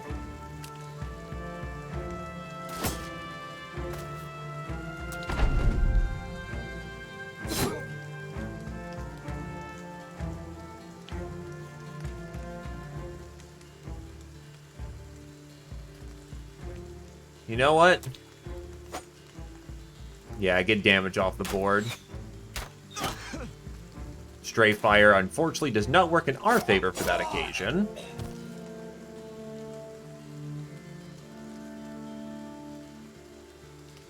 He's covered.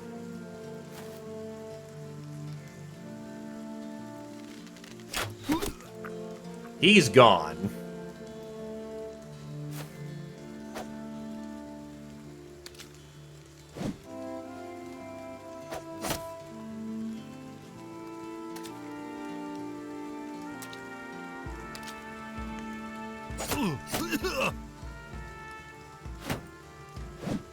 Yeah, if he ever takes a head hit right now, he's in a bad place.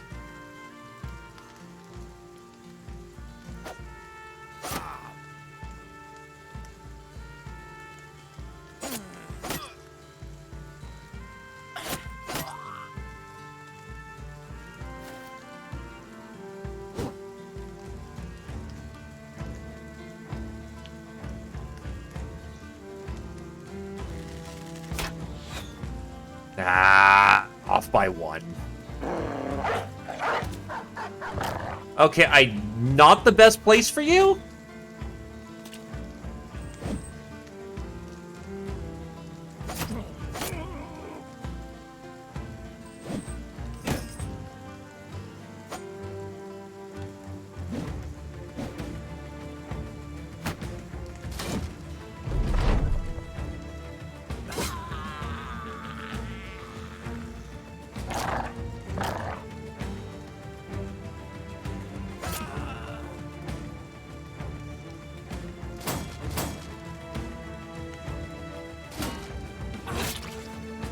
And that is why you're probably fucking dead. Because he just smacked you in the face with no head armor. With bleeding, yeah. Who's got the bandages? They are not equipped. That's bad.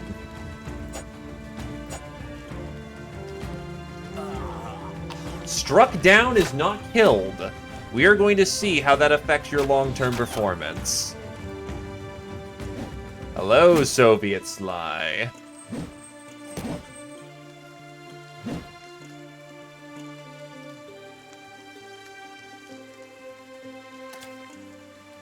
Oh, is that still Swampy Grass? Shit.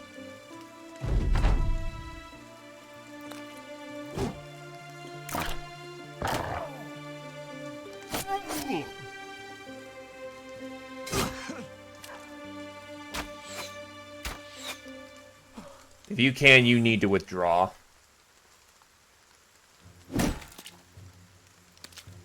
You are too scuffed up.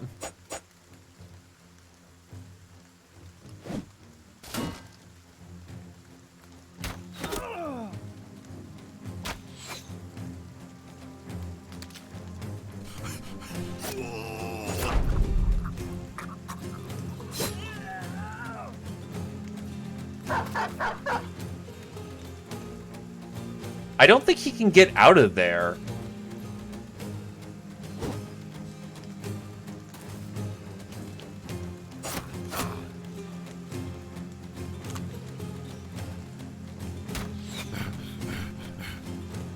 You're out of ammo.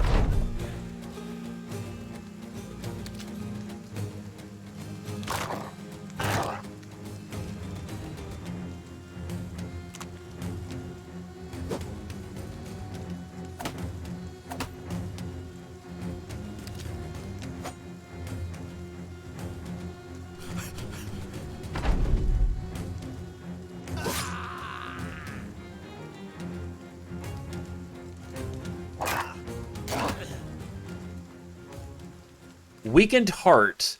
Past injuries have left this character with a weakened heart, severely lowering his constitution. Apparently he bled from the fucking face so hard that he now has face so hard that he has heart issues now.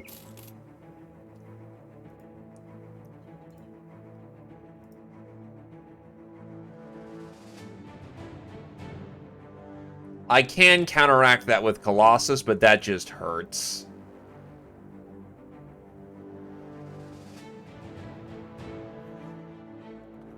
Esekosa reaches level 4.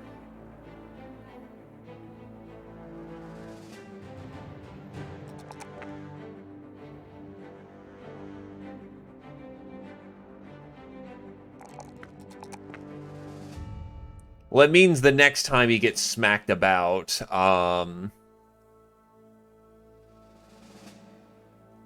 yeah, maintain your relentless.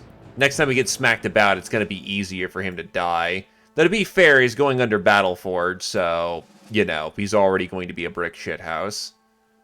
Dr. Rex reaches level 5.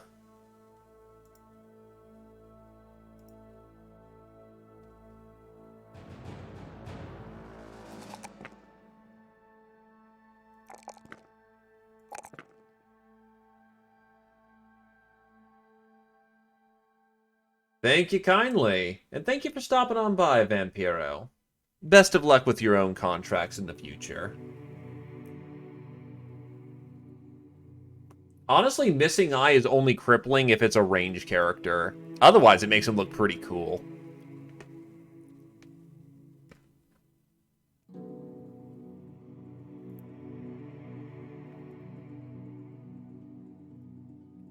Ethan reaches level 5.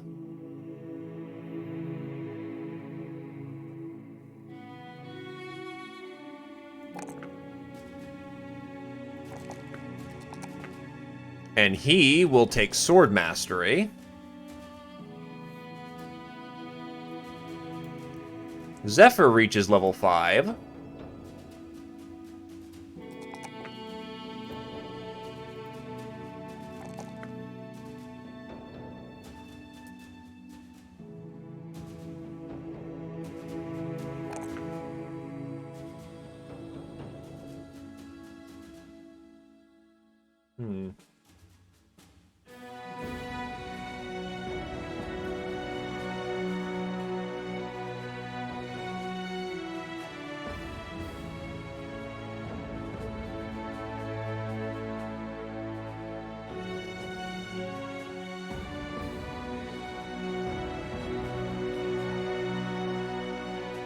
I'll take the melee skill. It's not that bad. Not great, but not bad.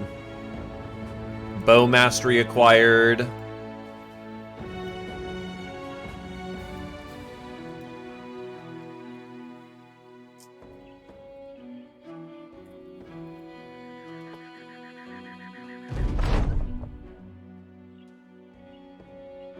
That was definitely not worth 200. Oh, there's the banner!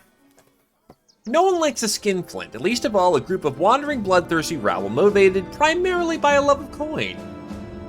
Not everyone, or precisely no one, was thrilled when you suggested cutting back on spending to save up for a company standard. Once the Thracian Crusade standard is finally paid for and hoisted for the first time to proudly snap in the fresh dawn breeze, however, no one claims it wasn't worth it. The men are proud of their new standard, even tossing around names around the campfire, though none of them really stick. It's clear now for everyone to see, this is not some band of hired thugs. This is becoming a true mercenary company. Who should have the honor of carrying the standard? Men, those are our colors now.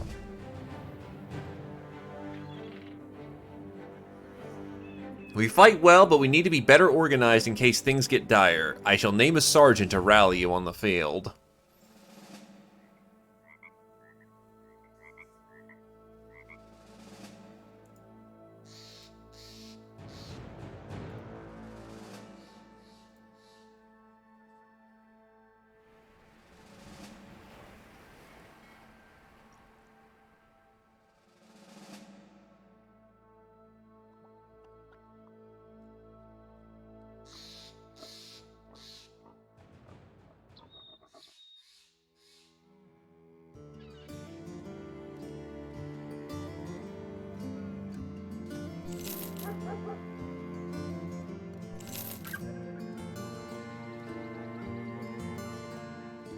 Flabby, loyal. Shields, heavy armor. That trait isn't ideal, but you know what? If she can battle forge, okay, she is interesting. I like interesting.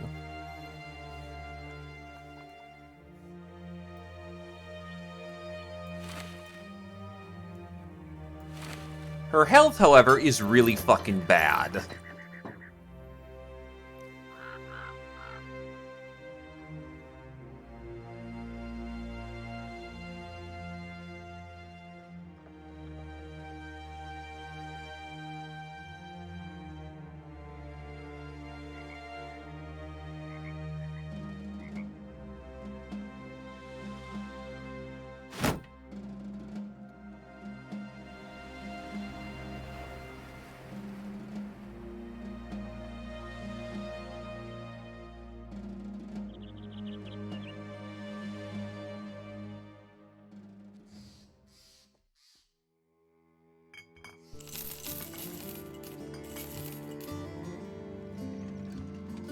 No, I didn't pick it up immediately. I will admit I probably should, but I just didn't.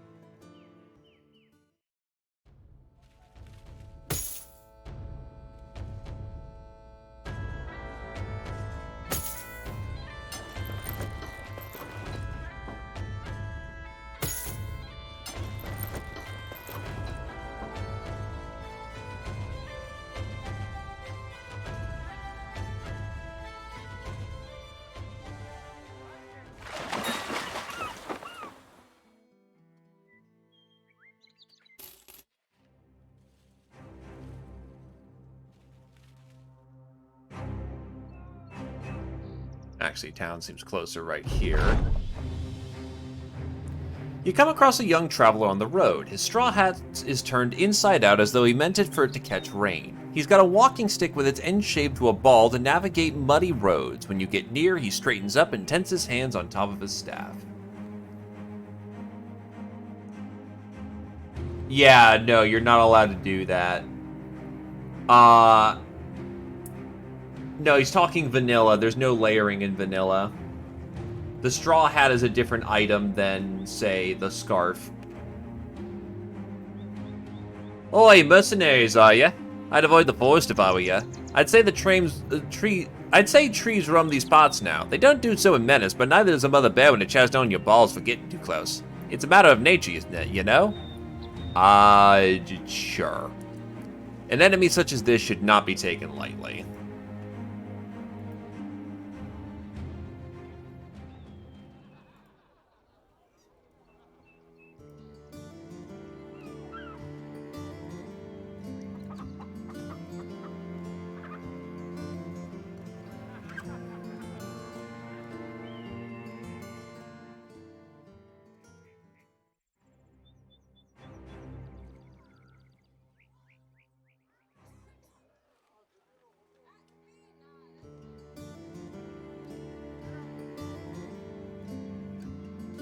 All the parts are so damn expensive.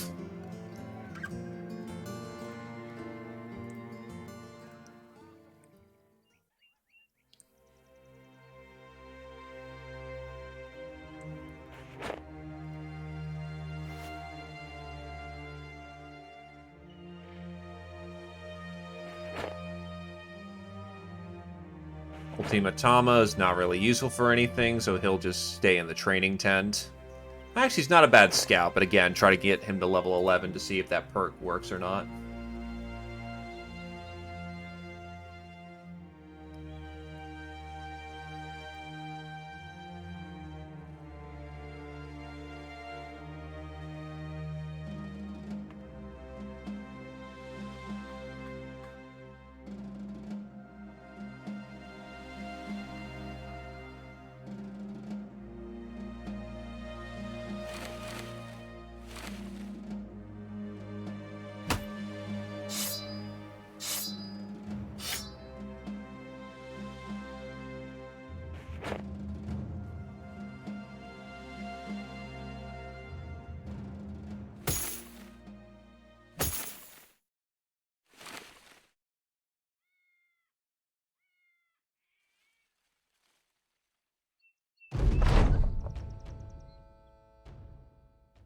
You know, these contracts typically suck, but I am actually considering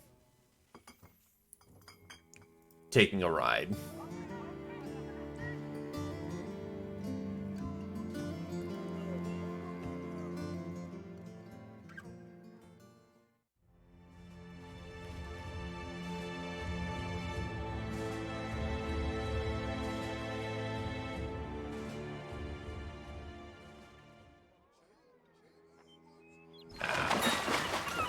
Oh god, 3-dot alp. No, no, no, no, no, no.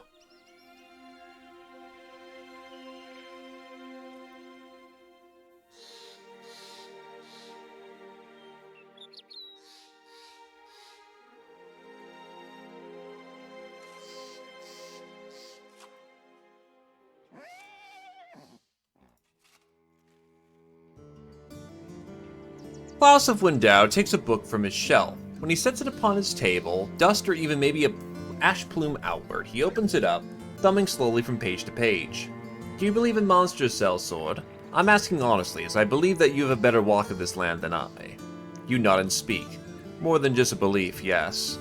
The man thumbs another page as he turns to you. Well, we believe monsters have come to Windau. We believe that that's why people are going missing. Understand where this is going? We need you to find these make-believe creatures and kill them like any other. Are you interested? What's this worth to you? Alright. You come across an eviscerated cow and half of it cast atop a fence line, and the other half scattered a good distance across the open grass, about as far as its entrails would allow, an attachment of gore if there ever was one. The farmer approaches, tipping his hat out of his eyes. Beast done that? I didn't say him if you were wondering, but I did hear this goat fuck of a fiasco before you. Hearing it was good enough for me to stay low and out of sight. Please, if you're here to find those creatures, do so quickly, because I can't afford to lose any more livestock like this.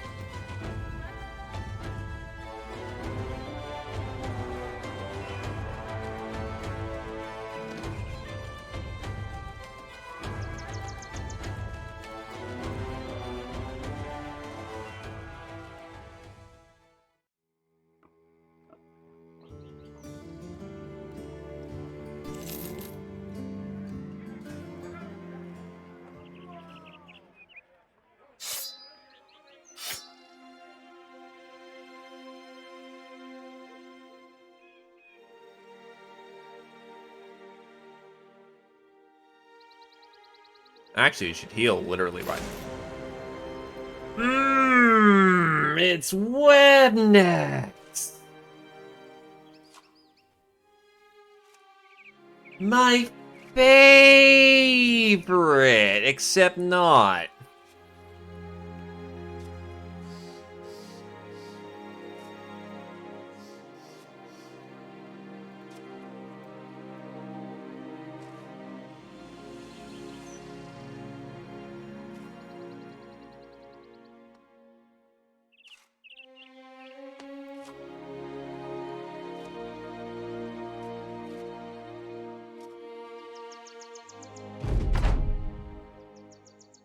And the best part is that this one is probably going to have people spawning, so that's great.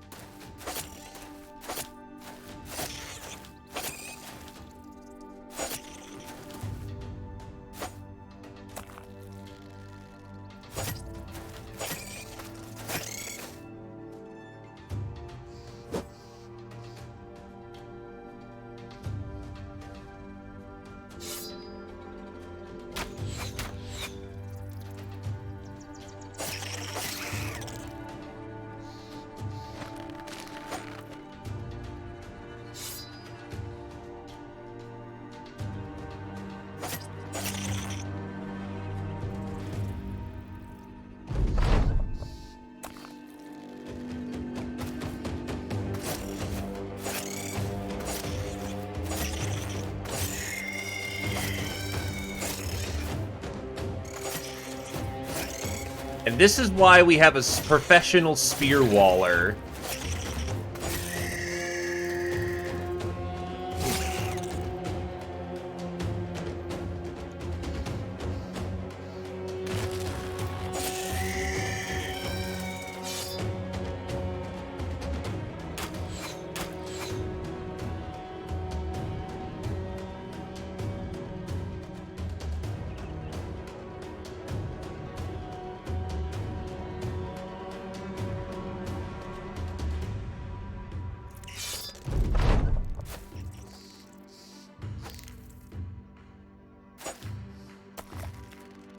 Hans, get the flaming waffle!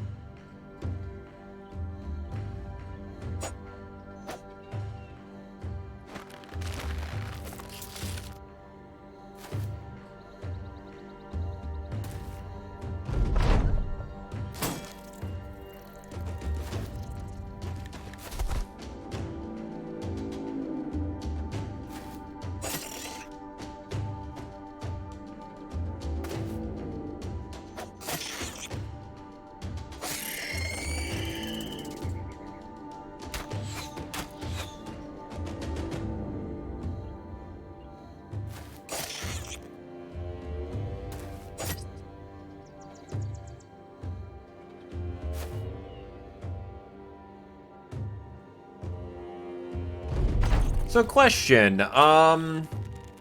playing your perks, what does it specifically do other than, say, be able to highlight perks and whatnot? Because I know it also has a save your builds kind of thing. Does it have, like, preset builds in there, Bagel, or what else does it got?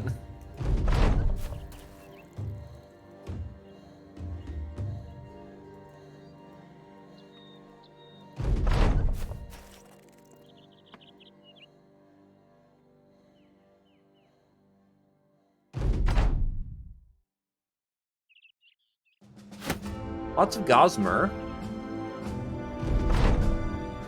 You order the men to scour the field and collect as many parts as they can of the spiders. A few make the mistake of touching the hairs on the webneck's legs, leaving them scratching, quickly forming rashes.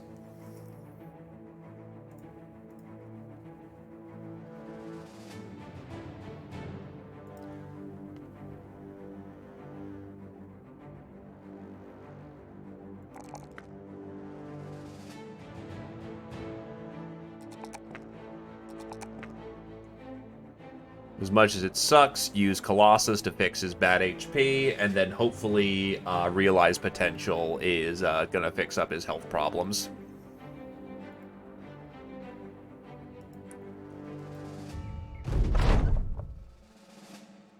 Klaus of Wendau is hosting a birthday party when you enter his room with a giant dead spider and fling the corpse across the floor. Its bristly hairs hiss as they scratch across the stone, and its 8 legs scuttled upside down like some furniture of horrors. It strays sideways, it pops off the corner of the bookshelf and flips onto its toes and prongs as though ready to pounce.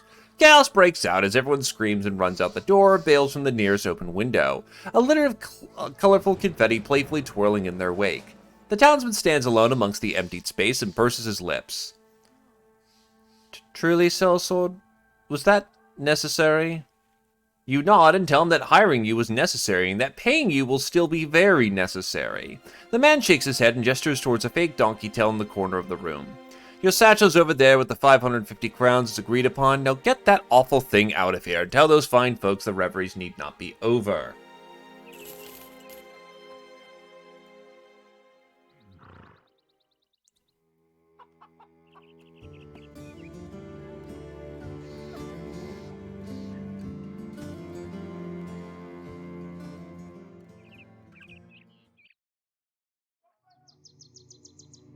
Right, Walheim's the place where all the awesome parts are.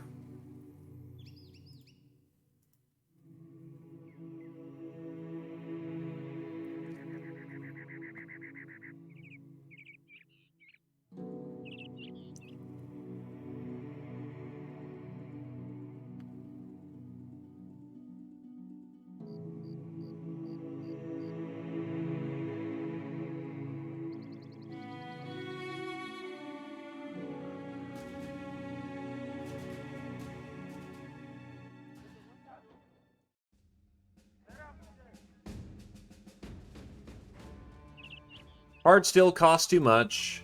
Not enough cities to go around.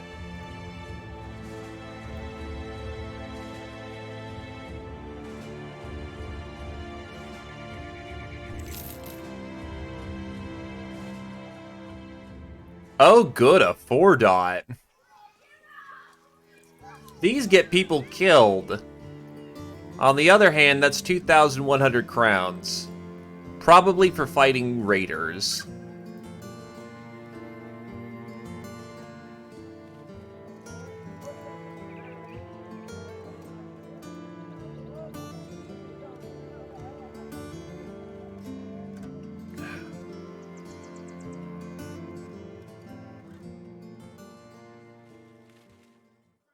Really needed some work.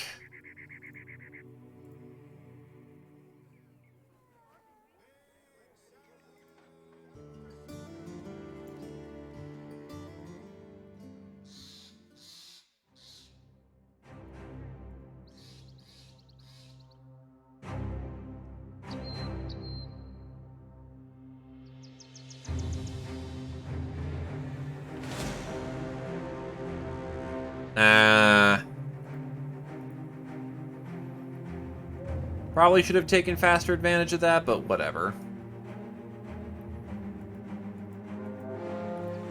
That is an easy group to jump on, so I'm going to do so.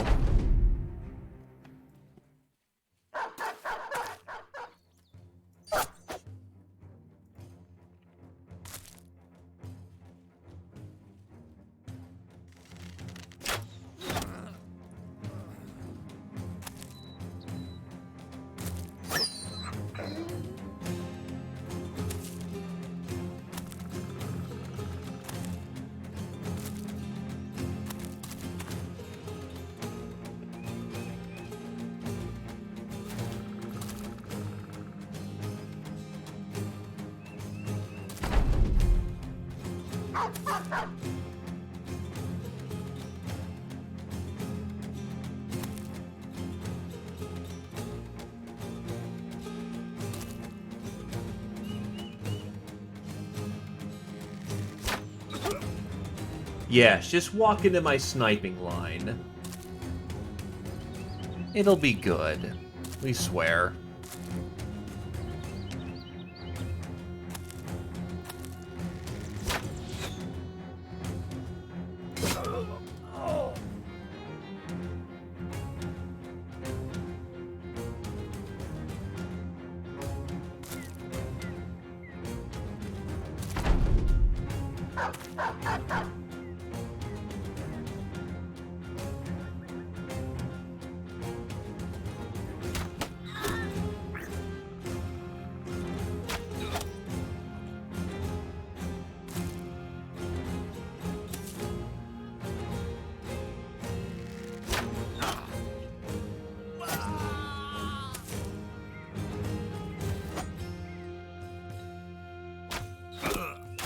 Ow.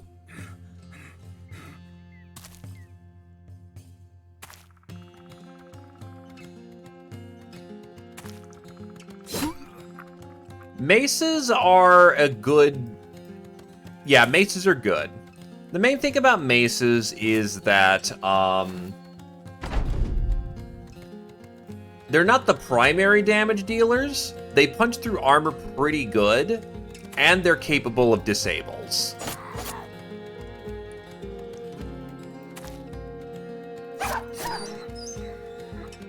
Having a mace on the team is generally a net positive, not a net negative.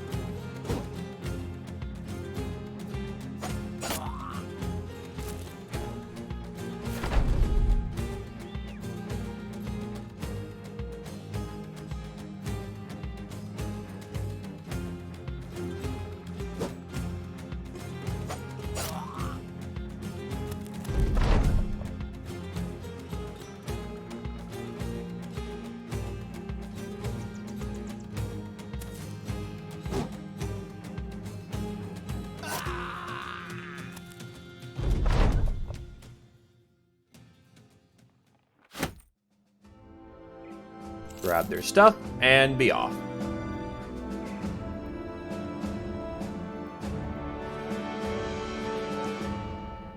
Some thugs, some poachers, a few war dogs.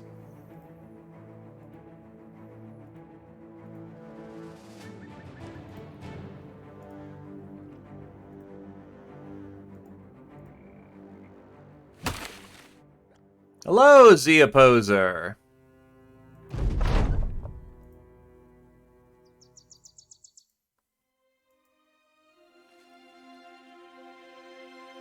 I think we can actually take this, provided that we have the right kit on hand.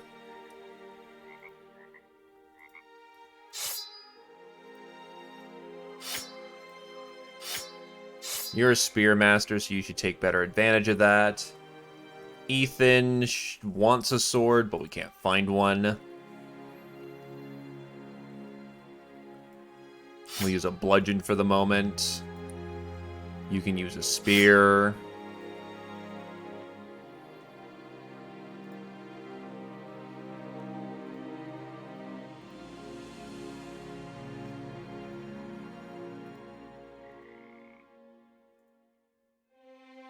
Surprisingly for once, no. No spare meat for the taking.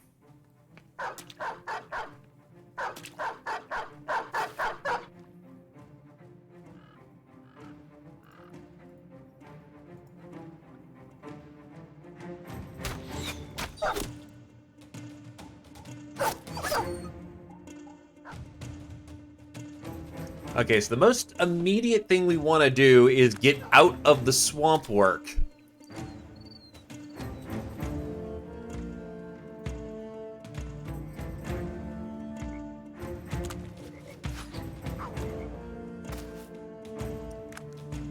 The swamp actually works to our advantage pretty significantly if, and keyword if, we can get out of it quickly enough. Ah, fatigue song. So this is where some Legends modifications come in.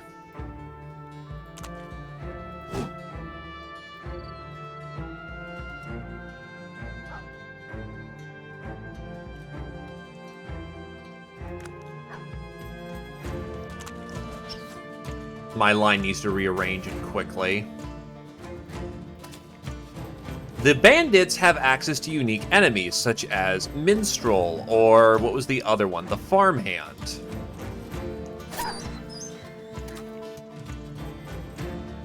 May encourage it to come on in. Right where I want them to be.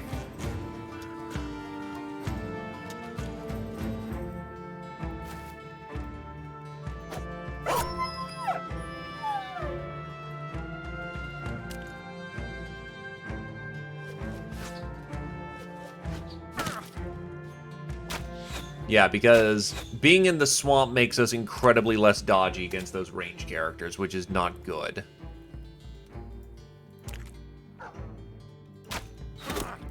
But now I can start laying down the smackdown.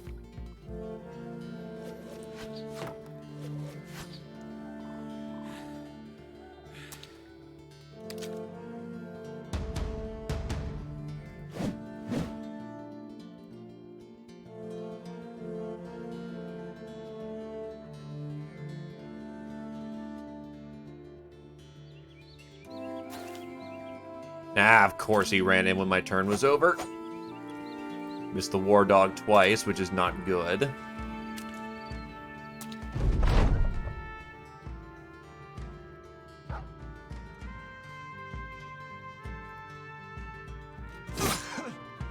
There goes his guts.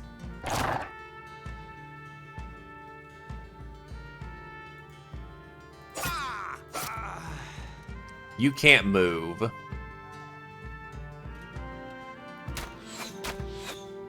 That's a whole lot of missing, and I just realized you don't have a backup ammunition pile. Oh, this one who's currently on the front is using a refined knife, basically a good stabbing knife. The guy in the back that looks like he's got a curved sword is a short sword.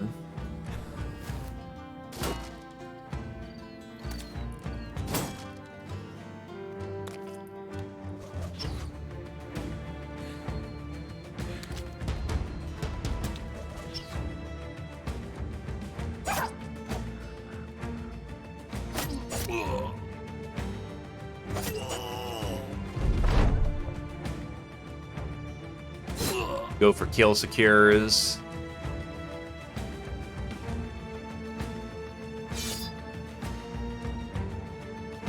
Not curved swords! Audacious. Ridiculous. The bonk on the head is not appreciated.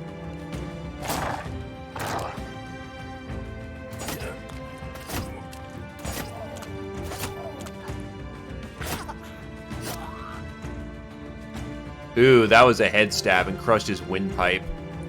A crushed windpipe, needless to say, kills you.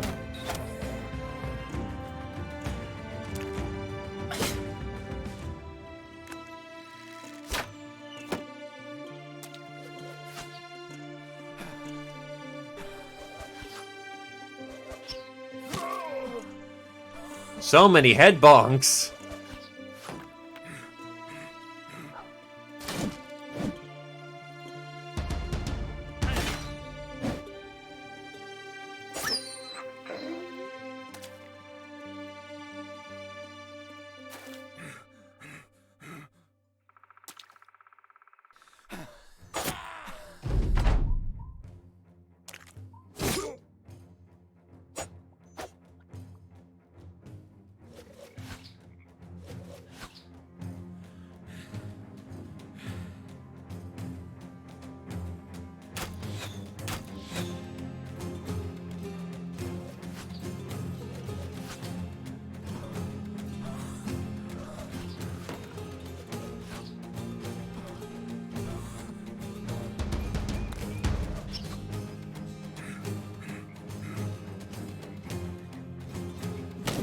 Bonk!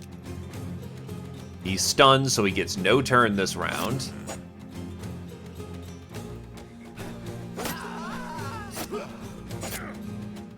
He's just like, nope, I'm out of here.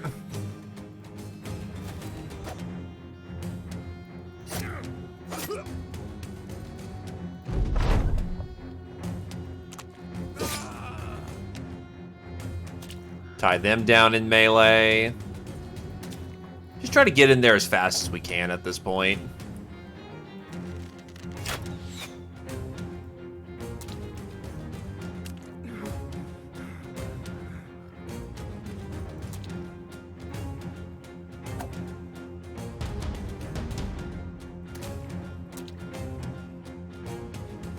Dug him out.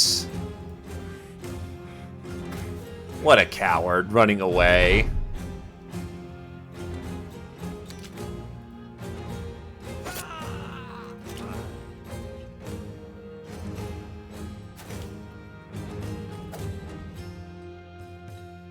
You're out of ammo, and that's perfectly fine. You've done your job at this point, Zephyr.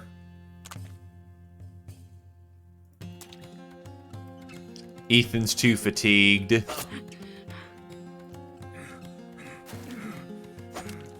Wow, he actually managed to get out of the way. Most impressive.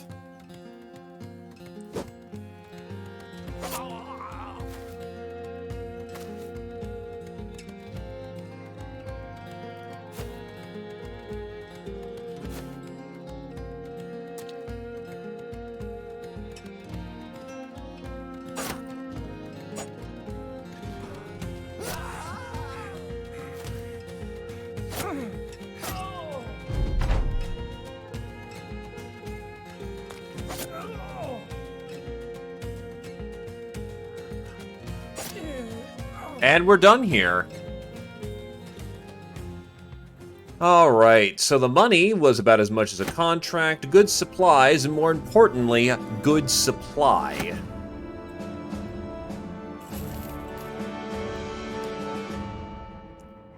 Jeltse, actually, technically I lied there, Zio. There is one lass here who's not the greatest pick in the world, but she is a sword fighter. Well, no, she's not a sword fighter. She's just going to be this heavy armor troop.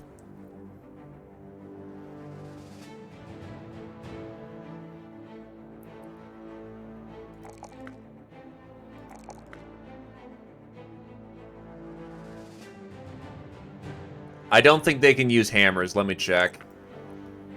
No hammer in this lineup.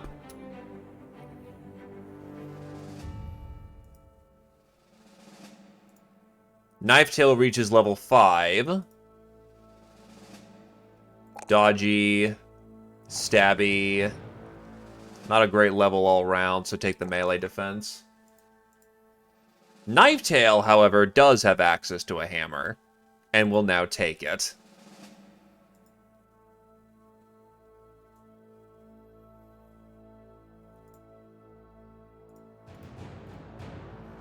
Take your sword, Ethan.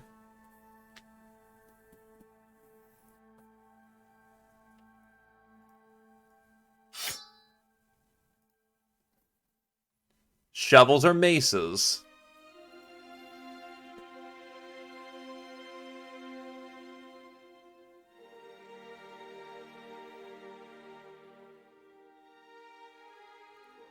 Wait, so you're a butcher that doesn't have the butcher line by default? That's hilarious, actually.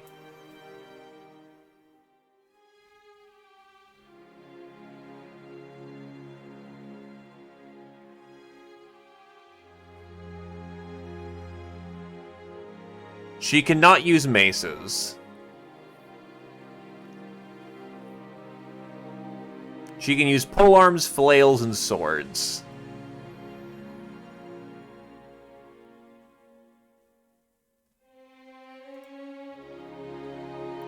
Which I think SA wanted a flail as well. I'll sit on that perk point for a minute. Oh god, Swamp on holds? Here? What the fuck? Okay.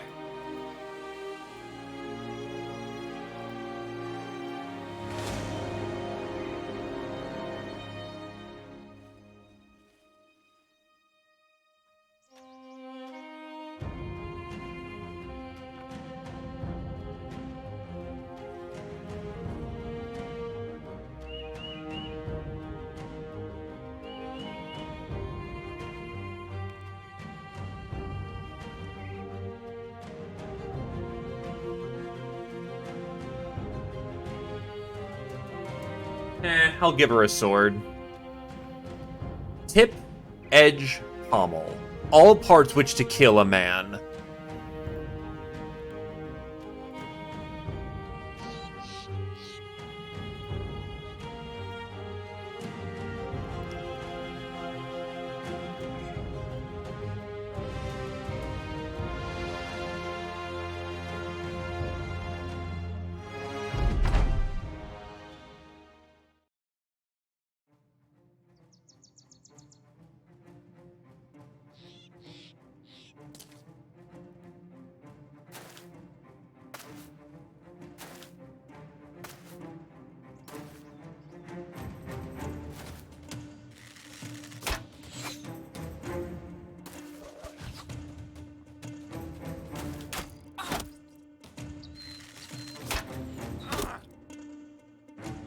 We're taking hits.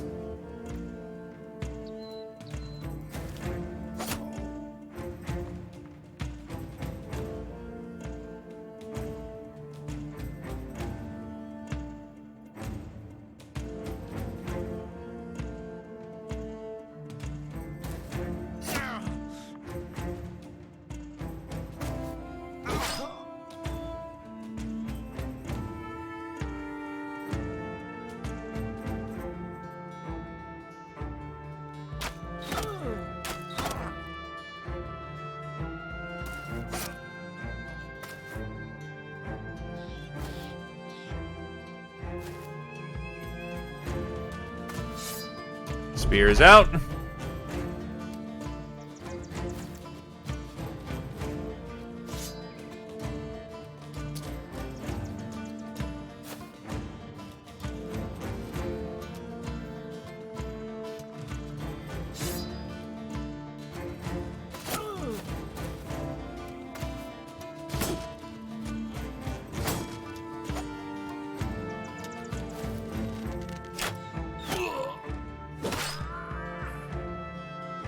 Yeah, thankfully against the rabble, everything is cut like wheat before the scythe.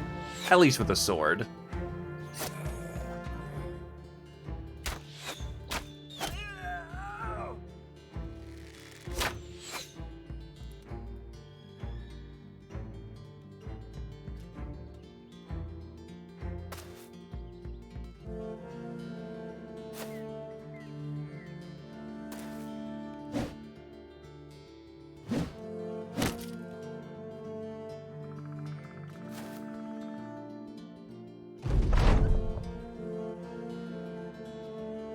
They are really up there.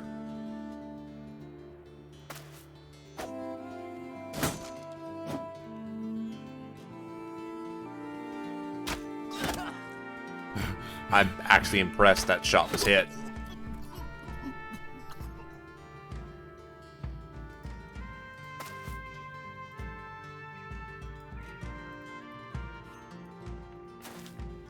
Tie you down in melee.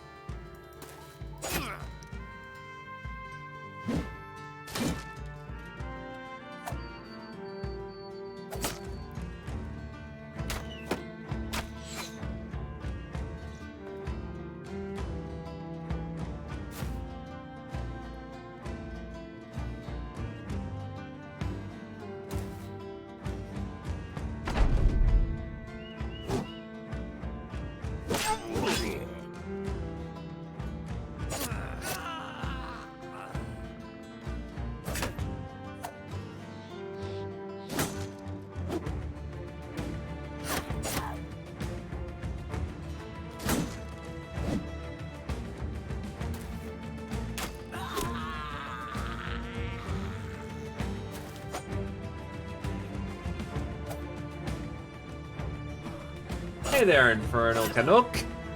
Yeah, I'm enjoying the experience right now. Definitely a lot more ways to build, though I am sad that the Wind Reader... Well, there's no more Wind Reader, so I can't make supreme arching gods out of everyone.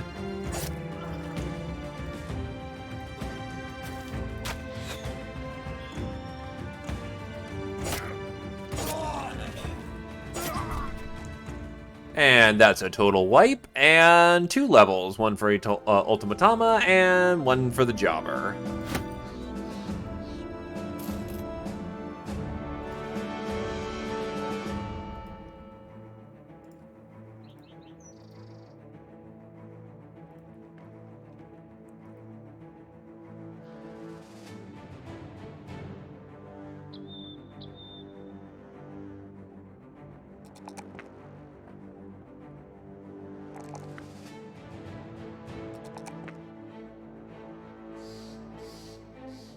As much as the fatigue is nice, she really needs some more armor.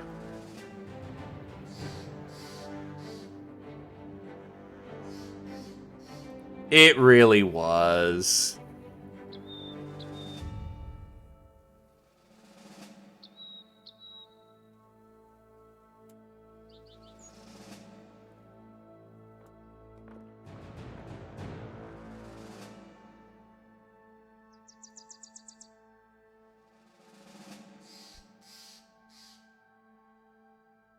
Exploit opening. Ultimatama. Fantastic melee up. Fantastic bravery up. You Battleforge, right? Yes, you do. Punching bag. Years of living in the gutter have given you a certain disregard for being beaten down. No morale check on receiving damage. And if realized potential is a success, it is permanent and the perk point is refunded.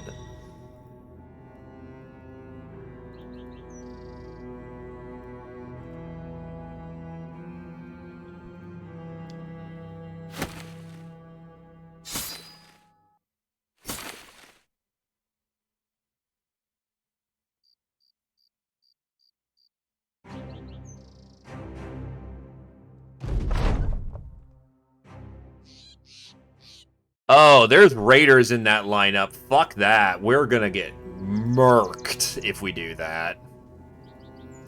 We only just upgraded being able to do thugs reliably, so let's not.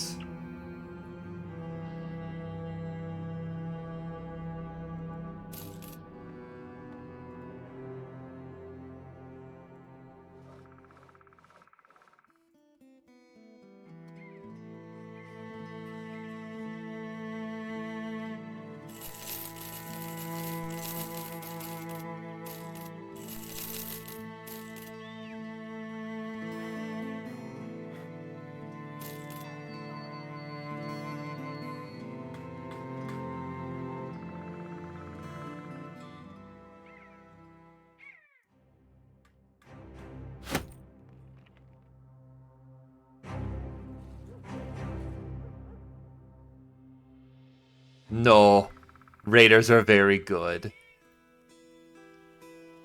Alright, so he wants us to go stab that place instead.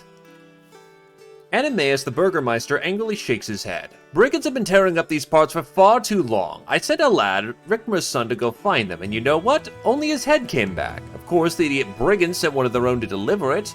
We captured and interrogated him, so now we know where they're at. The man leans back, peddling his thumbs over one another in thought. I do not have the men, but I do have the crowns. What say I slip some your way, and you slip a sword theirs? 840 crowns to get the job done on a 2-dot. Oh, hello. You meet the monk on the roads, and with him is a donkey-pulled cart, the poor draught animal carrying its head low in mute exhaustion. Brunestraw and Vervid Moss are strung up on one side of the cart, both twisting eagerly in the very winds that dried them, and some pots and pans clatter like rustic wind chimes as the modest wares come to a bumbling stop. A barrow totters on the edge of the cart's bed, and a couple of bees sway to keep up, poking and prodding at the cracks with thirsty curiosity. The monk lifts a wool hat over his face, but the lip of it folds back down over his eyes. He takes it off altogether and passes a sleeve across his brow, carrying a jolly smile. He seems not at all disturbed at the veritable living armory standing before him. Evening, gents. Don't suppose you're the kind to march beneath the Lord's banner? You look like sellswords to me. What is it that you carry? Ah, I was thinking you would ask. This here's Bessie. A cow's name for a donkey's horse. Don't worry, she won't kick ye. She's all hot out, see? What she carry? Well, that's beer, for men yonder, so that they may drink to men above. If you don't mind, or if you don't mind my business, I'd like to get on where I was going. The monk picks up the reins of his jenny as he readies to start moving. How many crowns for a round of beer? You hold your hand up, stopping the monk before he can get going again. He sighs, slowly lowering the reins out of his hand. Feeling as though he may be getting the wrong impression, you quickly ask him maybe if he has beer to spare for your men.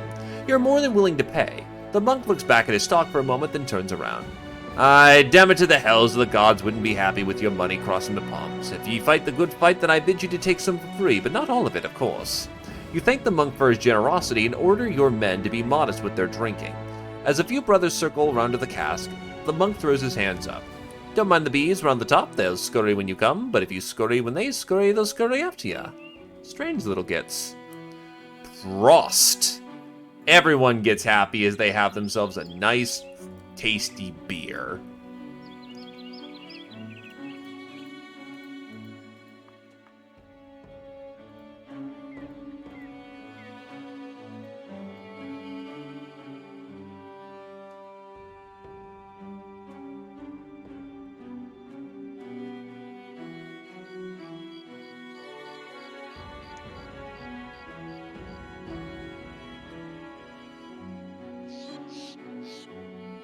Thugs, poachers, still some raiders?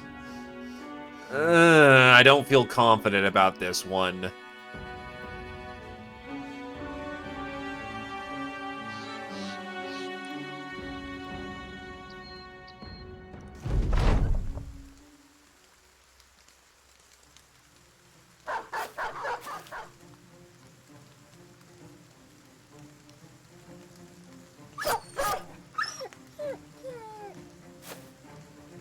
Yeah, like, that's a raider. And they are more than capable of being able to kick ass and take names. And you are effectively knocked out of the combat. Your neck is bleeding.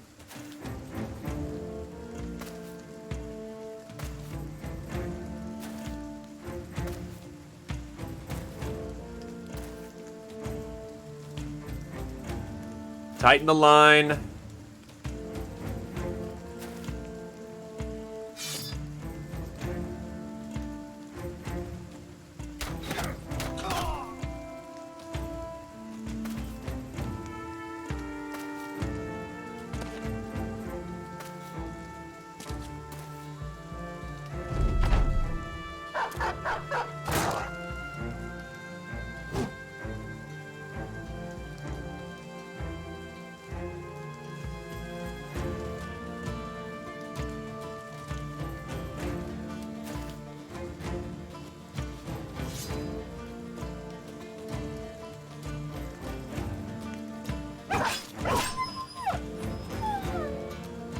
You get 1 bleed per turn. So you'll be fine, you're just out of combat.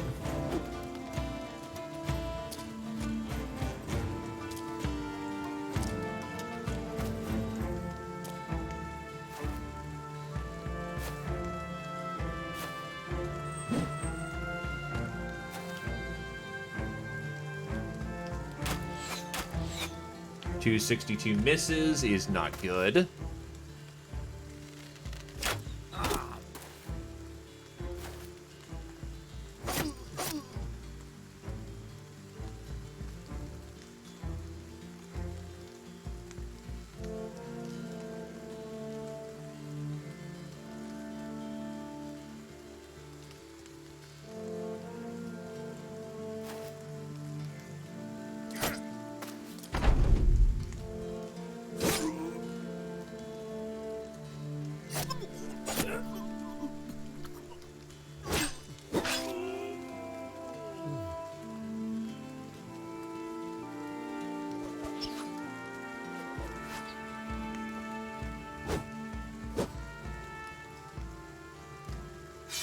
The line is holding for the moment, but that's very easy to change.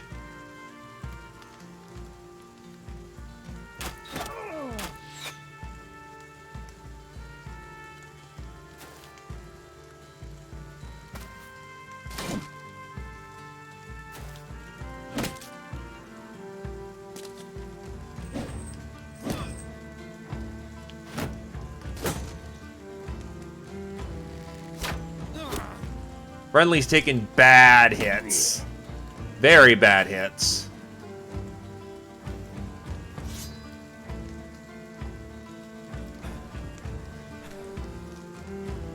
Rex has got to get out of here.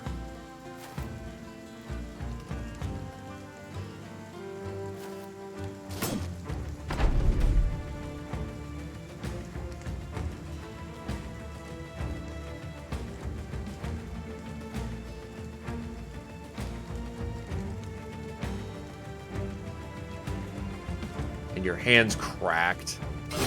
But ironically enough, your best shot is the one that's typically your worst. Ah, and he has exploit opportunity as well.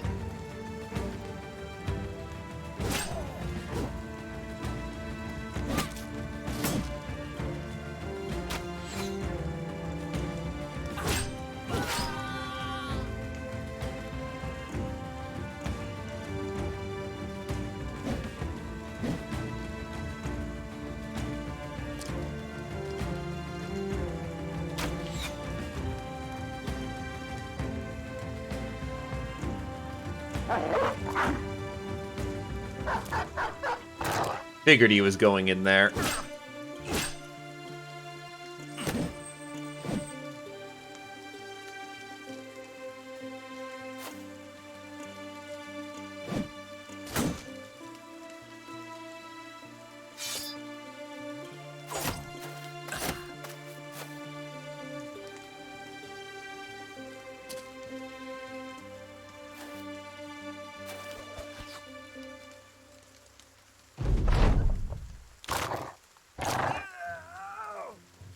Morale is tanking, which is good.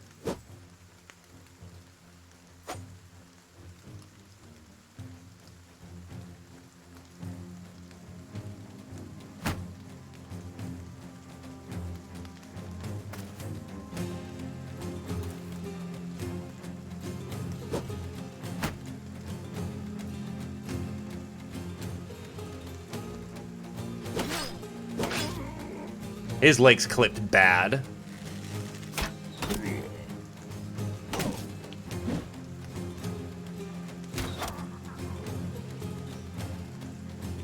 This is a fight very much being decided in the moment.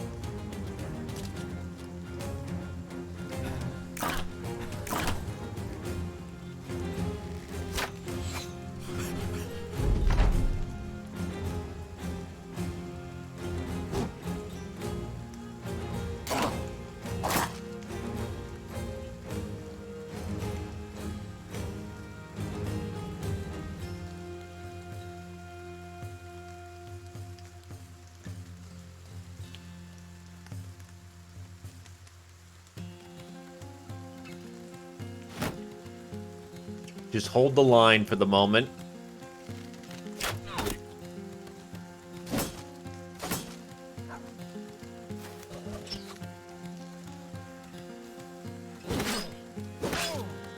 Shit.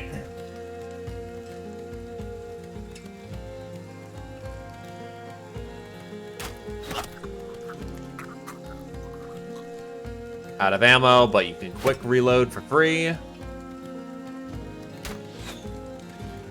Hold steady.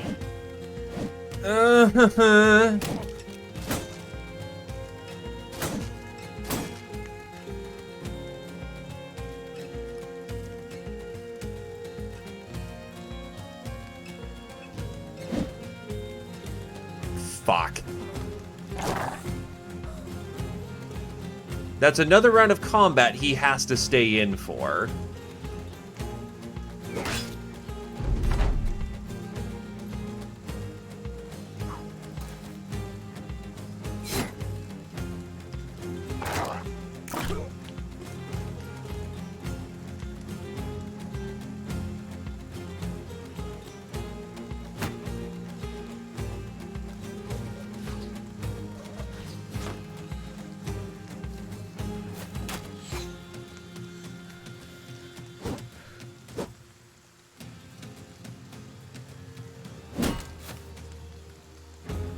He can extract out of combat. He's limping as he's doing it. And that is a friendly down. I believe that was Esekosa struck down. Yup. And I was trying not to hit the dog in the process. Yikes, that was a little close.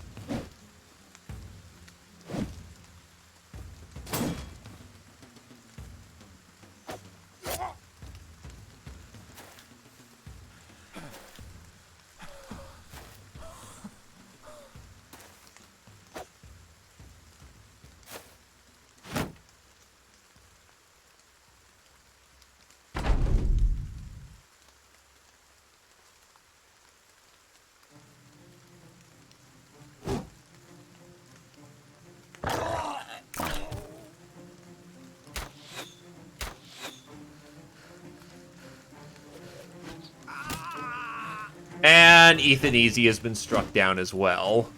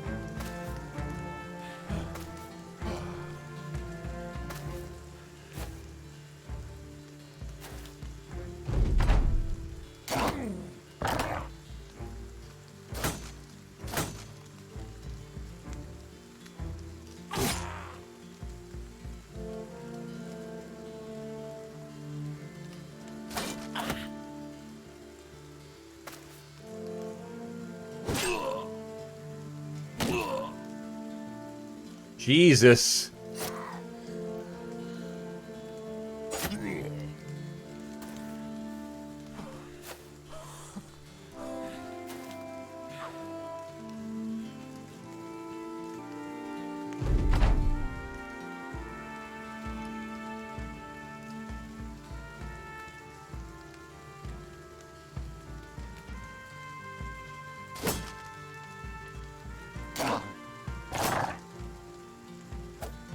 It really is just, you know,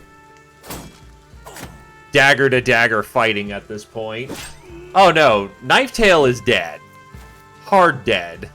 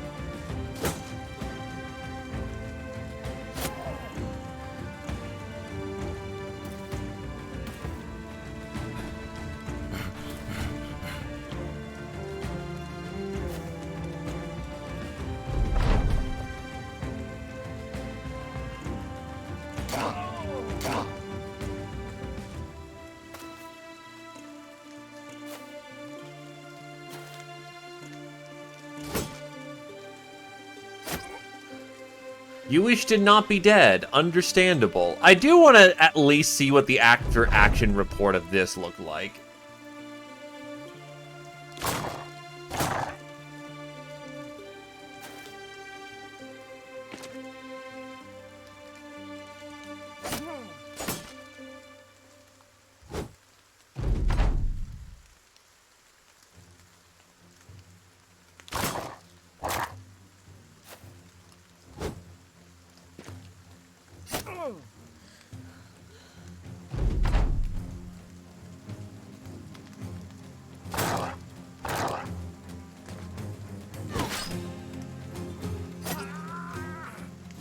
So Essay would have lost an ear. Ethan would have had his knee fucking kneecapped, which is the worst one.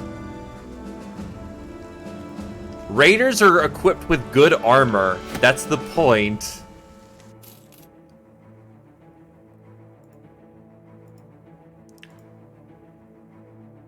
But as per the request, and I'm willing to do it again,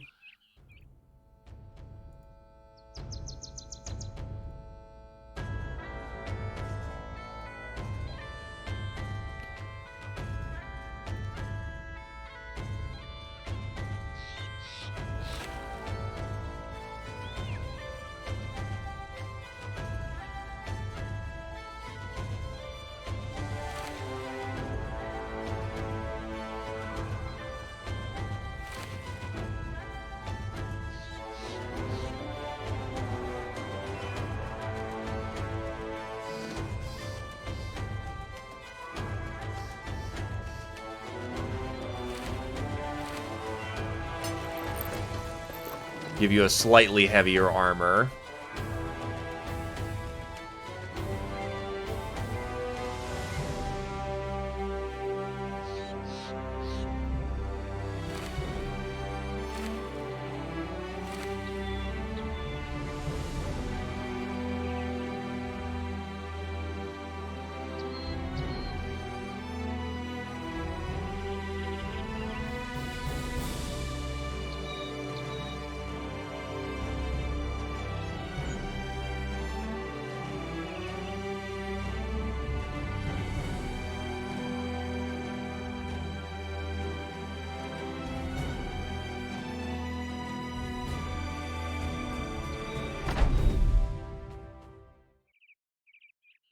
Oh, we have to fight up the hill this time.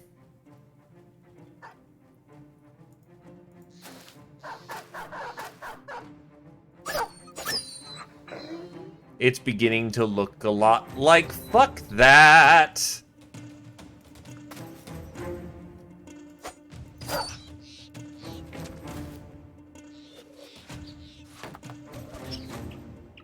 Because the range firepower has unabashed abandon to start harassing us.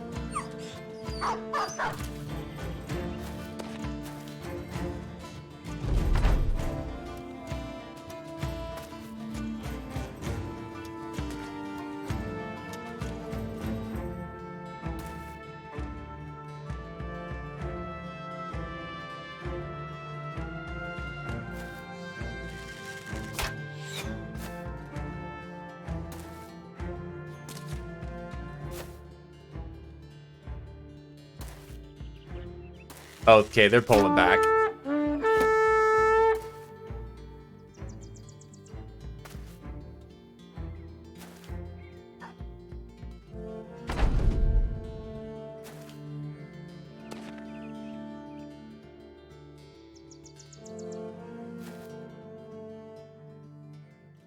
This is a combat that's going to be done in waves.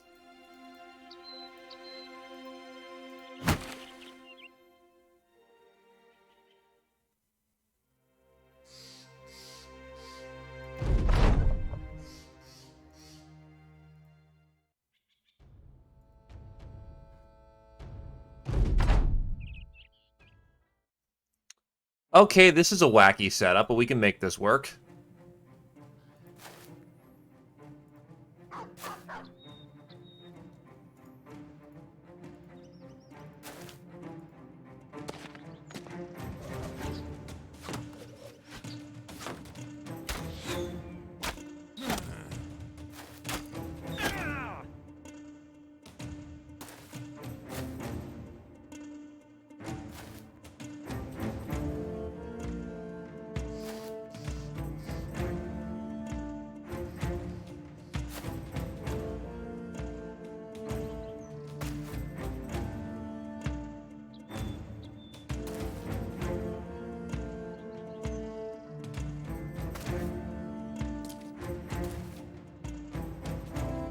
If I could choke him off, that would be ideal.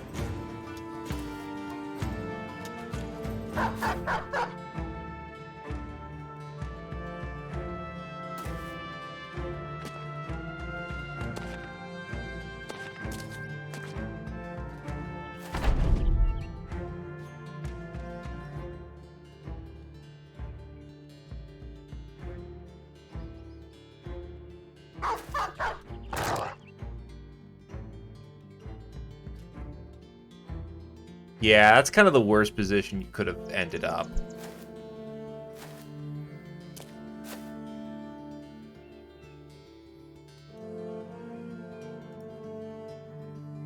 Because now my range firepower is tied down.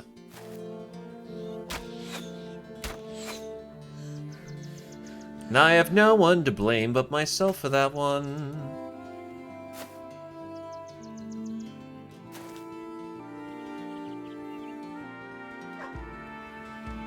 You know, it's a bit of a waste, but that allows my ranger to get into position, so that is an anti-fuck-up card, which I kind of needed.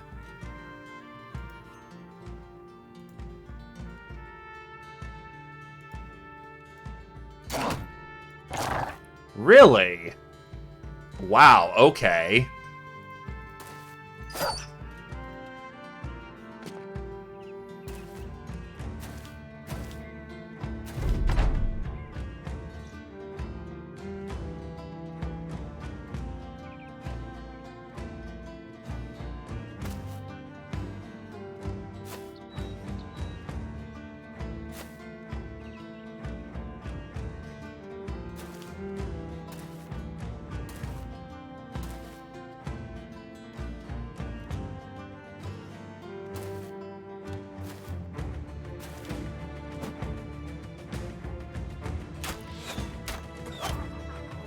That's a headshot. Nicely done.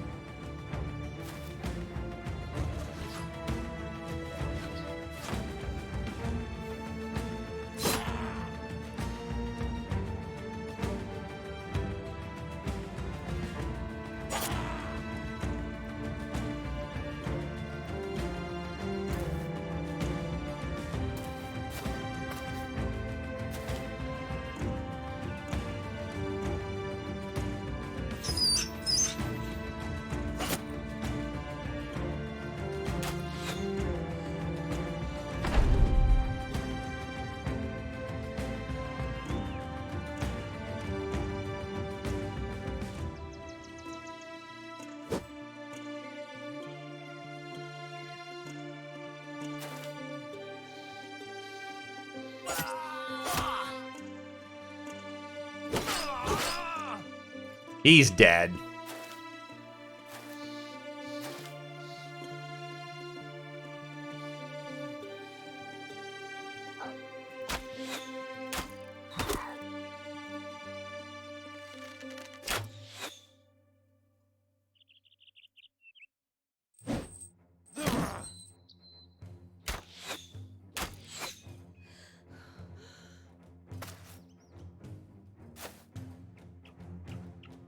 We're gonna want to wait for them to flee.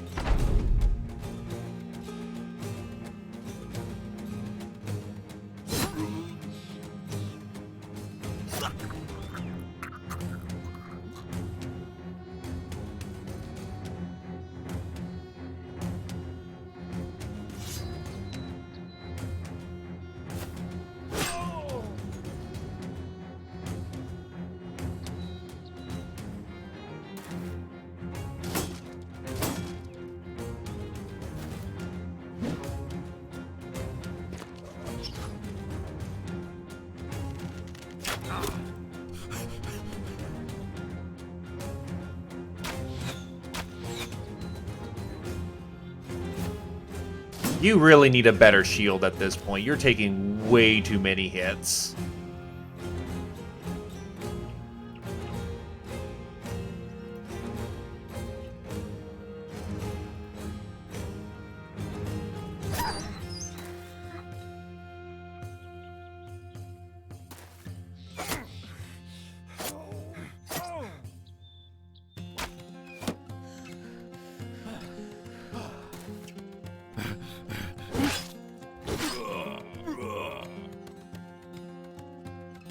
This is idealistically how our combat should be going, though.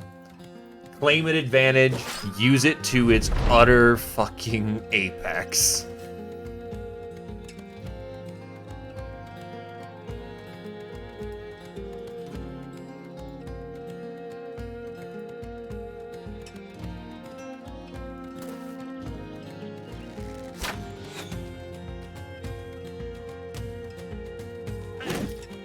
Oh, whoops. That was a mistake.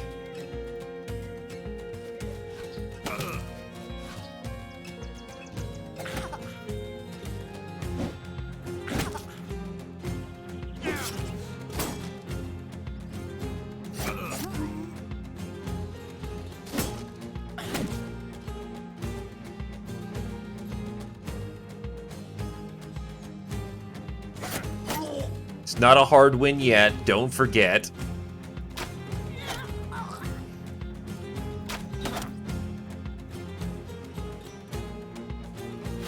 Slap and a reload.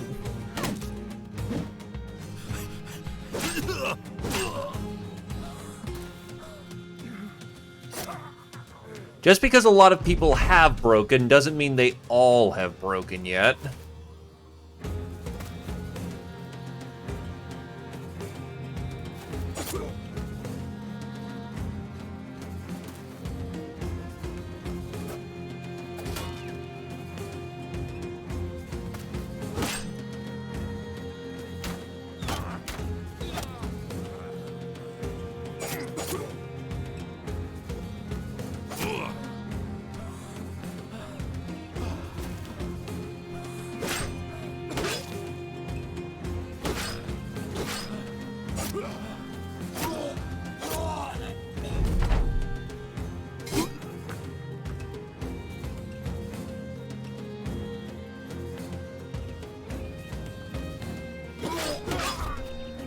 And that is only one survivor this time around. Holy shit, an actual helmet. Actual body armor. The guy never got his... He never got his body clipped, so it's perfectly functional armor. Holy hell.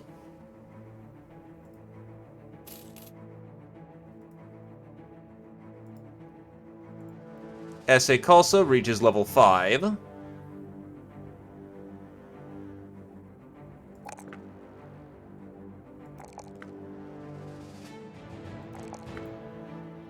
And gets Flail Mastery.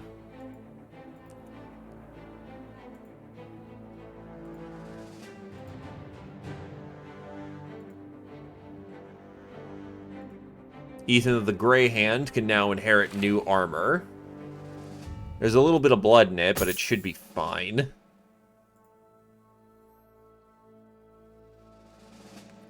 A new, better sword. A falchion.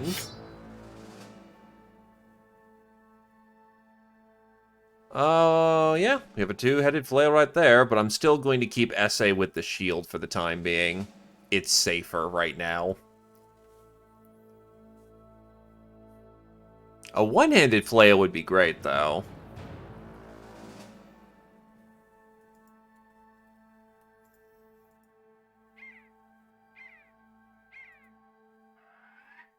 You indeed have all your ears this time about. A much cleaner victory.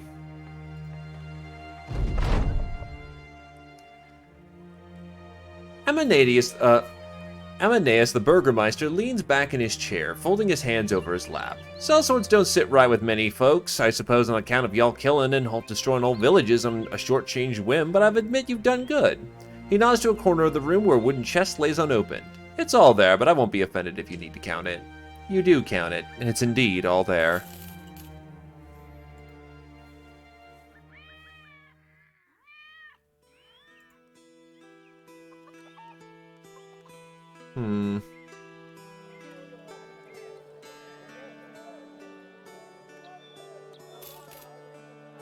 Not really not a range poacher like I was hoping.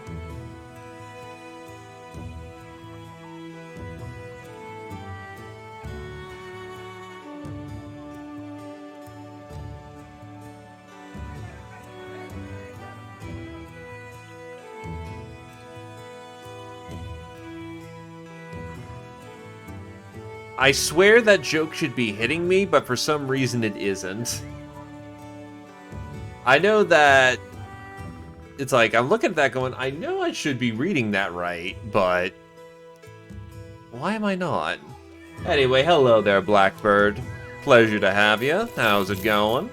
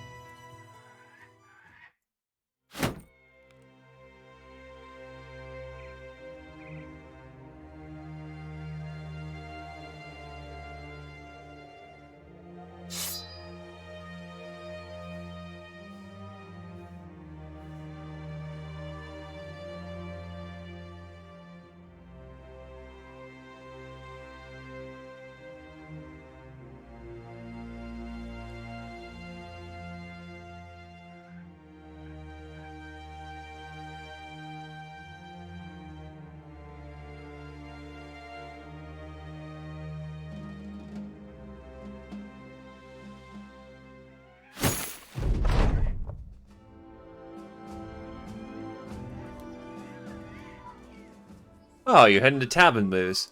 I have an important delivery heading up to Tabin Moose, roughly a day southeast of here. Unfortunately, a competitor outbid me in acquiring a local band of caravan guards. Now I need your services. The stock numbers if you're interested.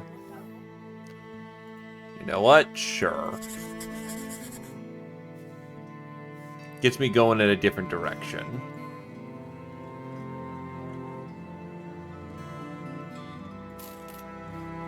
Oh god, fragile flagellant. That's so bad. Iron lungs, but slack. And just badness right there. Alright, let's get moving. Moving right along, ba-ba-dum, ba-ba-dum.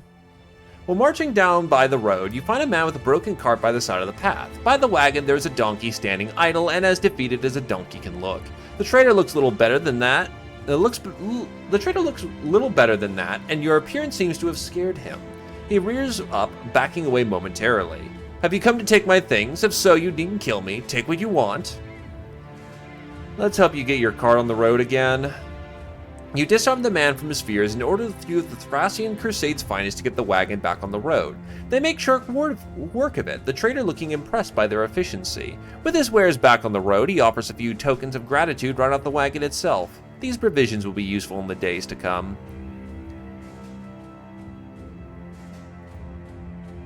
Something bad form to rob rob a caravan while we're escorting one.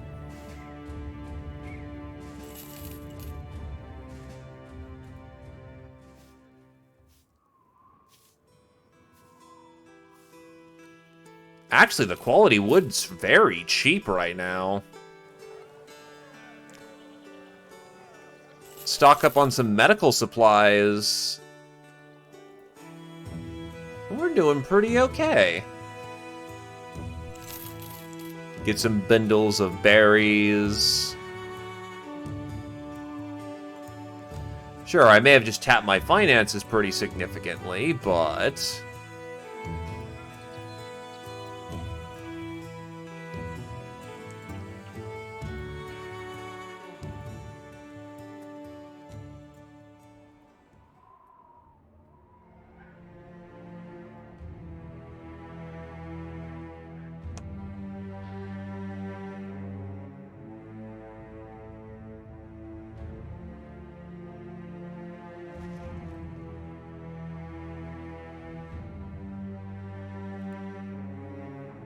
do we have anyone who can grab Rally the Troops?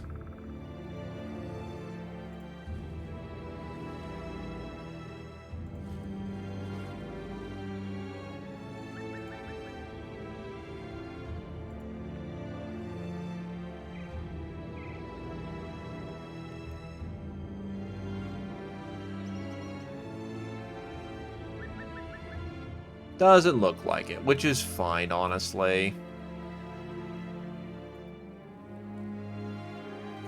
It's a lumberjack who can provide that service.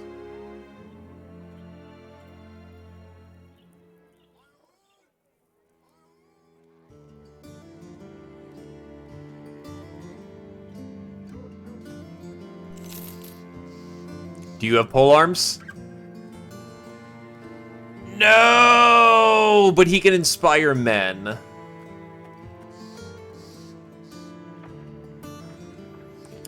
Hell with it, why not?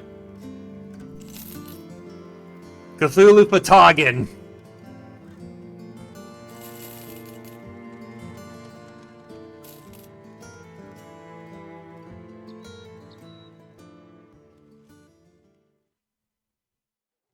He has rallied the troops. Just no polearm. But he does have mind over body.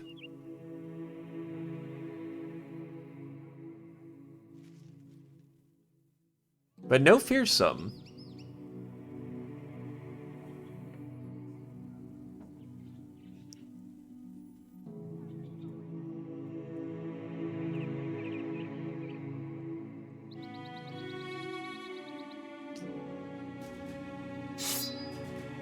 He's not skilled with it, but he can wave the banner around. Scripture is written across their arms in scars. The Coda of Madness. It reads, Thegnui Numwa Davkul Relay Wa Nalg Fatagan. Nin Legle Ri Negui. Singwal Salha Epshog. Quaint.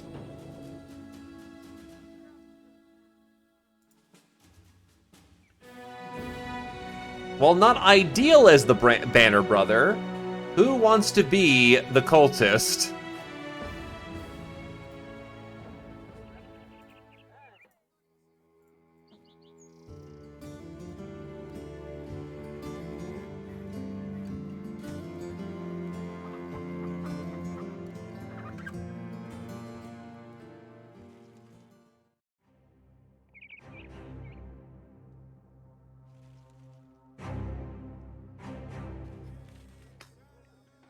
Southbound we go.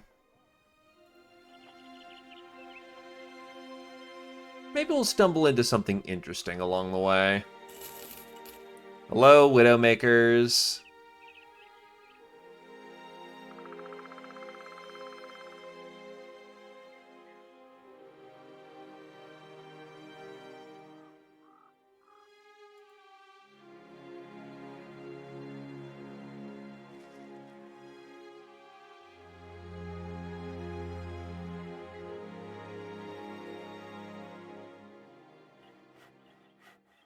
Alp contract, probably.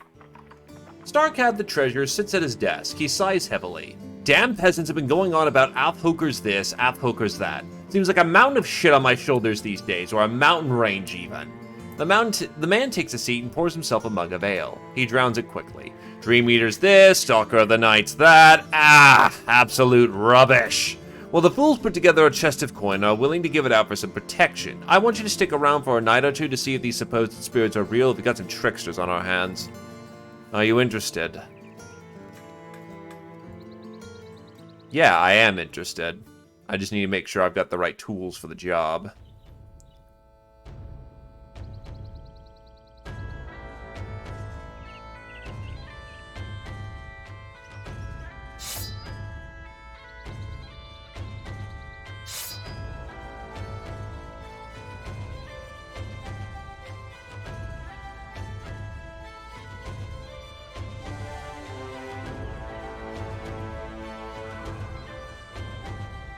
That'll do.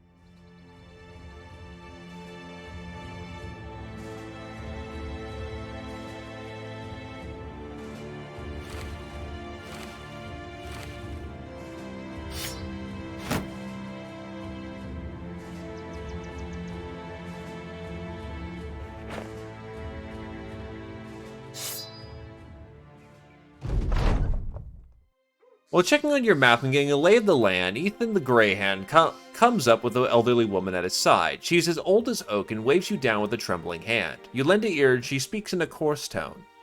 They come at night. She raises a finger. Only at night. They live for corruption, not of the land but of your mind. My mother called them afhawkers. When you find them, you will hear the hissing of your sanity slipping away.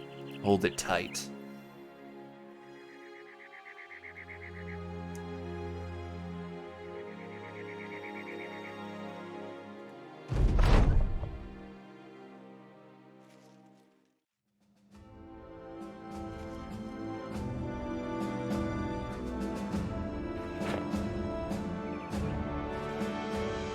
And thus, we continue our training session. While traveling the land, S.A. Koso gets struck by bird shit. It hits their sword hand and splashes crosswise all over their armor. Their arms go wide like chicken wings as he looks at the damage. Bloody hell, just my luck. Yeah, don't dwell on it, let's keep going. S.A. Koso nods. Of course, just ruined my day is all. Ah, well.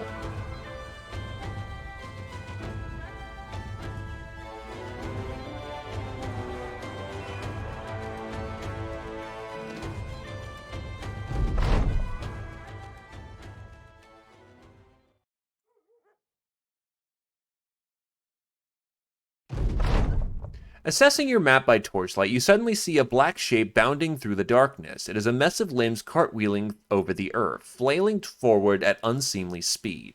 It stalks as low as a snake, yet you hear the choking snarl of someone dying in their sleep. You order the men to arms.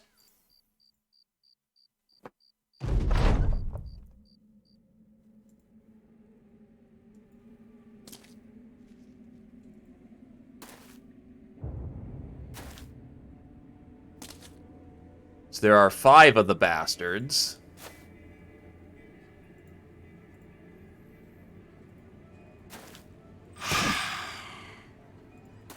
Back into formation.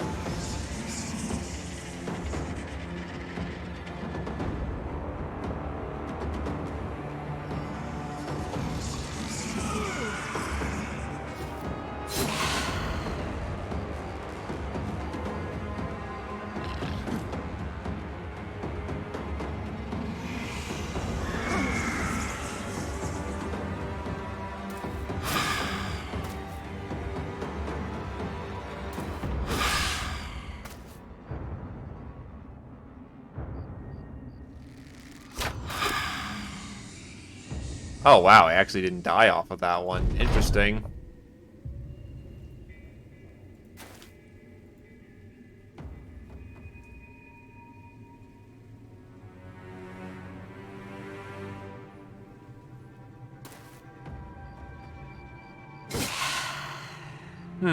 That's very bad.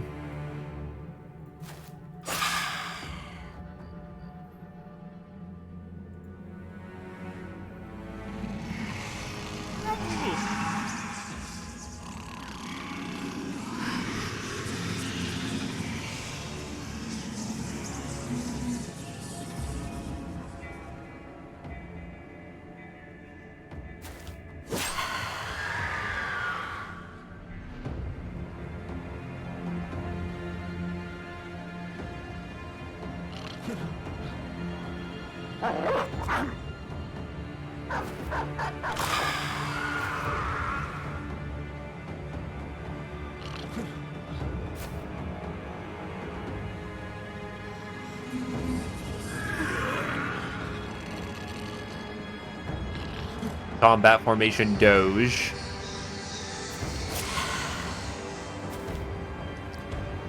Yep, you have been the master of the hound for now.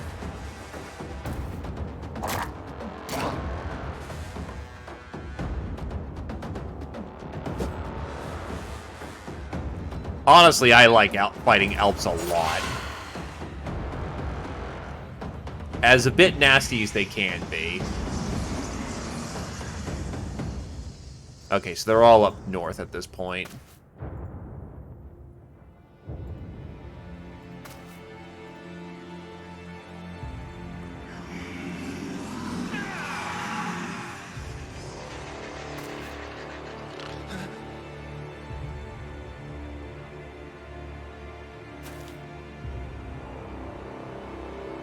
They really are. Now, usually you need, early on, Alps can be a bit miserable to fight because you don't have a lot of dudes. So they will, constantly just sleep and slag the same guy. Once you have enough dudes, usually, yeah, it is just a puzzle fight. Because what they do is that they hit your resolve. This is a very resolve-heavy fight. Now, as Beast Hunters, we basically say, fuck these guys. We know their true nature. We're very good at hunting these kind of things. The important thing is not to overextend. Always be in formation. They have no zone of control. Because they're wispy little things.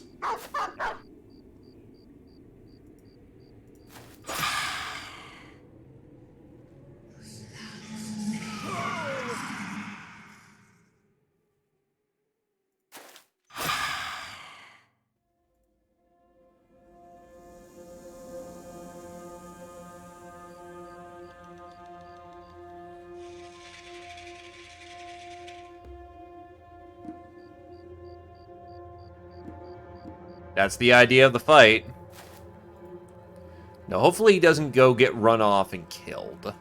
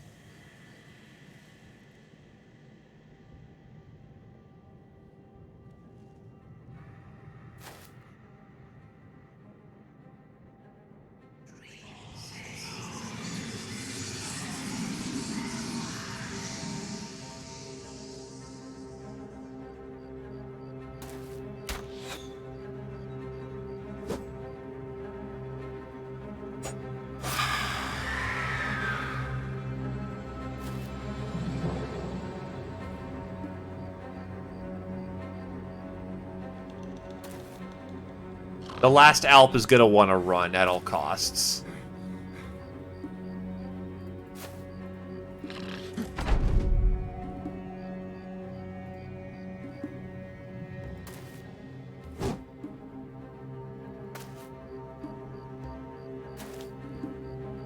It may just be better to let him go, honestly.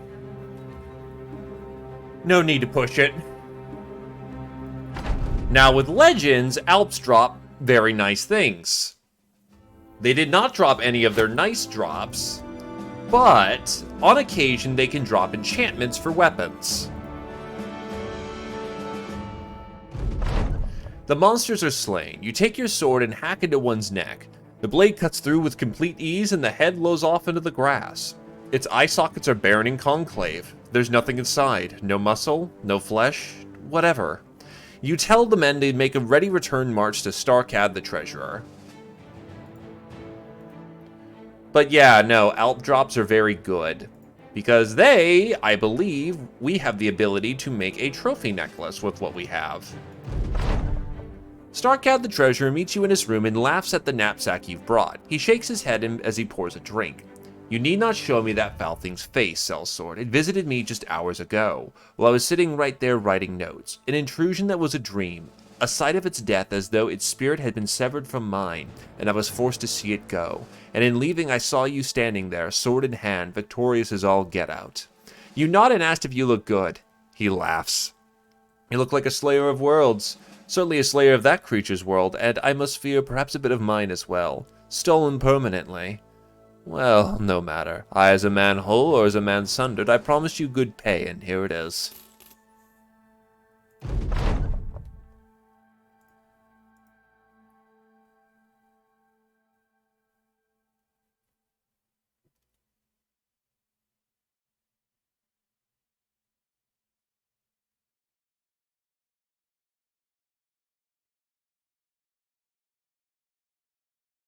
I'll see if I can't get to Grafenhaven and then from there, work from there. The other way that you can just chump Alps on your own is if you have mind-resisting effects or otherwise are immune to mind effects.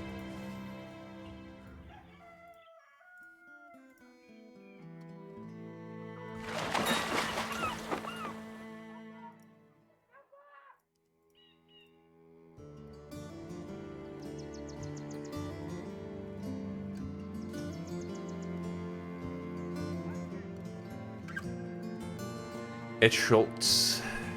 It's Schultz is up there, and it does have a taxidermist. Fine, I'll take your cargo.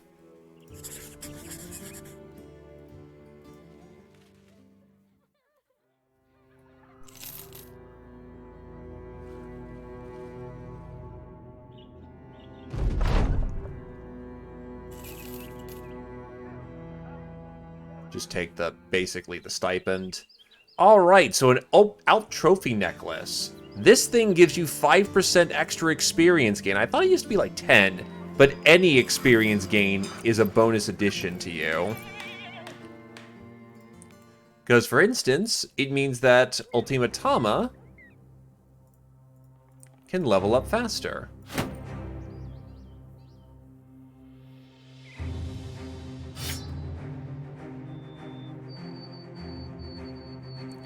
Oh, you actually have a good working flail now. Oh, wait, that's a two-handed flail. I'm like, when did I get that? Simple, I've had it.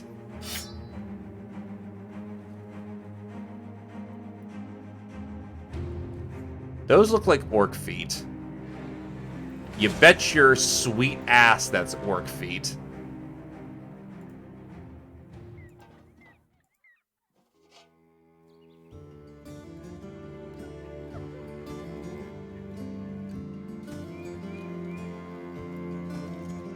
Get you some crowns, or go caravanning.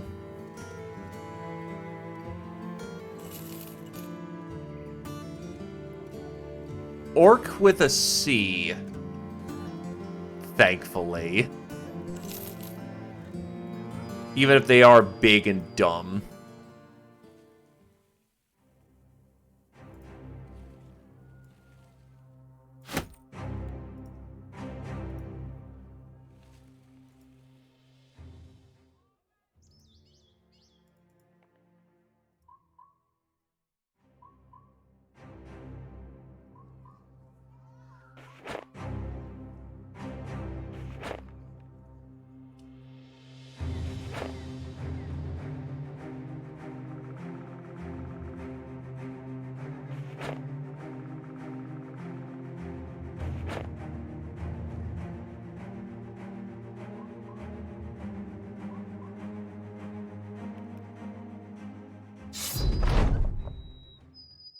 That is a Goblin Raider trying to just barrel right into me.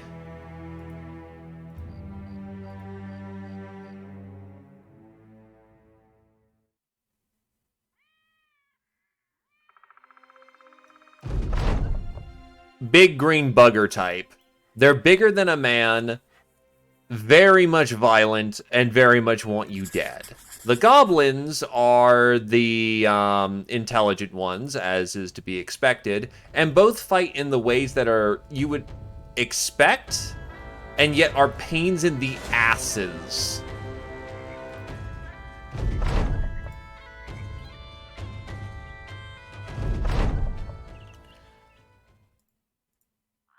That is a lot of dudes.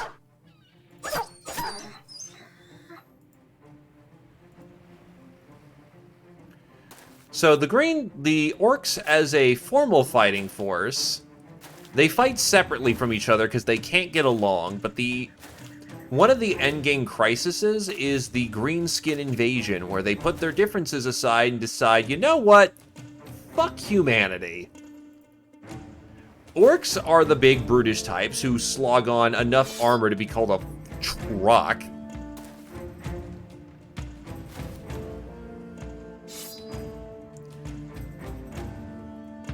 Let's see, who do I want to just drop you?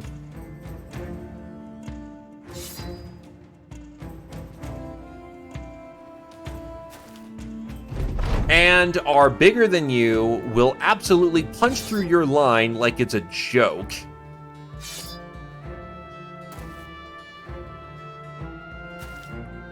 And if you let them in, well, you can certainly hurt them, they just don't care. The best way to deal with them is that kill their young first by, they send in the young as meat shields, but are very susceptible to arrow fire. Shoot them until they stop moving. After that, the heavy armor troops you need hammers for. There is no two ways about it. They are just too well fortified.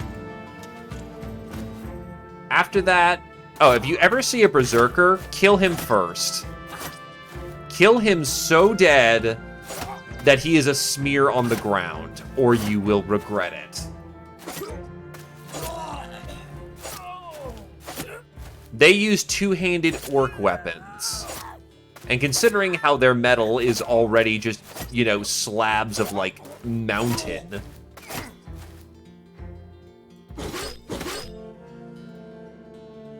Yeah, the not good situation to be caught in.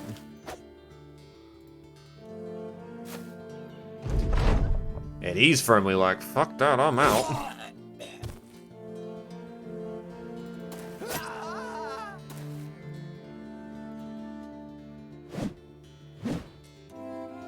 Gobos, on the other hand, invented a novel concept called camouflage.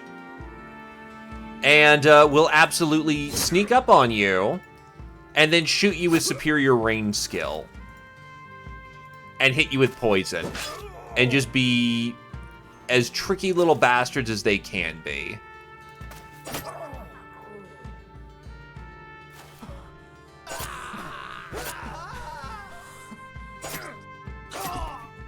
They use nets, they use bleeding, because in a stand-up fight, even a spear can pulp them comfortably.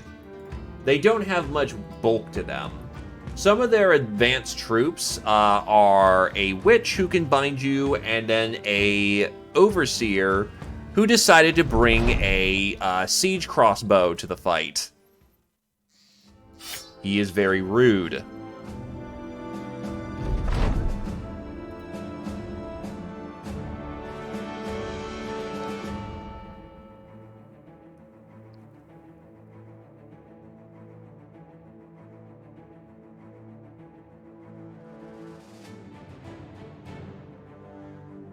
Cheer on. Use your way with song to cheer on an ally. Grants 2 action points for the cost of 4. Can only be used with instrument or the banner, which he is using. Interesting level, actually.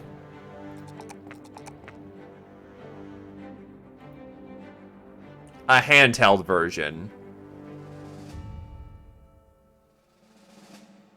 Did we get the one-handed flail? No. Oh, yeah, we did. That actually is going to hurt people.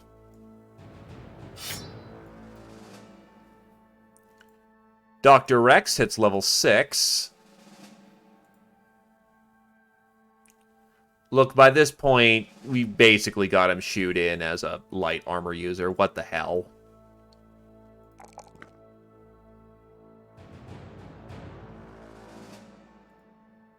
First of all, what perks can he get? Stack, footwork, bloodlust, utilitarian, opportunist. Every time you stand over an enemy's corpse, gain 1 ammo and restore 4 action points. That's interesting. 2 for 1. Practice in spear handling has taught you to strike in the most efficient way possible. When using a spear, action point cost of thrust, prong, and glaive slash are reduced by 1. That means he can get 3 stabs out a turn. Holy shit.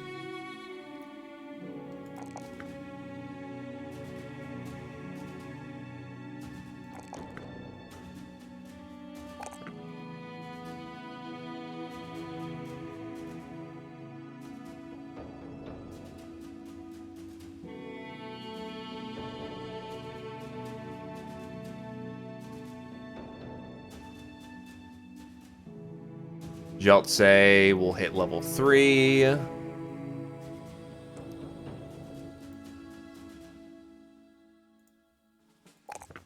Fantastic health level, which she needs.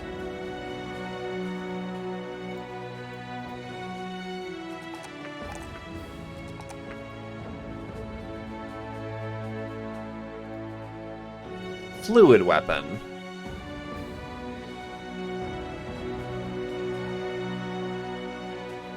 Well, actually, no, I'll give her... Oof, there's a lot of stuff she could be using.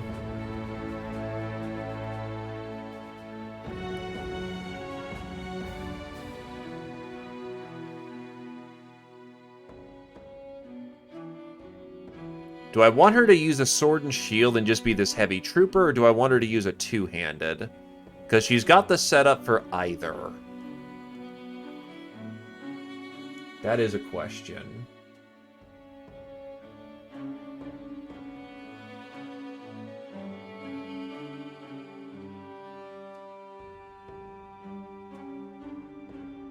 She's got Shield Expert. I'll have her take advantage of being able to use it.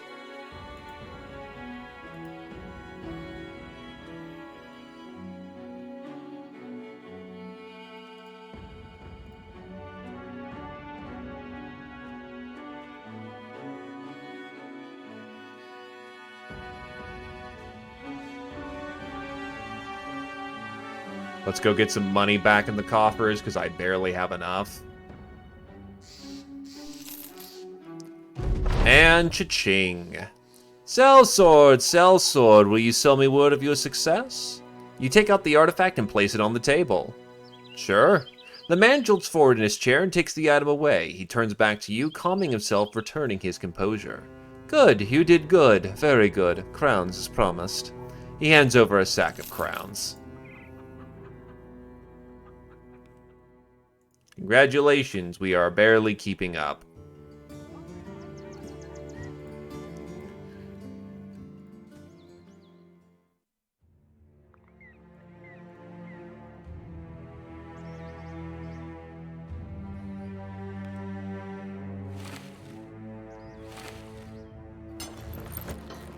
We are, however, beginning to armor up.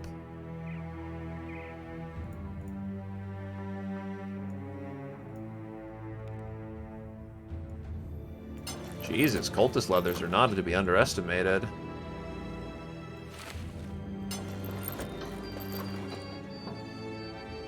Alright.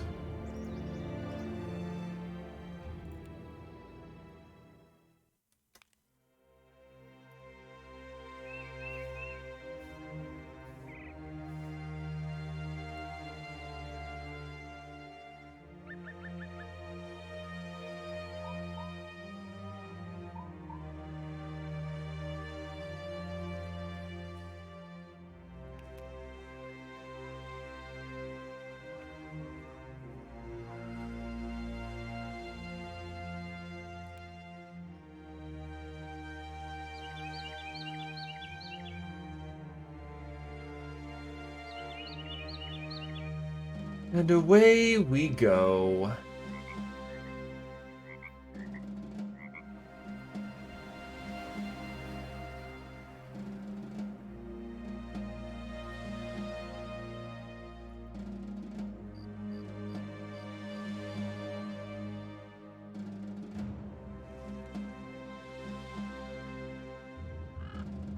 The hell?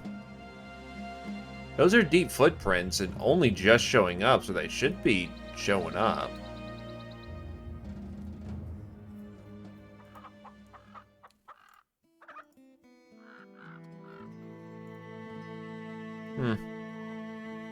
Newick is very far south, so let's not.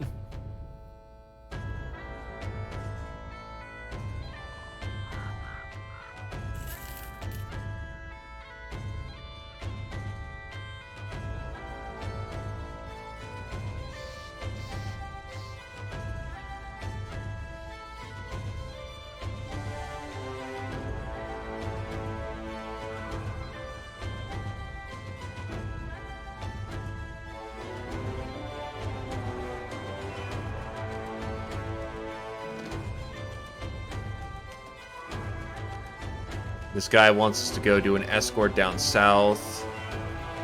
But they are buying lumber for good. So let's see. How much do they want my wood for? Not as much as it looks, honestly. Probably because the town's got a lot of bad effects going on. Yeah. Can I take a skip down to Newick?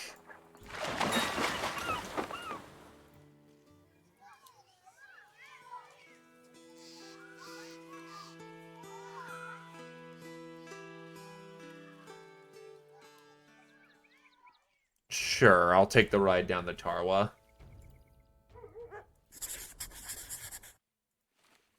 I will say, this map is odd, just for the simple fact of... Oh, dude, that's a whole lot of things going on down there. Can we, like, can we, God fucking damn it, let me do a thing. Okay, this is a fight. This is a fight.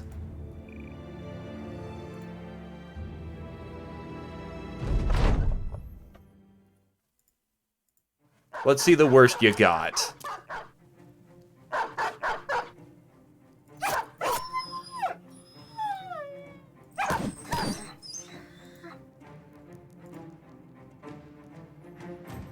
Now, unfortunately, for the sake of our contract, dog heads do not count as heads to collect.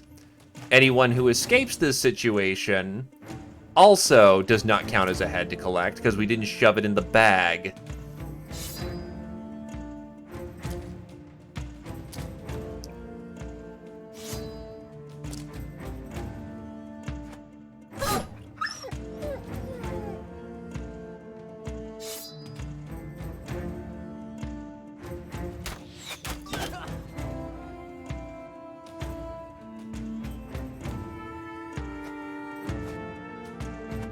But with an actual fight and some salvage, this actually may turn out to be profitable.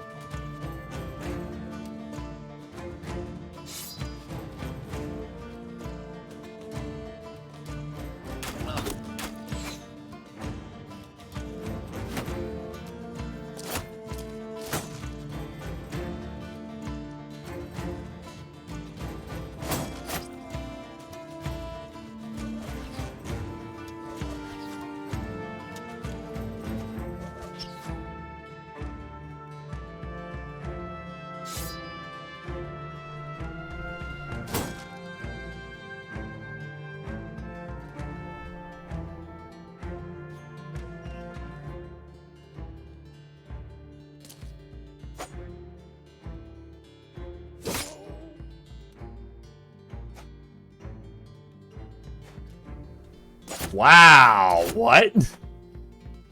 Damn, son, you really just fucking gave up that quickly.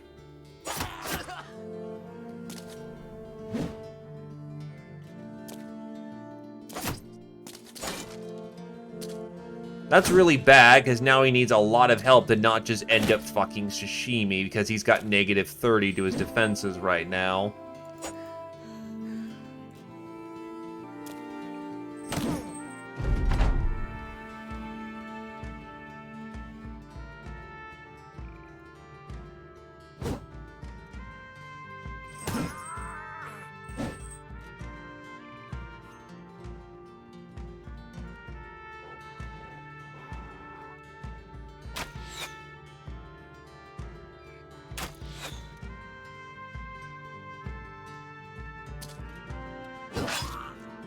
That was a face cut, and he's basically fucked.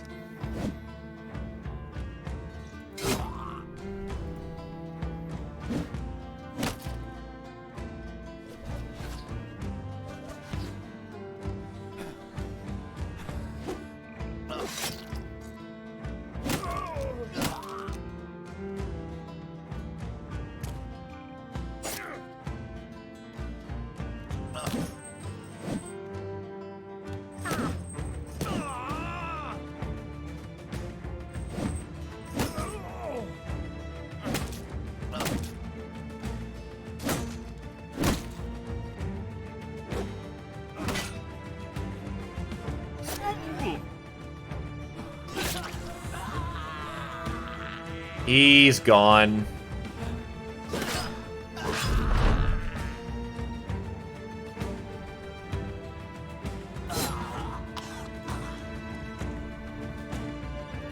And this is why we don't skip on our resolve, kids.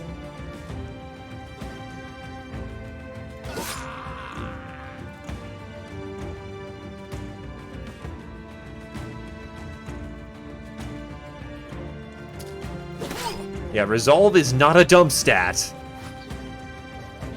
I was working on getting him with Rally the Troops, because Rally the Troops would have saved his life, but it just did not come fast enough, unfortunately.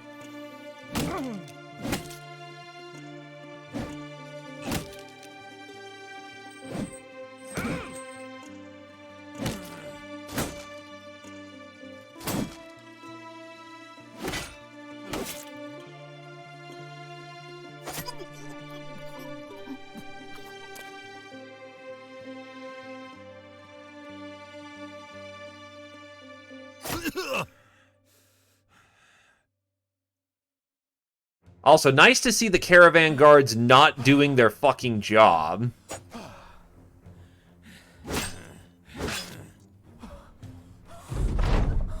Literally just leaving me to die.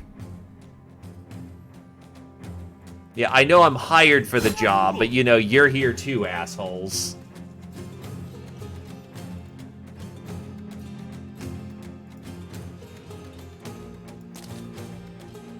Oh, sometimes they're great. Like, sometimes they can save a fight. But you're not wrong, Payu Bro. Sometimes they are wet dog shit.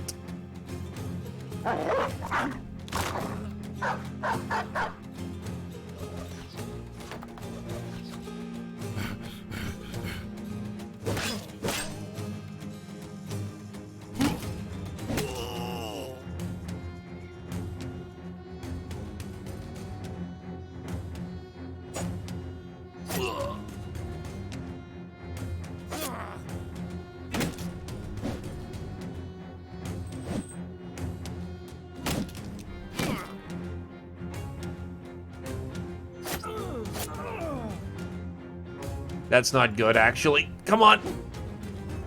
That was very nerve-wracking there for a moment.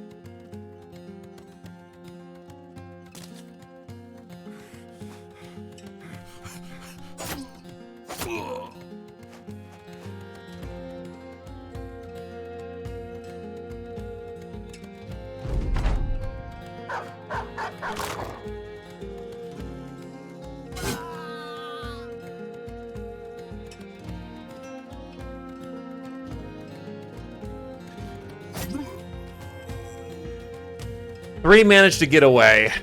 And we also got pretty fucked up in this fight, which is not great.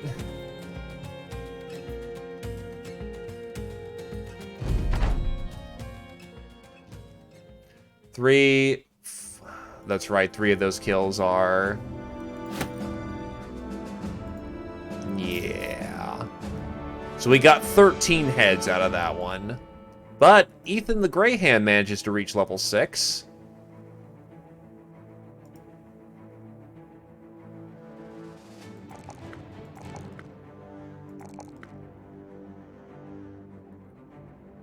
We lost the guy who was trying to go for special potential, unfortunately.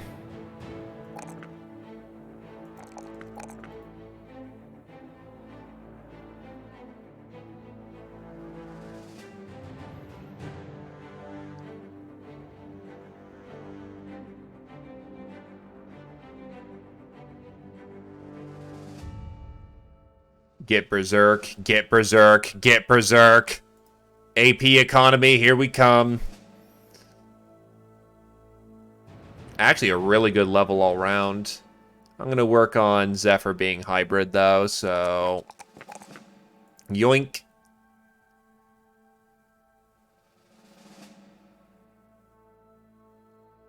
You do not have Berserk, unfortunately, or Clarity.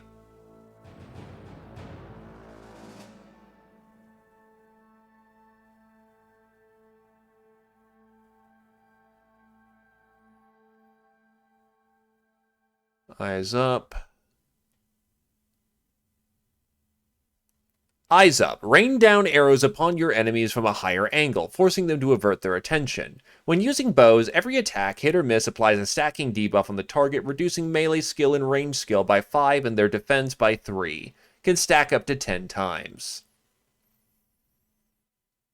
Or free to... Nah, I'm going to go with eyes up. You're already shooting, so you should try to do what you can for that. Just got rally the troops. Ouch. Get back in there or I'll kill you myself.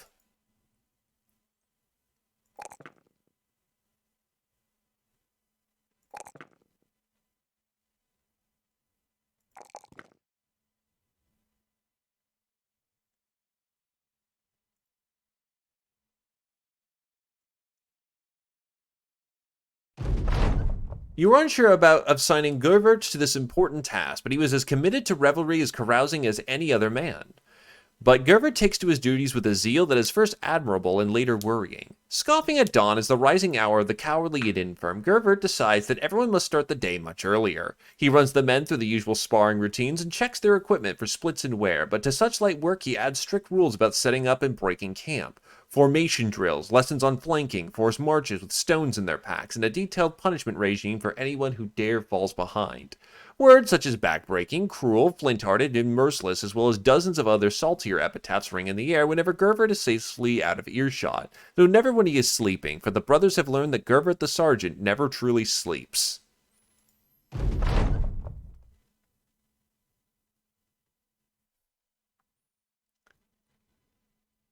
All of these suck. All of these suck. All of these suck. You need, what, 1,000 for Noble, or is it 2,000? You need to double check on that one, or else we'll be stuck with this ambition for a long time. Allied Nobles is... I'll make Nobles aware. And that is 1,000.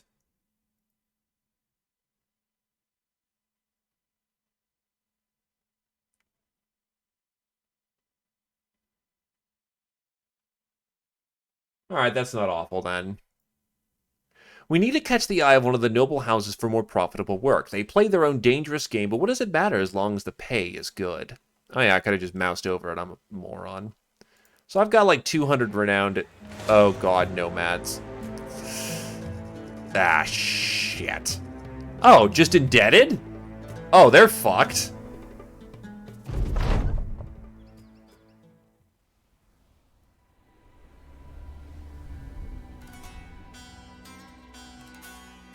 You're too wounded to participate in this combat.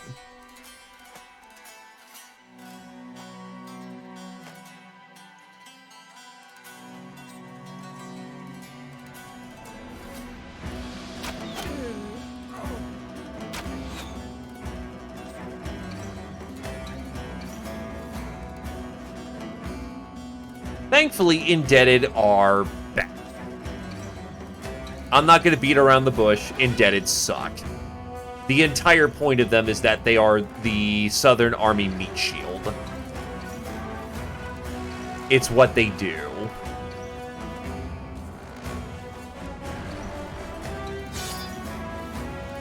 And yes, the music's awesome down south.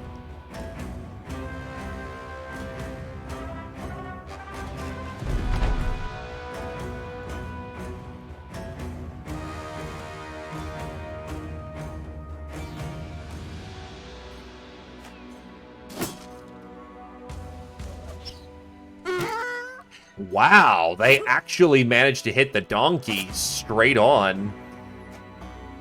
That's... I'm not even going to give him shit. That's impressive.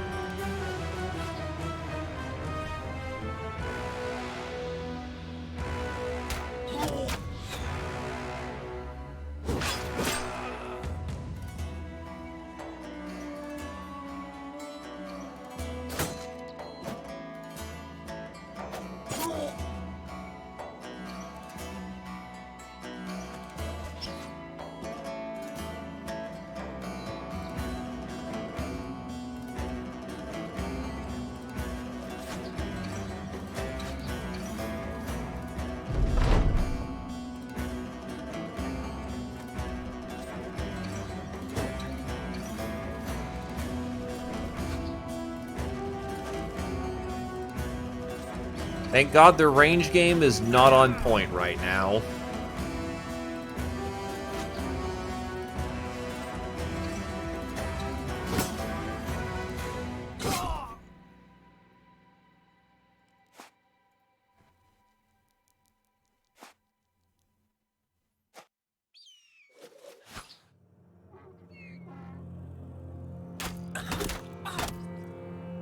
Unfortunately, their armor is nothing to scoff at.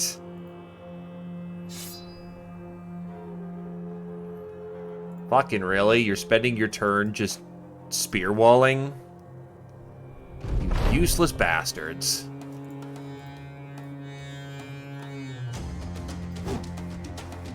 I still find it interesting, though, that the Nomads use Indebted. Maybe it's just the fact that, you know, that's how the modded contract generation works. Or rather, the enemy force composition works, but usually Nomads don't have Indebted. For the simple reason of, you know, they're kind of protesting their government, you know, using slavery.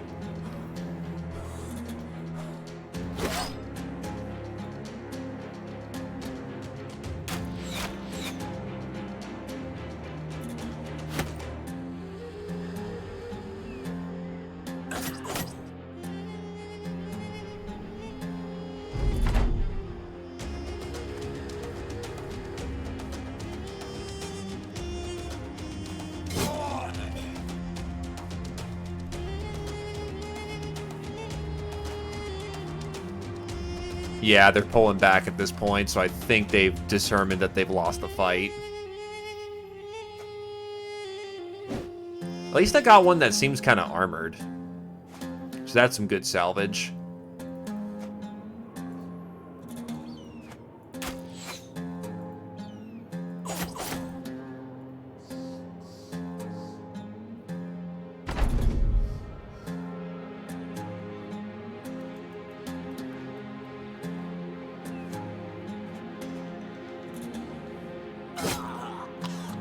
It's over. And that was probably enough kills to actually meet my kill quota. So, yeah, we take those.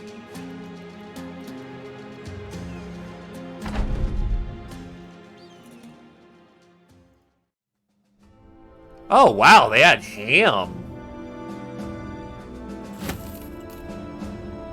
We like ham.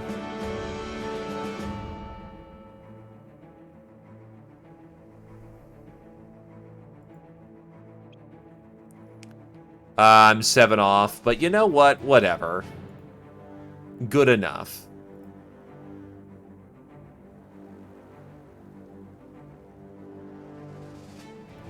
I also don't have any more missiles. Okay, I had enough just to reload.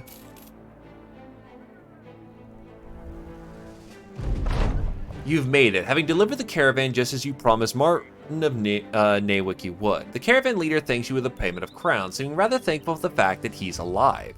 Briefly regaling you of a tale when he barely escaped an ambush by brigands. You nod as if you give two shits about what's happened to this man.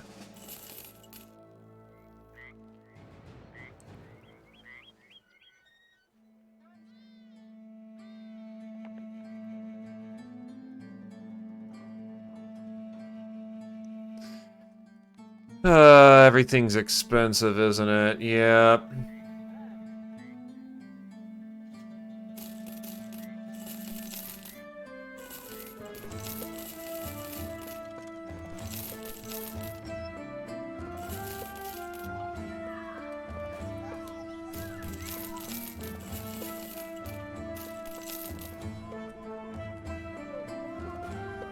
We have enough food to get back north, and maybe enough ammunition.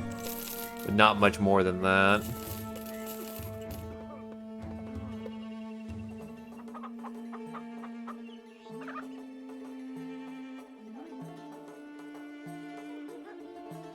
Dervish. The Dervish is a religious background that enters an almost trance-like state combat. Alright, Legends added new stuff.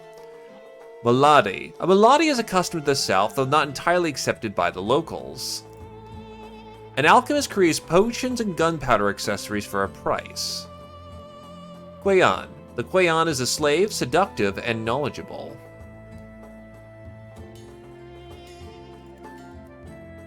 Manhunter. Manhunters are used to hunting down people in the rough environment of the south. And we can always buy slaves.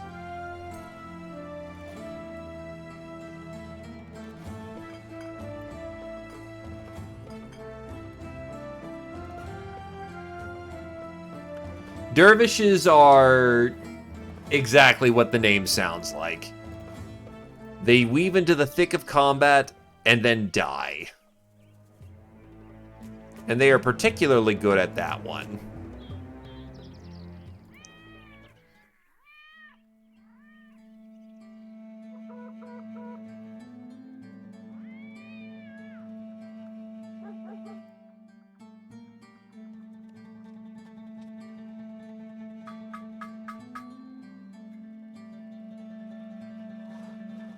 Adan al-Sawal of Tarwa is sitting on what appears to be the ledge of a sauna, but his feet are buried in the hands of women laying in what is some sort of indoor aqueduct. They are using reeds to breathe, and from what you can tell, they are massaging the man's feet. It is an absurd sight, but the vizier pays it about as much mind as he does you. Ah, the crownling arrives. We desire, as we've always desired, the scales of serpents of which we used to gild our luxuries. These scales can be found upon serpents, who themselves, yes, can be found of here, in the, wetlands. The man leans back and briefly raises his toes out of the water. They wiggle as he stares at you. The offer is 410 crowns. Are you in agreement with such a fine, fair offer? The other job is...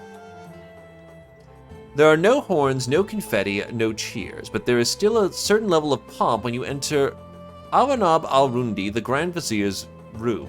It is so decorated with golds and silvers, intricate jewelry made from genuine craftsmen, and a harem of nothing but the most attractive women, that one cannot help be spurred to do whatever is asked, if only to have a chance to partake in the seeming day-to-day festivities.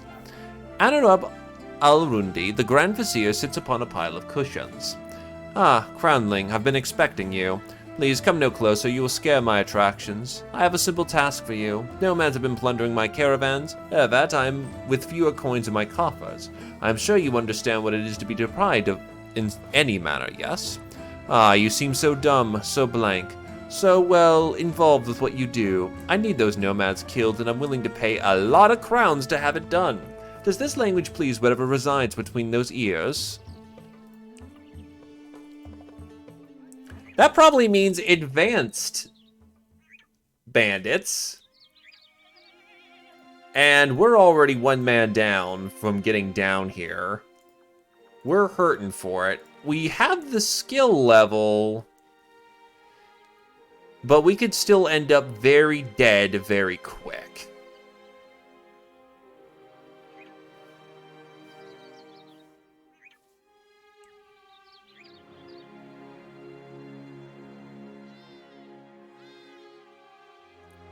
Alrighty, I think that's probably a good point. I think that's a good point to hang up my hat, because unfortunately Battle Brothers is one of those games where I get going and then I don't stop, because it is very easy to lose yourself in just one more contract. Just one more contract. Just one more contract.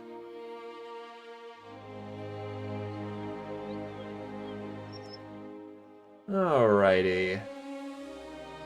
Let's see. Who to pass it down to?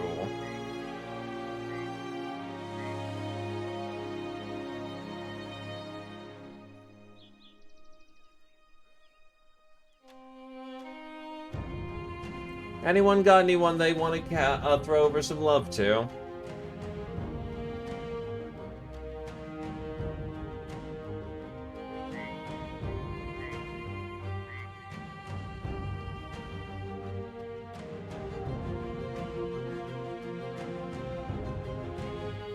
Anyone they want to pass down a raid to?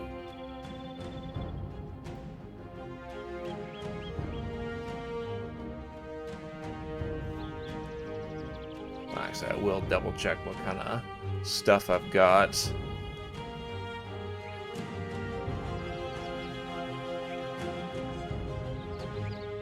Thank you for coming on down.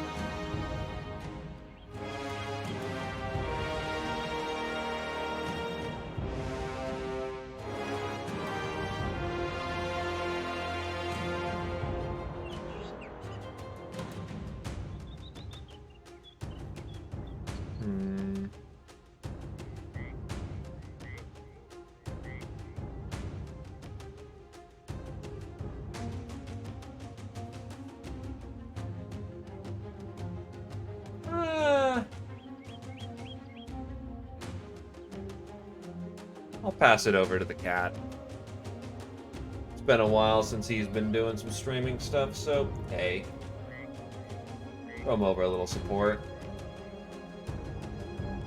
In either case, thanks for coming on down, and I hope everyone had a good evening. I'll be picking this back up on Friday, and on the Wednesday I'll be doing some more old com mods. The suffering will be had. Either case, have yourself a good evening. Bye-bye.